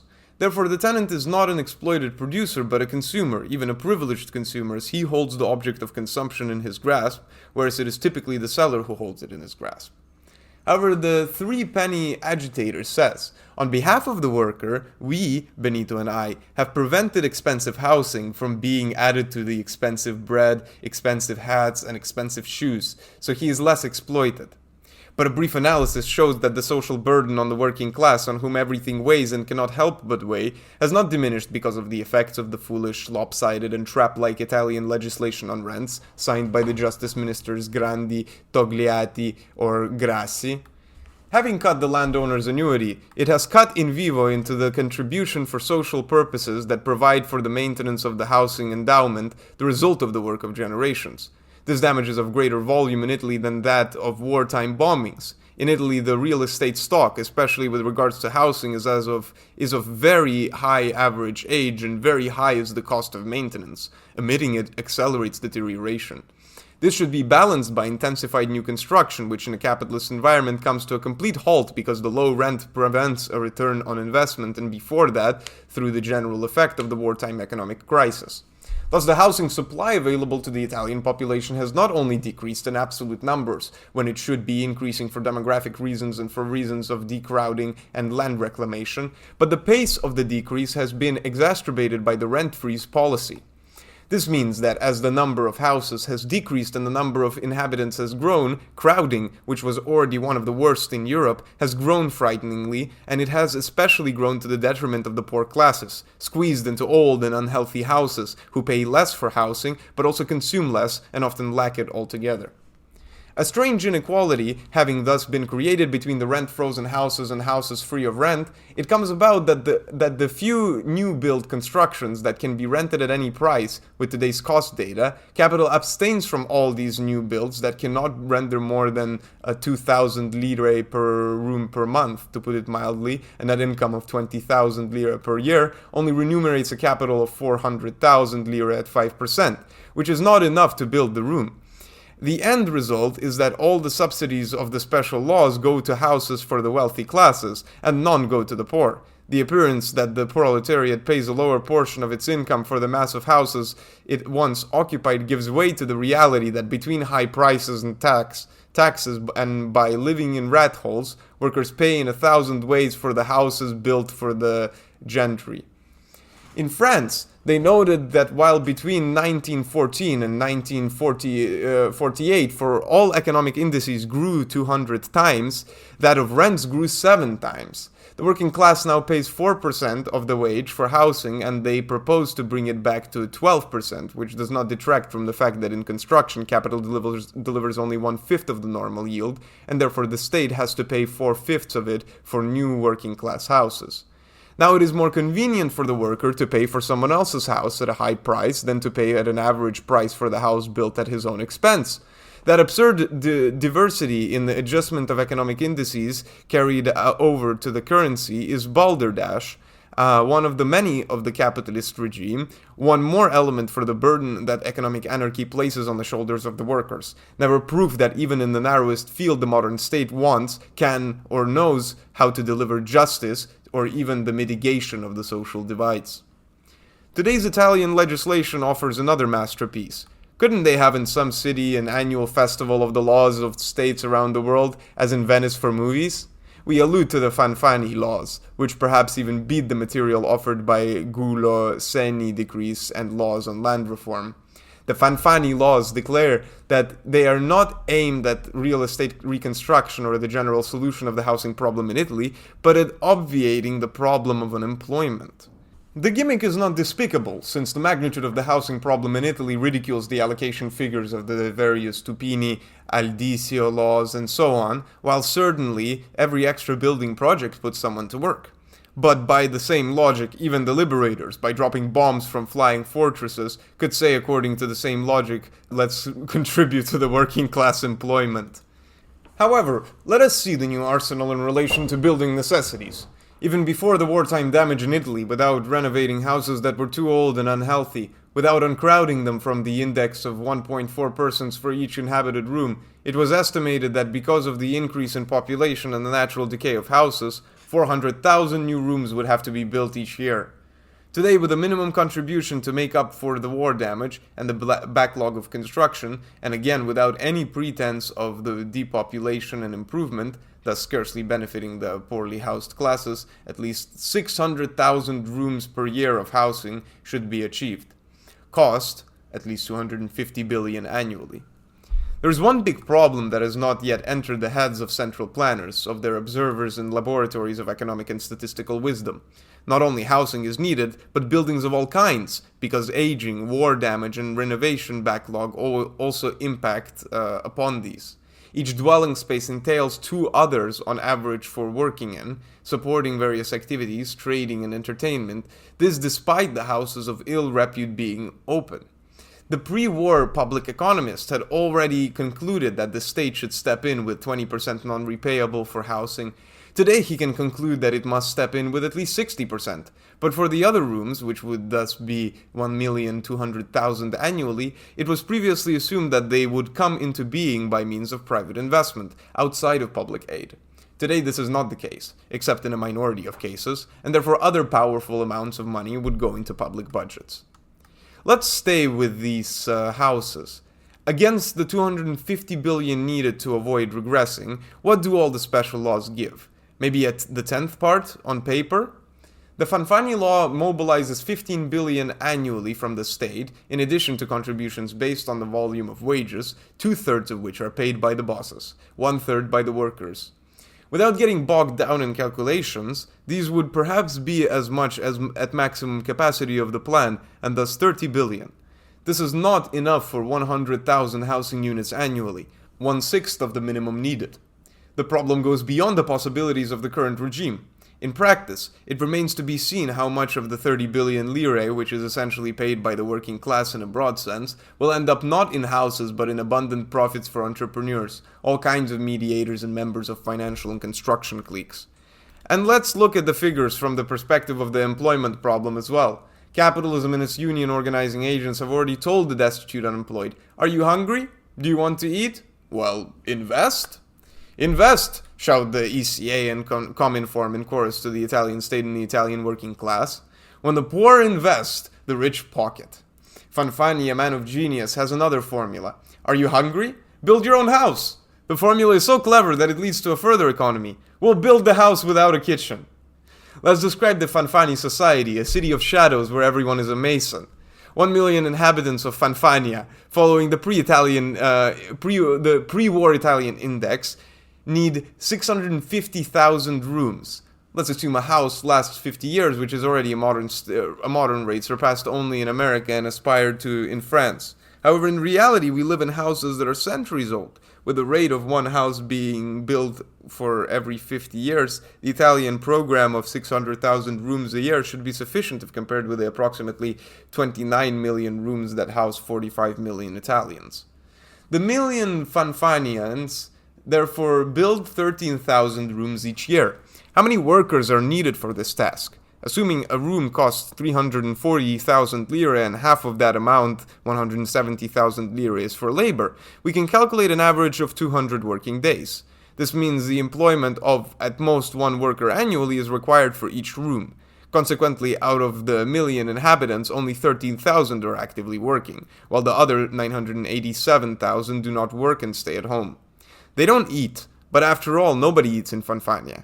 We reached the conclusion that the Fanfania construction yards operating at full capacity after the first 7-year cycle will employ 100,000 workers annually to build 100,000 rooms. Pella defended the plan against American criticism, stating that the population increase alone adds 200,000 new workers to the market each year. The Fanfani plan therefore dispels neither the housing nor the social scourge. The best part is that while it boasts that we will finally have houses that will in fact be occupied by workers, the calculation leads to rent so high that a worker with current wages cannot pay it. When you turn to the pinnacle of worker-owned housing, apart from the labyrinth of the arrangements for reserving, assigning, sorting, inheriting, moving house if you change jobs and residence, etc., etc., you will see that the assignee will, for 25 years, have to pay a huge installment.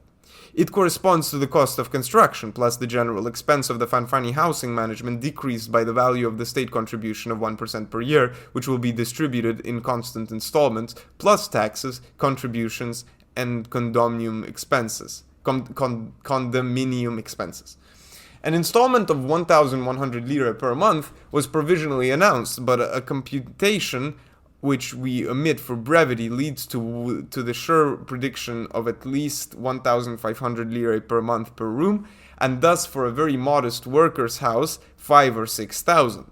In our calculations on net wages of less than 1,000 liras, not all working days, even with the French 12%, the worker should not and could not spend more than 3,000 liras on housing, apart from the privileged and specialized categories. It follows that since there will always be few ready houses and many contributing workers, the Italian worker will pray in the morning, God of the Gasperi, let me win at bingo, but not at the Fanfani house lottery. If, as with the Freeze, we consider that the burden of the state is the burden of the working class and not of the rich, well, it will be seen how the worker, if the plan takes effect, will perhaps have a house of his own, but will have paid a good double of its market value in waivers, sacrifices, and cuts on his real wages. These are the miracles of the state intervention in the economy, which are all the same with the Mussolinian, Hitlerian, Rooseveltian formulas, and with the Labour Party and the Sovietist ones of today.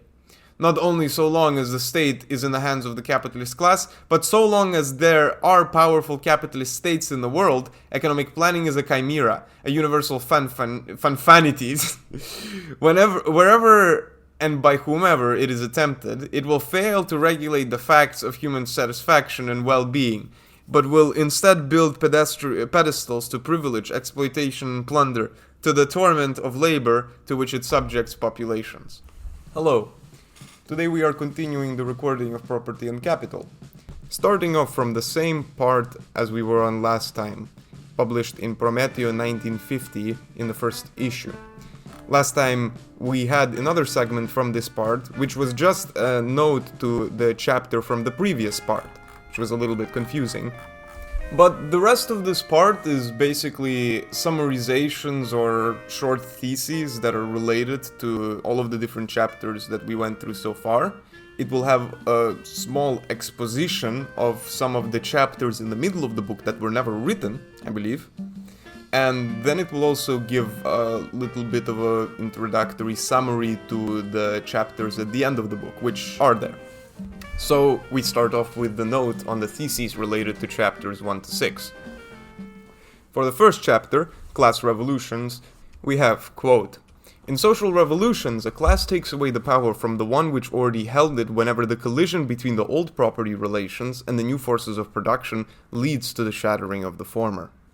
For the second chapter, the Bourgeois Revolution, we have, quote, "The Bourgeois Revolution, when technical discoveries had imposed large-scale production and mechanized industry, abolished the privileges of the feudal proprietors over the personal work of serfs as well as the corporate constraints on manual labor, expropriated in large measure the artisans and small peasants, stripping them of their land, of their instruments of labor, and of the products of their labor, in order to transform them, like the serfs, into waged proletarians."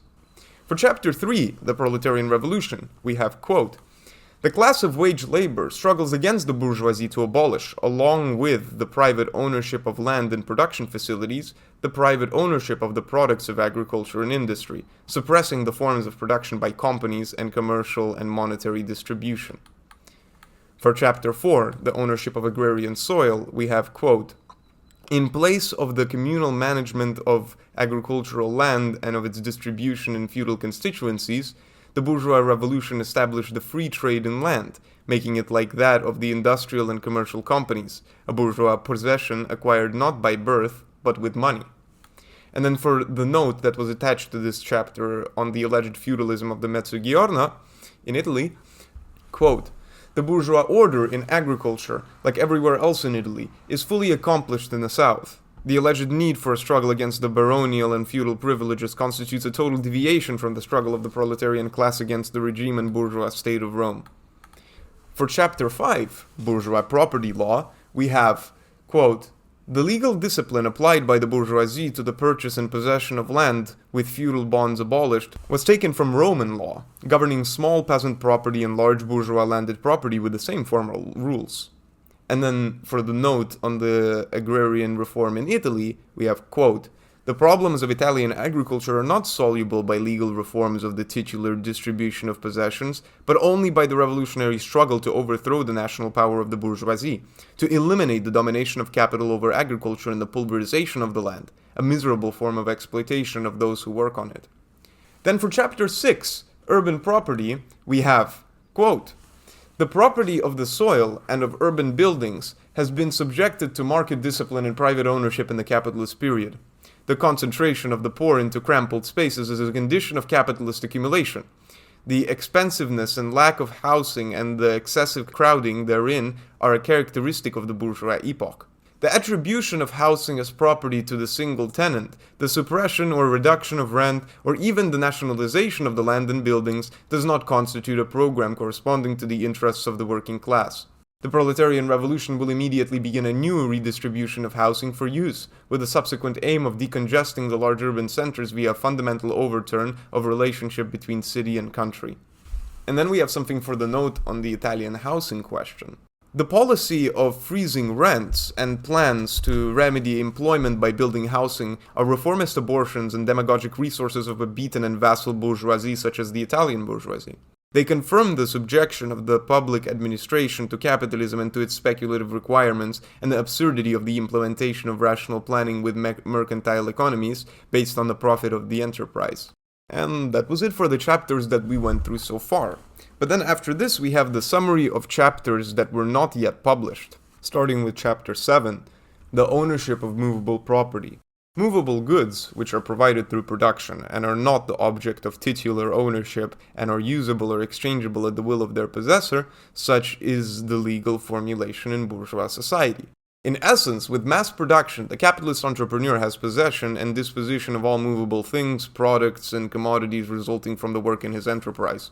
The socialist demand to abolish the class monopoly of entrepreneurial capitalists over the means of production, presented as the abolition of titular private ownership over business premises and facilities, has the real scope of abolishing the monopoly of individual entrepreneurs and the capitalist class over the masses of products. Any measure which, by limiting the rights of the owner of the workplace, plant, or machinery, preserves the direct or indirect monopoly of persons or firms or the class of capitalists over products and their destination and distribution, is not socialism. Then we have chapter 8, Industrial Enterprise. The capitalist production company has as its owner an entrepreneur who may be an individual or a legal person, firm, company, corporation, joint stock company, cooperative, etc. Even in cases where the firm has fixed premises and facilities, the real estate or even the machinery and equipment may belong to an owner other than the entrepreneur. In classical bourgeois economics, the exchange value of each commodity is measured in human labor time, but it is argued that there is the same market and legal equilibrium in the buying and selling of goods and in the remuneration of labor performed by the firm's employees. Profit would reward the superior technical organization of the various factors. Marx showed with the doctrine of surplus value that the wage or price paid for labor power is less than the value it adds to the commodity when all value is expressed by labor time. The profit on capital represents the unpaid labor of workers. Modern production technology, which requires the substitution of social for individual activity, is imprisoned in the forms of private enterprise in order to guarantee the extortion of surplus value. The industrial class that takes advantage of it preserves and defends, thanks to the political power it holds, the system of production that ensures maximum profit and accumulation, while the socially useful and beneficial products, both available to the working class and to all classes, are compressed to a minimum in relation to the enormous mass of labor efforts. The excess and wastage of the social labor of the proletarian class relative to the mass of useful consumer products gives a passive ratio tens of times worse than the ratio of unpaid work to paid work, or the surplus value ratio for the individual wage earner. The following theses are therefore inadequate. Socialism consists in the payment of the full fruit of their industry, with the abolition of surplus labor and surplus value. The exploitation of wage earners would be abolished. Any economy without surplus value is a socialist economy. A socialist economy can be accounted for in figures of money. A socialist economy consists in the accounting of labor time. Socialism is the social and historical elimination of capitalism, the system of production driven by the initiative of enterprises or the federation of enterprises, constituted by the bourgeois class and state. Even before the higher stage, in which each will levy according to its need, a socialist economy and accounting can be said to have been achieved only in those sectors in which double-entry accountancy and corporate balance sheets will not appear, and only physical units of measurement, such as the units of weight, capacity, force, and mechanical energy will be used in organizational forecasting calculations. Now we are on to Chapter 9, Associations between Enterprises and Monopolies. The fundamental position of bourgeois economics is that the selection of the most socially useful enterprises is ensured by free market phenomena and the equilibrium of prices according to the supply of and demand for products. Marxism showed that even if we accept this bourgeois fiction and petty bourgeois illusion of the economics of free competition, production and exchange for a moment, the laws of accumulation and concentration operating within it lead to frightening crises of overproduction, destruction of products and labor forces, abandonment of productive plants, unemployment, and widespread misery. It is through the waves of such crises that the antagonism between the rich and powerful capitalist class and the misery of the employed and unemployed masses is sharpened, driven to organize as a class and rise in revolt against the system that oppresses them. The bourgeoisie, the ruling class, first found sufficient basis for its unity in the political and administrative state, its committee of interests, despite the pretense of elective institutions in which it ruled through these parties which, as revolutionary oppositions, had led the anti-feudal revolution. The force of this power was immediately directed against the first manifestation of workers' class pressure. The organization of the workers into economic trade union moves within the limits of the struggle to reduce the rate of surplus value. The further organization into political parties expresses their ability to set themselves as a class the goal of overthrowing the power of the bourgeoisie, of suppressing capitalism with the radical reduction of the quantity of labor, the increase of consumption, and general welfare. For its part, the antagonistic bourgeois class, unable to stop the acceleration of capital accumulation, managed to cope with the enormous dispersion of productive forces and consequences of periodic crises, the effects of workers' organization, by adopting at a certain point of development the forms, known from the very history of primitive accumulation, of understandings, agreements, associations, and alliances between entrepreneurs. These at first were limited to market relations, both in the placement of products and in the purchase of labor, with commitments to comply with given indices by avoiding competition. Then they extended to the whole productive machinery monopolies, trusts, cartels, syndicates of enterprises making similar products horizontal or providing for successive transformations leading to given products vertical. The description of such passage of capitalism as a confirmation of the rightness of Marxism, which proved that free competition gives rise to the concentration of production, which in turn at a certain stage of development leads to monopoly, is classic in Lenin's book on imperialism. Now we have chapter 10, Finance Capital. The entrepreneur needs, in addition to the factory and machines, liquid monetary capital which he advances to buy raw materials and pay wages and eventually gets back by selling products. As with the factory and plants, he may not own this capital as well. Unless the entrepreneur or the enterprise loses ownership of the business, protected by law, he has such capital provided by banks against an annual rate of interest.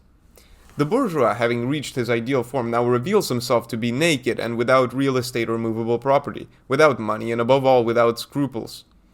He no longer invests and risks anything of his own, but the mass of products legally remains in his hands and hence the profit. He has rid himself of property, gaining many other advantages. It is his strategic position that needs to be wrestled from him. It is a social, historical, and legal position, which only falls with the political revolution, the premise for the economic revolution. The bourgeois class, through the apparent separation of industrial and financial capital, actually tightens its bonds. The dominance of financial operations causes the big corporations to control the small ones, and minor companies eventually to swallow them up in a national and international arena. The final oligarchy, which concentrates immense capital in a few hands and exports and invests it from one country to another, is an integral part of the entrepreneurial class itself, the center of whose activity increasingly shifts from productive technique to business maneuvering. On the other hand, under the joint stock company system, the capital of the industrial enterprise, consisting of real estate, tools, and cash, is titularly owned by the stockholders, who take the place of any real estate owner, machine lessor, or anticipatory bank. Lease and rental fees and interest from advances take the form of an always modest profit or dividend distributed to shareholders by the management, the enterprise. This is an entity in its own right which brings share capital to its balance sheet liabilities and plunders its creditors by various maneuvers, the true central form of accumulation. The banking maneuver, in turn, with share capital, performs this service of plundering the small holders of money on behalf of industrial and business groups. The production of ultra profits magnifies as we move away from the figure of the industrial boss, whose technical expertise brought socially useful innovations. Capitalism becomes more and more parasitic, that is, instead of earning and accumulating little by producing a lot and enabling a lot of people to consume, it earns and accumulates enormously by producing little and satisfying social consumption poorly. Then we have chapter 11, Capital and Imperialist Politics. In the more industrially advanced countries, the entrepreneur class finds limits to the investment of accumulated capital set either by the shortage of local raw materials or by that of metropolitan labor, or by that of consumer markets. The conquest of foreign markets, the hiring of foreign workers, the import of raw materials, or finally the operation of the whole capitalist enterprise in a foreign country with local elements and factors, are processes that cannot in the capitalist world be carried out by pure economic means, such as the game of competition. They imply the attempt to regulate and control selling and buying prices, and hand over privileges and protections with state measures or interstate conventions. Thus, economic expansionism becomes open or digested colonialism, backed by mighty military means. It is force that decides rivalries for the grabbing of colonies and domination over small and weak states, whether to control the great mineral deposits, the masses to be proletarianized, or the strata of consumers capable of absorbing the products of capitalist industrialism. The latter are, in the modern world, however, largely made up not only of the proletarian and capitalist consumers of the advanced countries, but also of the middle classes, such as the agrarian and artisan classes, and of the populations of countries with economies that are not yet capitalist, forming today like so many islands that successively emerge from a local and autarkic economic cycle, and are as if immersed in and surrounded by the general fabric of the international capitalist economy. In this is the difficult general framework of the reproduction and accumulation of capital, crises of overproduction, and the saturation of possibilities of placing products throughout the world on the basis of mercantile and monetary distribution. It is evident to any Marxist that the complication of such a historical relationship between supra-industrial metropolises and backwards countries, of white race and other races, can only generate incessant conflicts, not only between colonizers and colonized, but especially between groups of conquesting states. Proletarian theory rejects the following theses as counter-revolutionary. A. That we can and must curb the diffusion of industrial technology and large organized networks of communication and transportation in the world, residual liberalism and petty bourgeois liberalism, and B, that it is necessary to support the colonial and imperial enterprises of the bourgeois socially and politically. This is social democratic opportunism, the corruption of labor leaders and a proletarian aristocracy. Or C, that the colonial system based on capitalism can lead to an economic and political balance among the imperialist powers, or to a stable single imperial center, and avoid the progressive arms race and militarism and the strengthening of oppressive and repressive systems of class policing, false internationalism and federalism among bourgeois states based on the simulated autonomy and self-determination of peoples and systems of security and prevention of quote-unquote aggression. We quote from Lenin, "Imperialism is the epoch of finance, capital, and of monopolies, which introduce everywhere the striving for domination, not for freedom." And then another quote, "Therefore, in the realities of the capitalist system, inter-imperialist, whether though of one imperialist coalition against another or of a general alliance embracing all the imperialist powers, are inevitably nothing more than a truce in periods between wars. The only way out of world imperialism is a world revolution." Now we go on to chapter 12, which goes by the name The Modern Enterprise, Without Property and Without Finance, Contracts and Concessions. Every new social form, which, because of the development of productive forces, tends to become generalized, first appears among the traditional forms with examples and models of the new approach. Today we can study the form of the propertyless enterprise by analyzing the construction industry, and more generally public works, whose relative weight in the economy tends to increase more and more. It is convenient to eliminate the figure of the client, the owner of the land or buildings on which work is being done, and who will become the owner of the completed project, regardless of whether it is a private individual, an entity, or the state, for the purposes of the economic dynamics of the general contractor. The enterprise or contractor of the works has these characteristics. 1. This contractor doesn't have its own workshop, factory, or establishment, but on each occasion sets up the construction site and offices on premises made available by the client, which even charges itself an amount for such planned construction sites and temporary constructions in accounting terms. It may have tools or even its own machines, but more often, moving to disparate and distant locations, it either rents them or buys and resells them on the spot, or manages to charge for their full depreciation. Finally, it must in theory have a liquid capital to advance for new raw materials and wages, but it should be noted, A, that it obtains this easily from the banks when it proves that it has been awarded good work by pledging the contracts, B, that in modern forms, the state often finances, advances, or obliges credit institutions to do so by means of special laws, and C, that the unit prices on the basis of which the enterprise is paid for units of work, i.e. the real products of the industry in question, placed and priced at the outset and without any commercial risk, while it is eventually very easy to achieve increases in accounts, these are formed by also adding to all expenses an amount for interest on the capital advanced, and only after all this the profit of the contractor. So in this typical form there subsists enterprise, surplus value, and profit, which is generally very high, while all ownership of real estate, movable tools, and even cash from the perspective of that contractor disappears. When all of these relationships are handled by public bodies of the state, capitalism breathes the best oxygen, the rates of remuneration reach the maximum, and the overspending falls indirectly on the other classes, to a small extent on the property owners and smallholders, and to a large extent on the poor and proletarian classes. In fact, the company does not pay a land tax because it has no real estate, and taxes on the movable assets are also reimbursed to it in the unit price analysis by including them in the overhead item.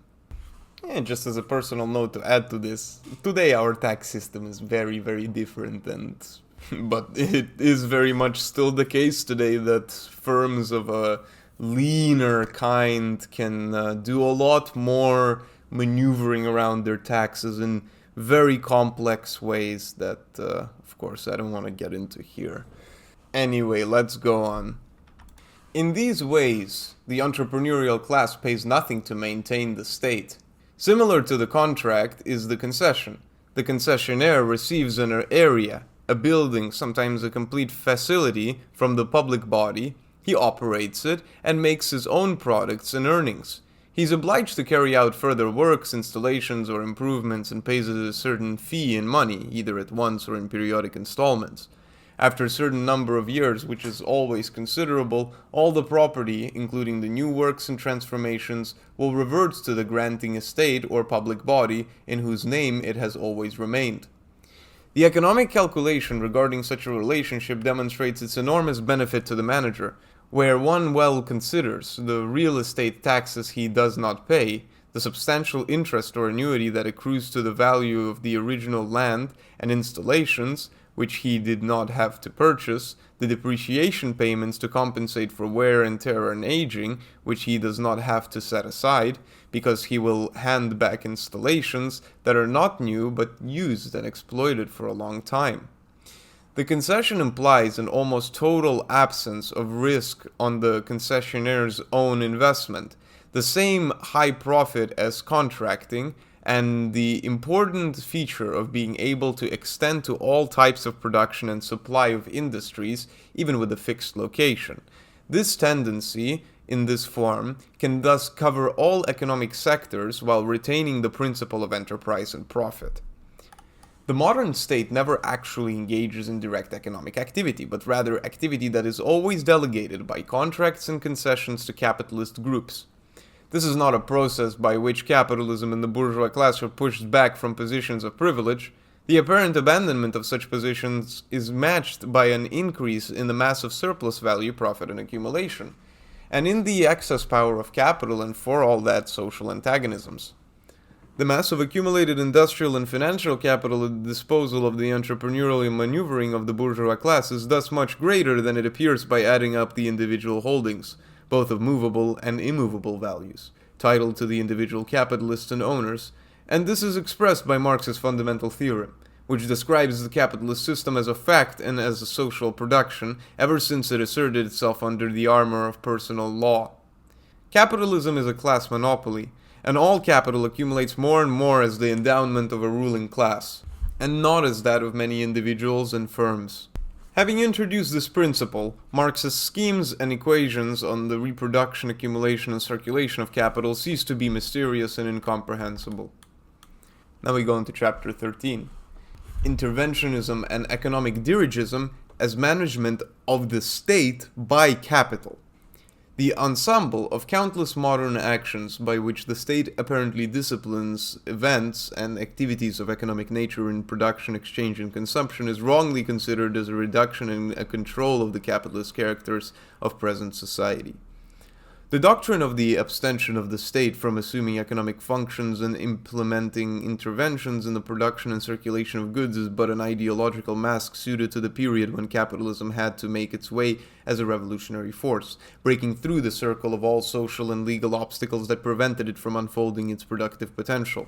For Marxism, the bourgeois state, even as soon as it is formed, by guaranteeing the appropriation of goods and products by those disposing of accumulated money, by codifying the right of individual property and its protection, exercises an openly economic function, and does not merely witness from the outside a supposed natural spontaneity of the phenomena of the private economy. In this is the whole history of primitive accumulation, the cradle of modern capitalism. As the capitalist type of organization invades the social fabric and world territories and rouses, with the concentration of wealth and the despoliation of the middle classes, the modern class contradictions and contrasts, raising against itself the proletarian class, formerly its ally in the anti-feudal struggle, the bourgeoisie increasingly transforms the class bond between its elements from a vaunted pure ideological, philosophical, and legal solidarity into a unity of organization for the control of the course of social relations, and does not hesitate openly to admit that these arise not from opinions but from material interests. The state then takes to the productive field and the economic field in general, always by the class thrust, and aims of the capitalists, undertakers of economic activities and initiators of increasingly broad-based businesses. Every socioeconomic measure of the state, even when it goes so far as to effectively impose prices of foodstuffs or commodities, wage levels, charges to the employer for social security, etc., responds to a mechanism in which capital acts as the engine and the state as the operating machine. For example, the contractor of a public work or the concessionaire, say, of a railroad or electric network, is ready to pay higher wages and social security contributions since the same are automatically factored into the calculation of unit prices or public tariffs. Profit being valued as the percentage of the total grows. Surplus value grows as mass and grows as rate, since wage earners also pay state taxes and use railways and electricity, and the wage index always lags behind others. The system also increasingly encourages companies whose products and services serve little or no purpose or foster more or less antisocial and malign consumption, fomenting an irrationality and anarchy of production, as opposed to the vulgar notion that sees in the system of a principle of scientific ordering and a victory for the famous general interests. It is not a question of partial subordination of capital to the state, but further subordination of the state to capital. And as greater subordination of the individual capitalists to the capitalists as a whole takes place, there follows greater strength and power of the ruling class and greater subjection of the small capitalists to the greatly privileged. Economic direction by the state responds more or less effectively in various times and places with waves of advances and returns to the multiple class needs of the bourgeoisie, averting or overcoming crises of under and overproduction, preventing and suppressing the rebellions of the exploited classes, coping with the frightening socioeconomic effects of wars of expansion, conquest, the struggle for world dominance, and the profound upheaval of the periods that follow them. Proletarian theory does not see state interventionism as an anticipation of socialism, justifying political support for bourgeois reformers, and slowing down the class struggle. It considers the political economic bourgeois state as a more developed, aggressive, and ferocious enemy than the abstract, purely legal state, and pursues its destruction. But it does not oppose this expected modern development of capitalism with liberal or free trade demands or hybrid theories based on the virtue of production units autonomous from central systematic connections and linked in exchange by free contractual agreements. This is the syndicalism, the economics of the factory committees. Alright, so that was it for the summaries of the various unpublished chapters, which I haven't been able to find so far. If I find them, you will see them. They will be included in the full PDF. Now we move on to the last chapter of this kind of irregular part 6, and this is just a collection of notes, of summaries of the various chapters that are about to come. There's only 4 left. Let's just go through them. 14. State capitalism. Ownership of the land, of plants, and money in the state form is accumulated at the disposal of private capitalist production or business enterprises and their initiative. Then 15. Phases of economic transformation in Russia after 1917. Predominance in the present Russian economy of the capitalist character due to the partly disguised existence of domestic and foreign enterprises moving in the mercantile and monetary environment. Now we have chapter 16, the formation of the communist economy. The characteristics of the new system of production and distribution can be given as a dialectical opposition to the obstacles preventing its development. Investigation of anticipated partial manifestations of activity in non-capitalist forms. Then we have chapter 17, the last one, Utopia, Science, Action. The revolutionary proletarian movement possesses the positive theory of the social unfolding and conditions of the communist revolution. The preservation of the right line depends on the continuity, coherence, and straightness of the course of action. This movement can only be led by an organization in which a minority of the class in struggle is represented. And this is the end of part 6. Whoopity-doo! Hello! Today we continue with the reading of Property and Capital. This is the last part, number 7, published in Prometeo in 1952 in issue number 4, which is a double number. It contains chapter 14, 15, 16, and 17, and we will go through all of them together because it's only 14 pages long. Let's start at 14. State capitalism. A fundamental distinction in describing the modern capitalist economy is between property, finance, and enterprise. These three factors, which are encountered in any productive enterprise, can have different or unique pertinence and ownership. Property concerns the real estate in which the establishment is located, the land, constructions, and buildings with a real estate character. It produces a rent which, after deducting the landowner's dominical expenses, gives the annuity. We can also extend this factor to fixed machines, plants, or other stable works without altering the economic distinction, and also to mobile machines or various tools, with the only consideration being that the latter are subject to rapid wear and tear and require more frequent renewal with a significant periodic expense, amortization, as well as costly maintenance. But qualitatively, it is the same for houses and buildings, and also for agricultural land, since the thesis that there is a basic rent proper to the land, which provides it outside of human work, is rejected by Marxists. So the first element is property that produces the net income. The second element is liquid working capital. With it must be purchased for each cycle raw materials and workers' wages, as well as salaries, overheads of all kinds, and taxes. This money may be put out by a special lender, a private individual, or bank in the general case, which is concerned with nothing more than collecting an annual interest at a given rate. We call that element for brevity finance, and its remuneration interest. The third characteristic element is the enterprise. The entrepreneur is the real organizing factor in production who makes the plans, chooses the purchases, and remains the arbiter of the products by trying to place them on the market at the best terms and collects all the proceeds from their sales. The product belongs to the entrepreneur. With its proceeds, all the various advances of the previous elements are paid: rental fees, capital interest, costs of raw materials, labor, etc. However, there remains in general a margin, which is called business profit. So the third element is enterprise, which produces profit.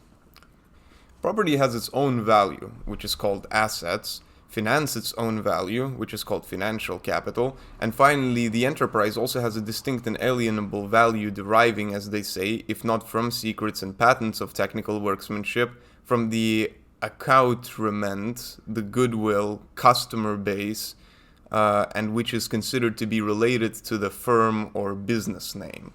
So he's talking about the customer base, the intellectual property, and the goodwill. Yeah. Let us also recall that for Marx, real estate corresponds to the class of landowners, working, and business capital to the class of entrepreneurial capitalists.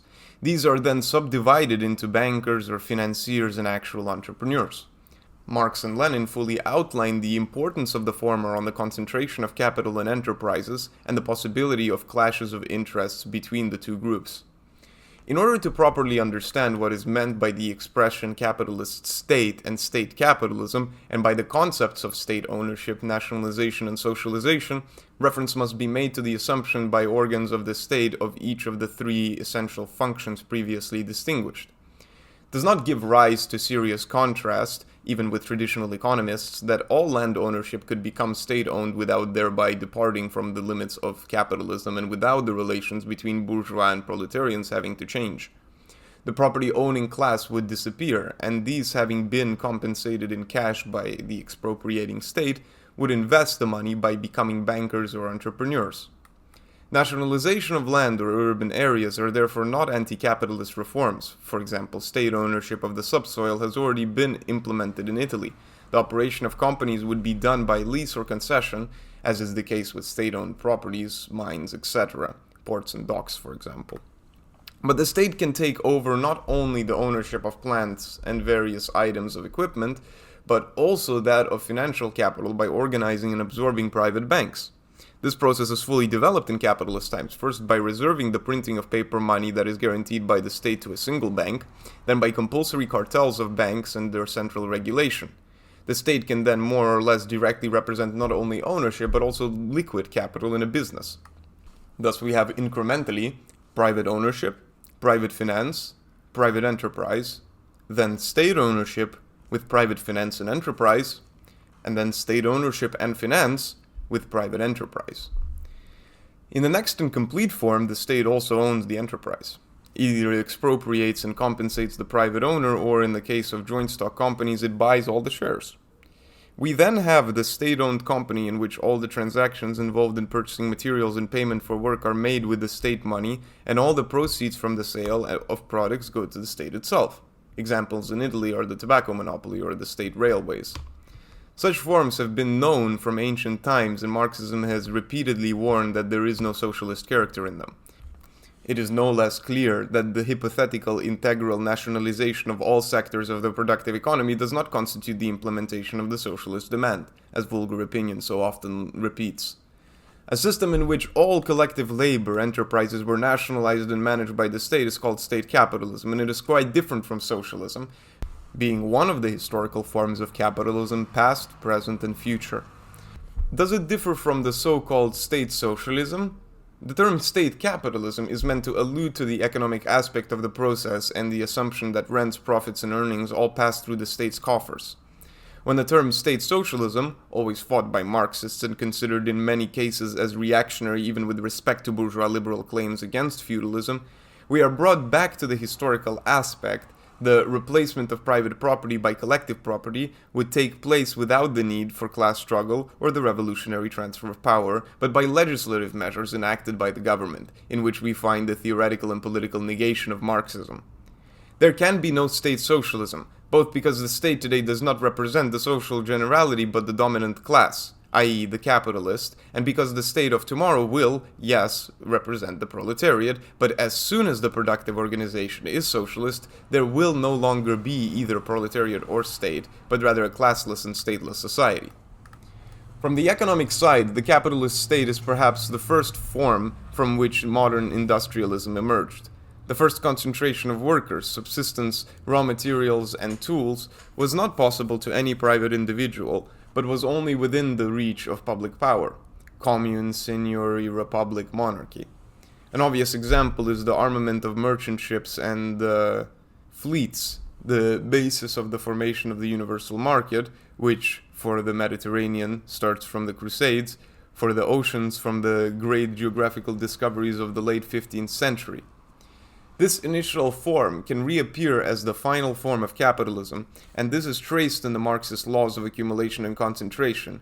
Gathered into powerful masses by the state center, property, finance, and the domination of the market are energies kept at the disposal of corporate initiative and dominant capitalist profiteering, especially with the clear purposes of its struggle against the onslaught of the proletariat.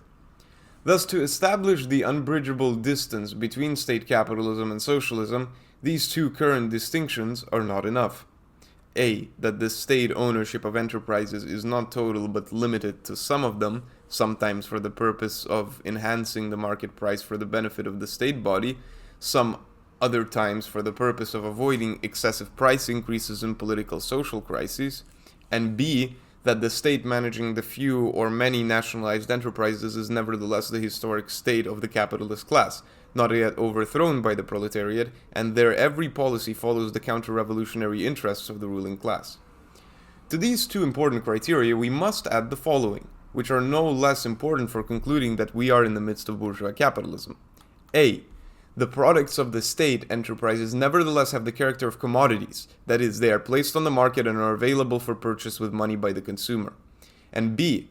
Workers are nevertheless remunerated with money, therefore remain wage laborers.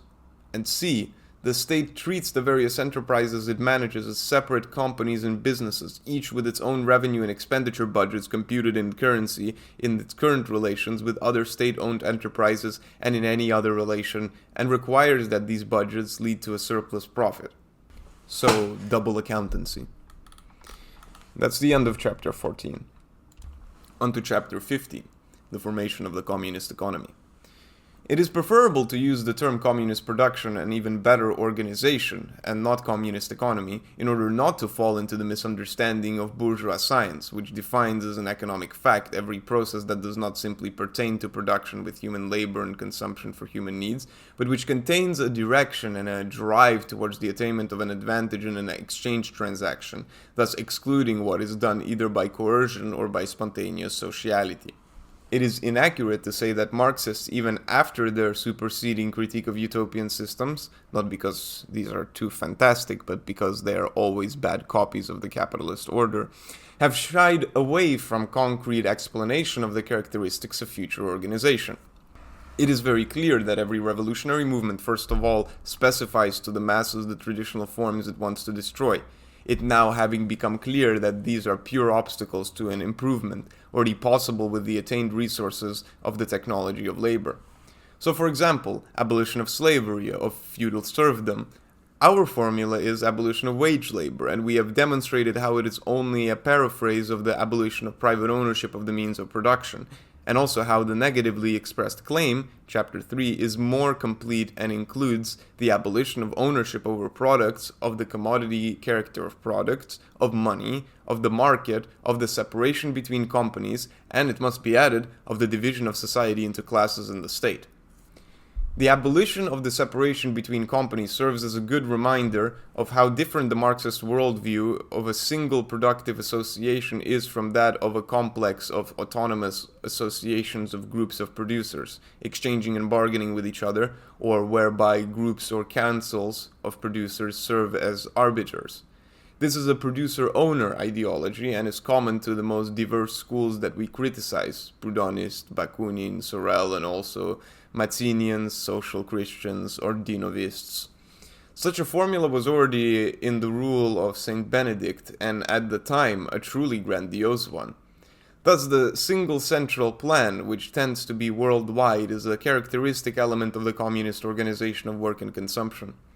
Having established that a single plan of today's state, however centralized and extended to interstate federations and unions with unitary discipline of production and distribution, remains entirely capitalist, it is necessary to re-establish the set of features that define a social organization that is no longer capitalist.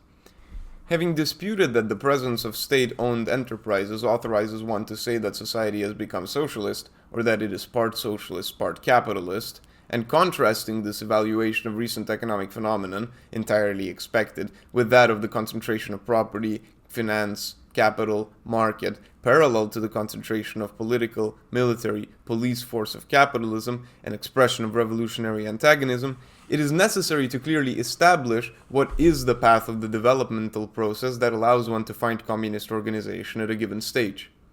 This is not the correct thesis. Quote, everything is more or less concentrated or fragmented capitalism, liberal or dictatorial, liberalist or planned, until the violent revolution that breaks the bourgeois political state and raises that of proletarian dictatorship. Only from that movement, sector by sector, will we begin to see communist organizational forms take the place of capitalist ones, and we will then have an economy, partly capitalist, partly communist, in rapid transformation. End quote. In reality, the urgency to overcome old forms of production does not present itself in our understanding only as an ideal aim, but as concrete evidence that condemns the old forms and shows the infinitely superior performance of the new ones, even before the political revolution. For example, slavery falls due to slave revolts, but before that, and before the state repudiates it, it becomes apparent that businesses based on slave labor go into crisis, and both small and medium-sized businesses of free producers, or those who hire wage earners, thrive. Feudalism falters because, in its own time, technical and mechanical discoveries show how products were produced with less effort by early manufacturers and agrarian farms with free workers than in artisan trades and the feudal countryside. So in the midst of feudal rule, there is already an increasing part of production that is capitalistically established. It must therefore be possible to find in advanced capitalism the traces of future communistic organization, which are not in the state enterprises as such, but in specific sectors. One can take the classical example of the post office, which became a state-run service well before the bourgeois revolution. Only the highly powerful private lord could have a special courier on foot or horseback for each message. The postal service on the highways arose as an industry for transporting people and things, and only later for correspondence. But only at first was such a service free of charge. Soon it was made payable by the addressee, who could nevertheless refuse both the parcel and the tax. It was clear that such a service was definitely not profitable. The invention of the postage stamp remedied everything. The service was everywhere and always state-run, but mercantile. Other more complex needs and discoveries lead further. The telegraph may likewise be charged, but not the radio. It has been held that the radio subscriber's license fee is a tax, not a price. Listening to non-national radio stations is free. Radio reporting by amateurs in case of danger or shipwreck has become free and voluntary. From his earliest writings in 1844, Engels, in pointing out that the basis of competitive mercantilism is monopoly, points out the correct theory of the classical economists. Anything susceptible to monopolization has value. Thus, atmospheric air is more vital than bread, but since it cannot be monopolized, it has no value, and you do not pay for it. It will then be said that nature provides it in unlimited quantity. However, there are examples whose limits cannot even be set on man-made services. Trauma hospitals take in those who break their legs, but they do not reject those who, as they get out, break the other leg. Not only is the firefighting service free of charge, but it does not make its intervention conditional on any previous rescues in the same place or for the same person. So there are non-mercantile and unlimited services. For that matter, passing through public streets and drinking at the street fountain, etc., are such, without touching here on the issue of taxes. It may be noted that the fireman and the nurse are paid in wages and currency, and thus this sector is not an example of communist relationship. Resorting then to the example of the army, we see a community whose members are held to provide a certain activity, not always destructive, and not remunerated with money, but with in-kind and to a certain degree unlimited provisions. There's no relationship between the commitment to the activities, be they military or civilian, of a certain unit compared to another, and the amount of munitions in the general sense, including those supplied through the mouth, uniforms, means of transportation, and so on, that they consume at the expense of the central superintendency. Thus, human activities organized in given cases without monetary compensation are evident and possible. In others, without any proportion between subsistence, consumption, and the work given or produced. In others, without the requirement that company by company more money must come in than goes out. On the contrary, the broader and modern needs of collective life can only be met by moving out of the mercantile and profit criteria that could be called budgetary criteria. In the struggle, for example, against national calamities such as epidemics, floods, earthquakes, eruptions, not only is remuneration not demanded from those who are saved, but the work of all valid inhabitants in the area is sought to be mobilized by central ordinances without remuneration, and subsistence and other provisions are distributed to anyone and without price. There should be no doubt that capitalist civilization, which after its phase of gigantic enhancement of the productivity of human labor, begins to function as a producer of a series of destructions, conflicts, and wars of extermination even of non-combatants, must be treated today as an accident that has run over the entire Earth's surface, a permanent disaster. In conclusion, in the organized human activity of the present day, there are activities and services whose structure makes it clear that communism is not only feasible, but necessary and historically imminent. However, these cases are not to be sought in the bringing of productive industrial and land holdings under state control, but rather in those cases where the mercantile equation between labor expended and value produced has been overcome in order to implement the superior form of management and physical discipline of human labor and social operations, which cannot be represented in double entry accounting and balance sheet profits, but are instead rationally directed according to the best general utility through projects and calculations in which the monetary equivalent is no longer involved. Now we have chapter 16, Stages of Transformation in Russia after 1917. Such an economic history has not been written, and there is no data available to create it, not even by an author or a designated independent research organization, a term that has lost all concrete meaning in the present phase. There is a lack of comprehensive outline comparable to Marx's depiction of the birth and life of the English and European capitalism in general.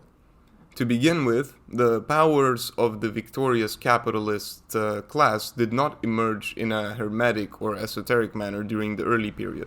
They had no interest in concealing the facts of their economy, which they naively believed to be natural and eternal.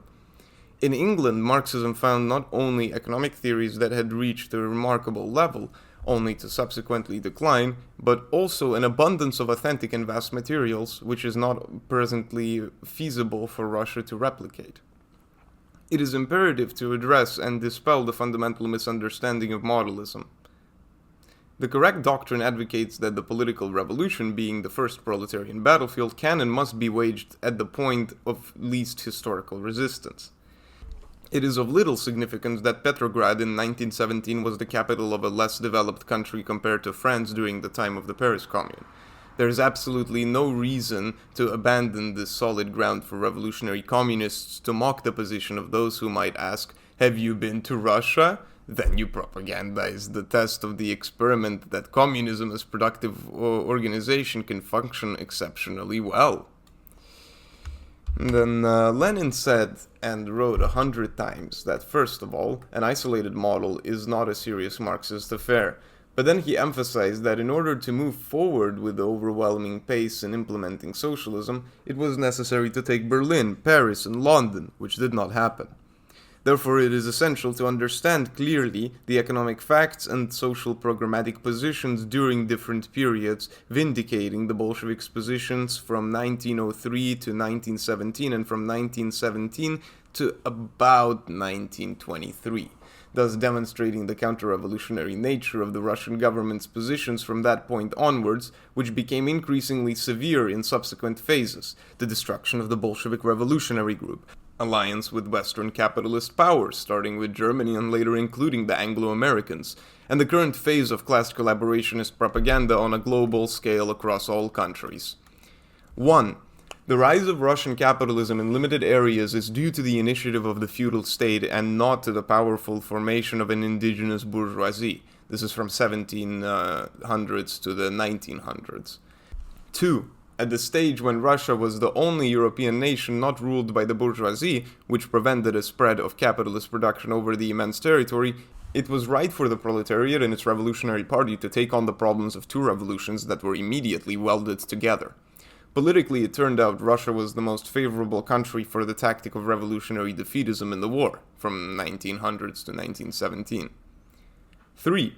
The social measures in the period immediately following the proletarian party's seizure of power could only be empirical and transitory instead of being propaganda models, given that the primary tasks were to defeat the counter-revolutionary forces, the feudal ones, the bourgeois democratic, and those of the internal opportunists, and the external ones, not by indefinitely postponing armed interventions, which would be an illusory historical perspective, but by attacking the bourgeois metropolises with an internal class revolution.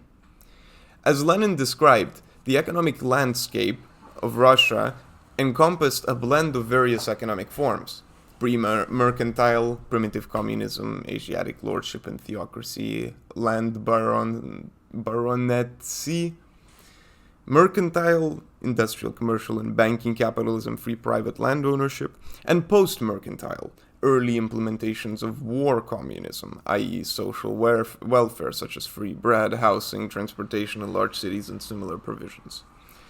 Even within this transitional framework, the nationalization of factories, companies, banks, and agrarian estates constituted revolutionary measures, albeit belonging to the realm of capitalist revolution.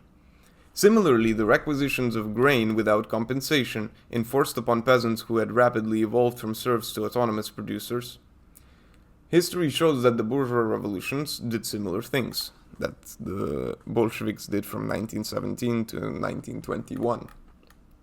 4. Lenin strongly asserted all of this during the NEP period. Trotsky, who shared his directives, explained that it was socialism with capitalist accounting. Indeed, it is precisely the type of accounting that defines the economic structure. The accurate Marxist expression was capitalism with capitalist accounting, but with records maintained by the proletarian state. The new economic policy allowed for free market and trade, free artisan and petty bourgeois production, and free small and medium-scaled land cultivation, all mature forms ready to break through, yet until then surpassed by the feudal Tsarist governmental framework. A revolutionary social valve was opened. In Lenin's perspective, the danger of this shift was explicitly clarified: the formation of a capitalist class and accumulation, inevitable within the framework of market freedom. Lenin believed that the proletarian revolution in the West would take place sooner. Only then could further despotic measures of intervention in the Russian economy take a socialist direction. Now 5. Once abandoned, the perspective of a political revolution in capitalist countries, the purported theory of socialism confined to a single country, and the central interventions of state power aimed at suppressing the forces of small and medium-sized agrarian cultivation, trade, and industry to prevent them from becoming political forces, are examples of state capitalism, devoid of the slightest proletarian and socialist character. The overall maturity of technology, which is, in a sense, an international heritage, and thus the starting up of capitalism and industrialism at a level of technical productivity enormously higher than that which it started in England, France, and Germany and America, abbreviated the stages of concentration and accumulation. The state that had emerged as the state of the victorious proletariat regressed into a capitalist state and established itself, the sole path to achieving production for large enterprises, as an employer of the Russian industrial proletariat and a significant portion of the agricultural proletariat. From that moment onward, its policy no longer followed the dynamics of relations with the proletarian class in capitalist countries, but rather focused on relations with bourgeois states, whether in terms of alliance, war, or negotiation. 6. In the situation thus originally determined, the capitalist market and corporate economy persists in full force. The challenge of finding the physical group of individuals to replace the bourgeoisie, which did not form spontaneously, or since it had formed during the Tsarist era was eradicated after October 1917, poses a significant difficulty only in relation to the effects of democratic and petty bourgeois thinking, ideologies that have poisoned the working class for decades by its purported masters. As bourgeois firms and enterprises evolve from personal entities to collective, anonymous, and ultimately public entities, the bourgeoisie, which was never a caste but arose by advocating the concept of total virtual equality, transforms into a network of spheres of interests that emerge within the scope of each enterprise. The individuals within this network vary greatly. They are no longer solely owners, bankers, or shareholders, but increasingly encompass profiteers, economic consultants, businessmen. One of the notable features of economic development is that the privileged class experiences an ever-changing and fluctuating pool of human resources, such as the oil king, who was once an usher, and so on. As in all historical periods, this network of interests, and of individuals who are more or less visible, has connections with the state bureaucracy. But it is not the bureaucracy itself. It has ties with circles of politicians, but it does not belong to the political category. Above all, in the era of capitalism, this network is international, and today there are no longer national bourgeois classes, but rather a global bourgeoisie. Nevertheless, there exists still national states of the world capitalist class. The Russian state today is one of them, but with its own distinctive historical origin. It is, in fact, the only one that emerged from two revolutions combined in political and insurrectional triumph. It is also the only one that has deviated from the second revolutionary task but has not yet completed the first, to transform all of Russia into a region of mercantile economy. As a result, this has had profound implications for Asia. The fastest route to achieve this, without which one cannot successfully fight nor fornicate with other national states, is that of a state that owns land and capital, serving as the most fertile and vibrant breeding ground for robust, youthful mercantilism and entrepreneurialism. Key to the Marxist critique is that capitalism does not destroy the productive forces by means of a very limited consumption of surplus value, as corporate masters do, but with the destructive and bestial competition between companies and the groups of parasites, or even popinjays, they nourish in Anatomy of Russian Society, where it is not very convenient to go and insert the scalpel, such a parasitic phenomenon is not only alive and kicking, but is at its most virulent. And now we are on to the last chapter, 17. Utopia, Science, Action.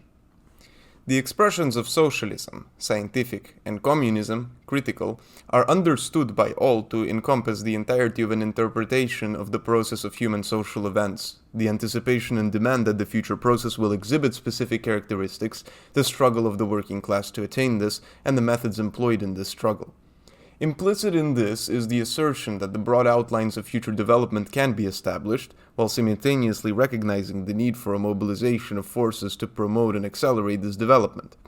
Although all of these aspects are distinctly present in Marxism, to the extent that since its formulation even those who have not embraced it must grapple with it constantly, they also occur in an albeit non-organic form in all previous quote-unquote systems. Leaving aside abstruse questions, such as whether it is a common illusion among theorists, authors, propagandists, and party militants of all persuasions that it is worthwhile to influence social events, study their development, and fight for them, we will note that every manifestation of anticipation for the future, every struggle to change things, presupposes a certain experience and understanding of the past and present situations. On the other hand, every study and description of the past and the facts around us has never been undertaken solely for its own sake, but rather to arrive, in some way, at plausible predictions and practical innovations. It is necessary to simply note that this has been the case for all real movements, without boarding at the outset, i.e. metaphysically and vainly, the usual puzzles of finality or mechanics. Beings, men, and groups indifferent to knowing where one was going, or to attempting to alter the direction of motion, have always been equally inept when it comes to the allure of coldly cognitive and descriptive research, which merely records the results without caring for anything else and without any utility for the archive. If it were only possible to capture a photograph of reality and the world, there would be no need to go beyond the first photograph. However, when one gathers a series of photographs, it indicates a search for rules of uniformity and disuniformity among the various imprinted clichés. And if one engages in this process, it is to somehow anticipate what a later photograph would reveal before even taking it. Human groups have indeed embarked on attempts to know the future before constructing even rudimentary systems of understanding the nature and historical events of the past. The first system is the hereditary transmission of notions on how to safeguard against mishaps, dangers, and cataclysms. The embryonic recording of contemporary and past facts and data comes later. The chronicle emerged after the pragmatics. Similarly, animal instinct, which manifests as an early and quantitatively limited form of knowledge, regulates behavior concerning future events to be avoided or facilitated. A scholar of the subject beautifully defines instinct as quote-unquote hereditary knowledge of a specific plan of life. Every individual who formulates and possesses plans is working with data from the future. All the better if we understand the adjective specific as connected to species, implying not a determined plan but rather a plan for the species. Flying through the entire cycle, communism is the knowledge of a life plan for the species, that is, for the human species. In the utopian sense, communism sought to elaborate the future while forgetting or neglecting the past and the present. Marxism gave the most complete and definitive critique of utopia as a plan or dream of an enlightened author or sect, which deemed to say, now that we have arrived, the problem is solved, as it would have been had we arrived with the same plan 1,000 years earlier. According to Marxism, all systems of thought and ideas, whether religious or philosophical, are not products of individual brains, rather expressions, albeit formless, of the data of knowledge of a certain social epoch ordered for the purpose of its rules of behavior. They are not causes but products of the general historical movement. In their succession, they are found to be aged, that is, to reflect in their formulations the ancient conditions, and in other cases they are found to be anticipatory, that is, to be the result of the decomposition of those old forms and their contrasts, so that they express the future. Thus, in the time of slavery, the claim before law and custom that one man was not to be the property of another took the mysterious form of the equality of souls before the one God. But this does not happen because the god has decided to reveal himself, but because of the decomposition and non-convenience of slave production. Christians will apply it against blacks when suitable conditions reappear, such as abundant free land to a few occupiers as a result of geographical discoveries. Nevertheless, the theses concerning the unity of God and the immortality of the soul are not randomly formulated. Rather, they express, in different words, the imminent era when every worker will be personally free. For believers, ideologists, and jurists, this represents a triumph for the human person. For us, it is the triumph that has come at the right moment, signifying the emergence of a new and a more efficient life plan for the species. Consequently, Marxism, while paying homage to the utopianism of the 18th century, which in turn approximately expressed a mature condition, demonstrates its weakness in its failure to link the end of the economy of private ownership, not only of man upon man, but also of man upon man's labor, to the accomplished evolution of a given social form, capitalism. Utopianism is an anticipation of the future. Scientific communism calls it to consider the knowledge of the past and the present because an arbitrary and romantic anticipation of the future is insufficient. Instead, a scientific forecast is needed, a specific forecast made possible by the full maturation of the capitalist form of production.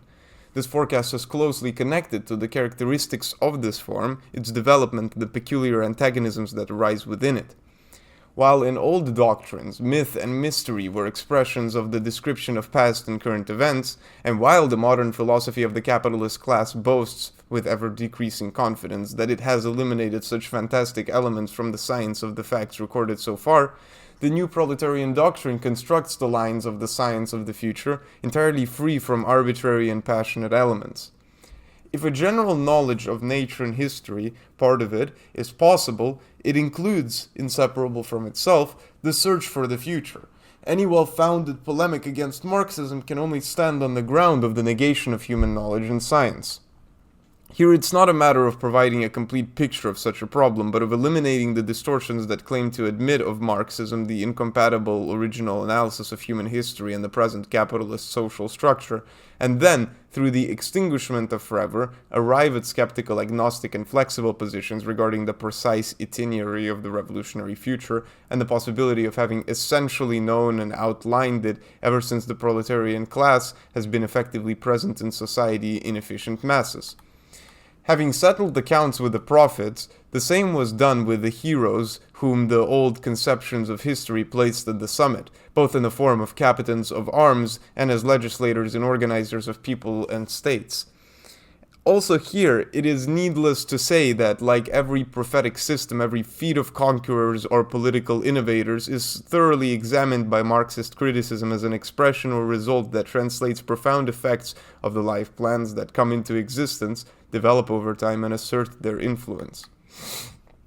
Therefore, the new doctrine cannot be tied to a system of tables or texts assumed to be definitive in the whole battle, nor can it rely on the success of a leader or a vanguard of fighters rich in will and strength. Prophesizing a future or wanting to realize a future are inadequate positions for communists. All this is replaced by the history of a class struggle considered as a unitary course, where only a segment has been completed at any given moment and the rest still awaits. The data of the future course are equally fundamental and indispensable as those of the past course. For that matter, errors and diversions are equally possible in the evaluation of the previous movement and in that of the successive movement, and all polemics of parties and parties stand to prove it. Consequently, the problem of the party practice is not to know the future, which would be little, nor to want the future, which would be too much, but to preserve the line of the future of one's own class. It is evident that if the movement does not possess the ability to study, investigate, and comprehend this line, it will be incapable of preserving it. Equally obvious is that if the movement is unable to distinguish between the will of constituted and enemy classes and its own, the game is lost, the line is misplaced. The communist movement is not a matter of pure doctrine, it's not a matter of pure will, yet the lack of doctrine paralyzes it, and the lack of will paralyzes it. And lack implies absorption of others' doctrines, others' wills. Those who scoff at the possibility of tracing a great historical itinerary by the midpoint of the course, as would be the case for those who, having descended the river from the source to the middle, would take to drawing the map of it to the ocean, an induction not inaccessible to physical geographic science, are inclined to either exclude all possibility of the influence of individuals on and grounds on history, or to exaggerate it, so far as, however, it concerns an immediate succession. Voluntarist errors were in the two great revisionist deviations of the late 19th and early 20th centuries. Reformism, claiming to preserve classical doctrine as the study of history and economics, rejected all as illusory the outline of the future course and was reduced to working on detailed and short-lived purposes, to be renewed from time to time. Its motto was, "The movement is everything, the final goal is nothing," and it is equivalent to saying principles are nothing, movement is everything. In such an address, doubt arises between the end of a close working class interest and that of its chiefs and leaders. Both can be found opposed to the distant and general class end. This here is opportunism. The other school, syndicalism, rejected determinism, assuming to accept the doctrine of economic class struggle in the violent but non-political method, which closed it out of the struggle for the overarching class purpose. Reformism and syndicalism converged in social patriotic degeneration. An entirely parallel degeneration is that of the Third International and the Russian Party in the second quarter of the present century, abandonment of the line of the overall class objective in order to follow proximate local results changing from phase to phase.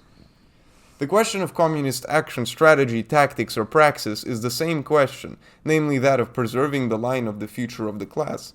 And this question is posed from the moment the proletarian class socially appears. Whether there are different solutions from time to time and from country to country is not disputed, but in this same succession of solutions there must be continuity and a rule, the abandonment of which makes the movement wander. In this light, questions of organization, of discipline, come out of the constitutionalism of legal formulas, which connect base, cadres, and center to commit the leading center not to abandon the rule of action without which there is no party, and much less a revolutionary party.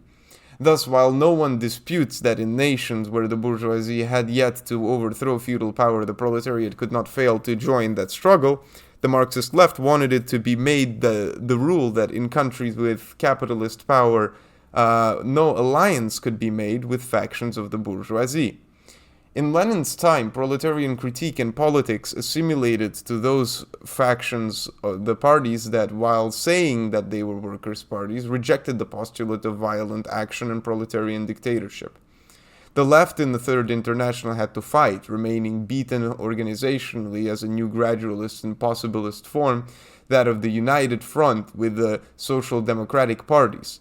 Theoretically, it had a winning game in the prediction that this method would lead to collaboration with capitalist and imperialist parties, classes and states, and to the destruction of the revolutionary movement. This is enough to show that the Revolutionary Party and the International can only have a rigid system of rules of praxis, which the centers and so-called leaders must not be allowed to transgress under the pretext of new and unforeseen situations. Either this construction of rules from a group of well-founded predictions about the development of facts is possible, and then the left was right, or it is not. But then not only would the Marxist left be wrong, but it would be the Marxist method that would have fallen, since it would be reduced to a record of social meteorology and a place-by-place and day-by-day defense of contingent interests of the working classes, a claim insufficient to distinguish itself from any other political party in action today in any country. The guarantee against the repeated ruinous landslides of the movement never lies in anything other than the historic demonstration that the movement will rise again, not only with established Marxist and determinist theory, but with a body of norms of action drawn from centuries of accumulated experience, and above all from the most useful apprenticeship of failures and defeats, managing to keep itself out of the drawbacks due to the sudden maneuvers, skills, and political stratagems of the leaders, which, if need be, must be relentlessly renewed and put away as individuals, as soon as they falter and fall into such degenerate praxis. In other texts, it was shown how every statutory or regulatory resource for determining who stands on the great historical line is illusory, until it is argued possible to summon to the supreme hypocrisy of consultations and exquisitely bourgeois form the successive historical generations of the class, the dead, the living, and the unborn. As theory of the past, present, and future, we lay as our basis the 1848 Manifesto, Capital, and the critical works of Marx and Engels, especially on the value of struggles for power and the Paris Commune, and the anti-revisionist restoration of Lenin and the Bolsheviks at the time of World War I. As a tactical practice, we can solidly start from the manifesto, noting the point that many capitalist revolutions were yet to be accomplished, and that at the time no party called itself a workers' party unless it was on the ground of armed anti-bourgeois struggle. That later, in the course of a century, workers' parties arose not only constitutional, but with anti-revolutionary programs, is not a new fact of history, but a confirmation of the course of predictions that were built on the manifesto. Two passages from the manifesto suffice as our starting point. Quote, "The communists fight for the attainment of the immediate aims, for the enforcement of the momentary interests of the working class. But in the movement, for the present, they also represent and defend the future of that movement." End quote. Every present movement is for determinists a fact that cannot be denied, but only communists add the datum of defending the future of the movement, that is, of the struggling class, struggling to suppress classes. And in the second quote, "Communists everywhere support every revolutionary movement against the existing social and political order of things. Two conditions allow us to recognize revolutionary movements. They use force, breaking with legality, and they change class power relations. Communists, quote, bring to the front, as the leading question in each, the property question, no matter what its degree of development at the time." End quote. The property question means, in Marxist texts, the question of the economy, the question of class. Forms of property means relations of production. The capitalist revolution in Germany, 1848, and Russia, 1917, was of interest to communists for two reasons. First, so that it could initiate the immediate European proletarian revolution. Second, so that even in the hypothesis that the movement stalled at bourgeois revolution, it would shake the foundations of feudal relations of production and unleash the irresistible initiation of modern capitalist and mercantile forms of production and exchange in place of feudal slumber. In 1848, 1917, or 1952, the existence of a partly equally solid in doctrine, organization, and tactics is the only guarantee that these two genuine motives, reasons, goals rooted in historical reality, are not mistaken for a fictitious and ruinous third motive, that first and foremost, and before engaging in the specific class struggle against each other, both the bourgeoisie and the proletarians must have certain areas of shared theory and action based on the postulates of acclaimed human civilization, encompassing various ideologies like liberalism, egalitarianism, pacifism, and patriotism. Whenever the movement has failed to grasp the dialectic of historical positions, it has found that same swamp. We dealt with property and capital so that it would be well evident that in the historical epoch we live in, after the fall of feudalism not only in Germany, Russia, and Japan, but also in China and India, there is only one historical world question of property, and that is the question of capital, of the death of capital, of which the history needs to be written in advance. To write this history, once again theory and action, historical and economic science, and political program all proceed inseparably. And looking at the general end point of the movement in time and space. Therefore, it is not only the study of the economic situation beyond the curtain and the social relations thereof, however obvious, judges the false communism and the Russian state, but also the study and simple observation of the active policy of such a party, of such a state. Within given limits of space and time, the thesis of a victorious party of workers' dictatorship occupied in transitioning feudal forms of property into capitalist forms is not absurd from a Marxist perspective, but such a party would not hide it, but rather proclaim its own aims, as the manifesto dictated, to bring about revolution in the classical capitalist countries, holding power and arms in its grasp until then, and then carrying out the social transformation. Opposition to the application of such a hypothesis to Russia today lies in the degeneration of tactics since 1923, the policy of alliance with states and parties of bourgeois forms of production on domestic and international political levels, and on the military one of the Second World War. There's no need for further evidence, and as confirmation of the diagnosis, there is the overall shameful propaganda within the ranks of the working class for social and constitutional pacifism within bourgeois countries, and for pacifism and emulation internationally. One cannot deny the importance of a situation of an inter-imperialist war. Instead of involving two groups of avowedly capitalist states in conflict, sees all of them on one side and on the other side only or almost only the crypto-capitalist state, the heir to a proletarian revolution. For such a situation would entail the denunciation of any tactics of détente and social collaboration in the domestic politics of all enemy states, and even the employment by the self-styled communist forces of means of sabotage and civil war.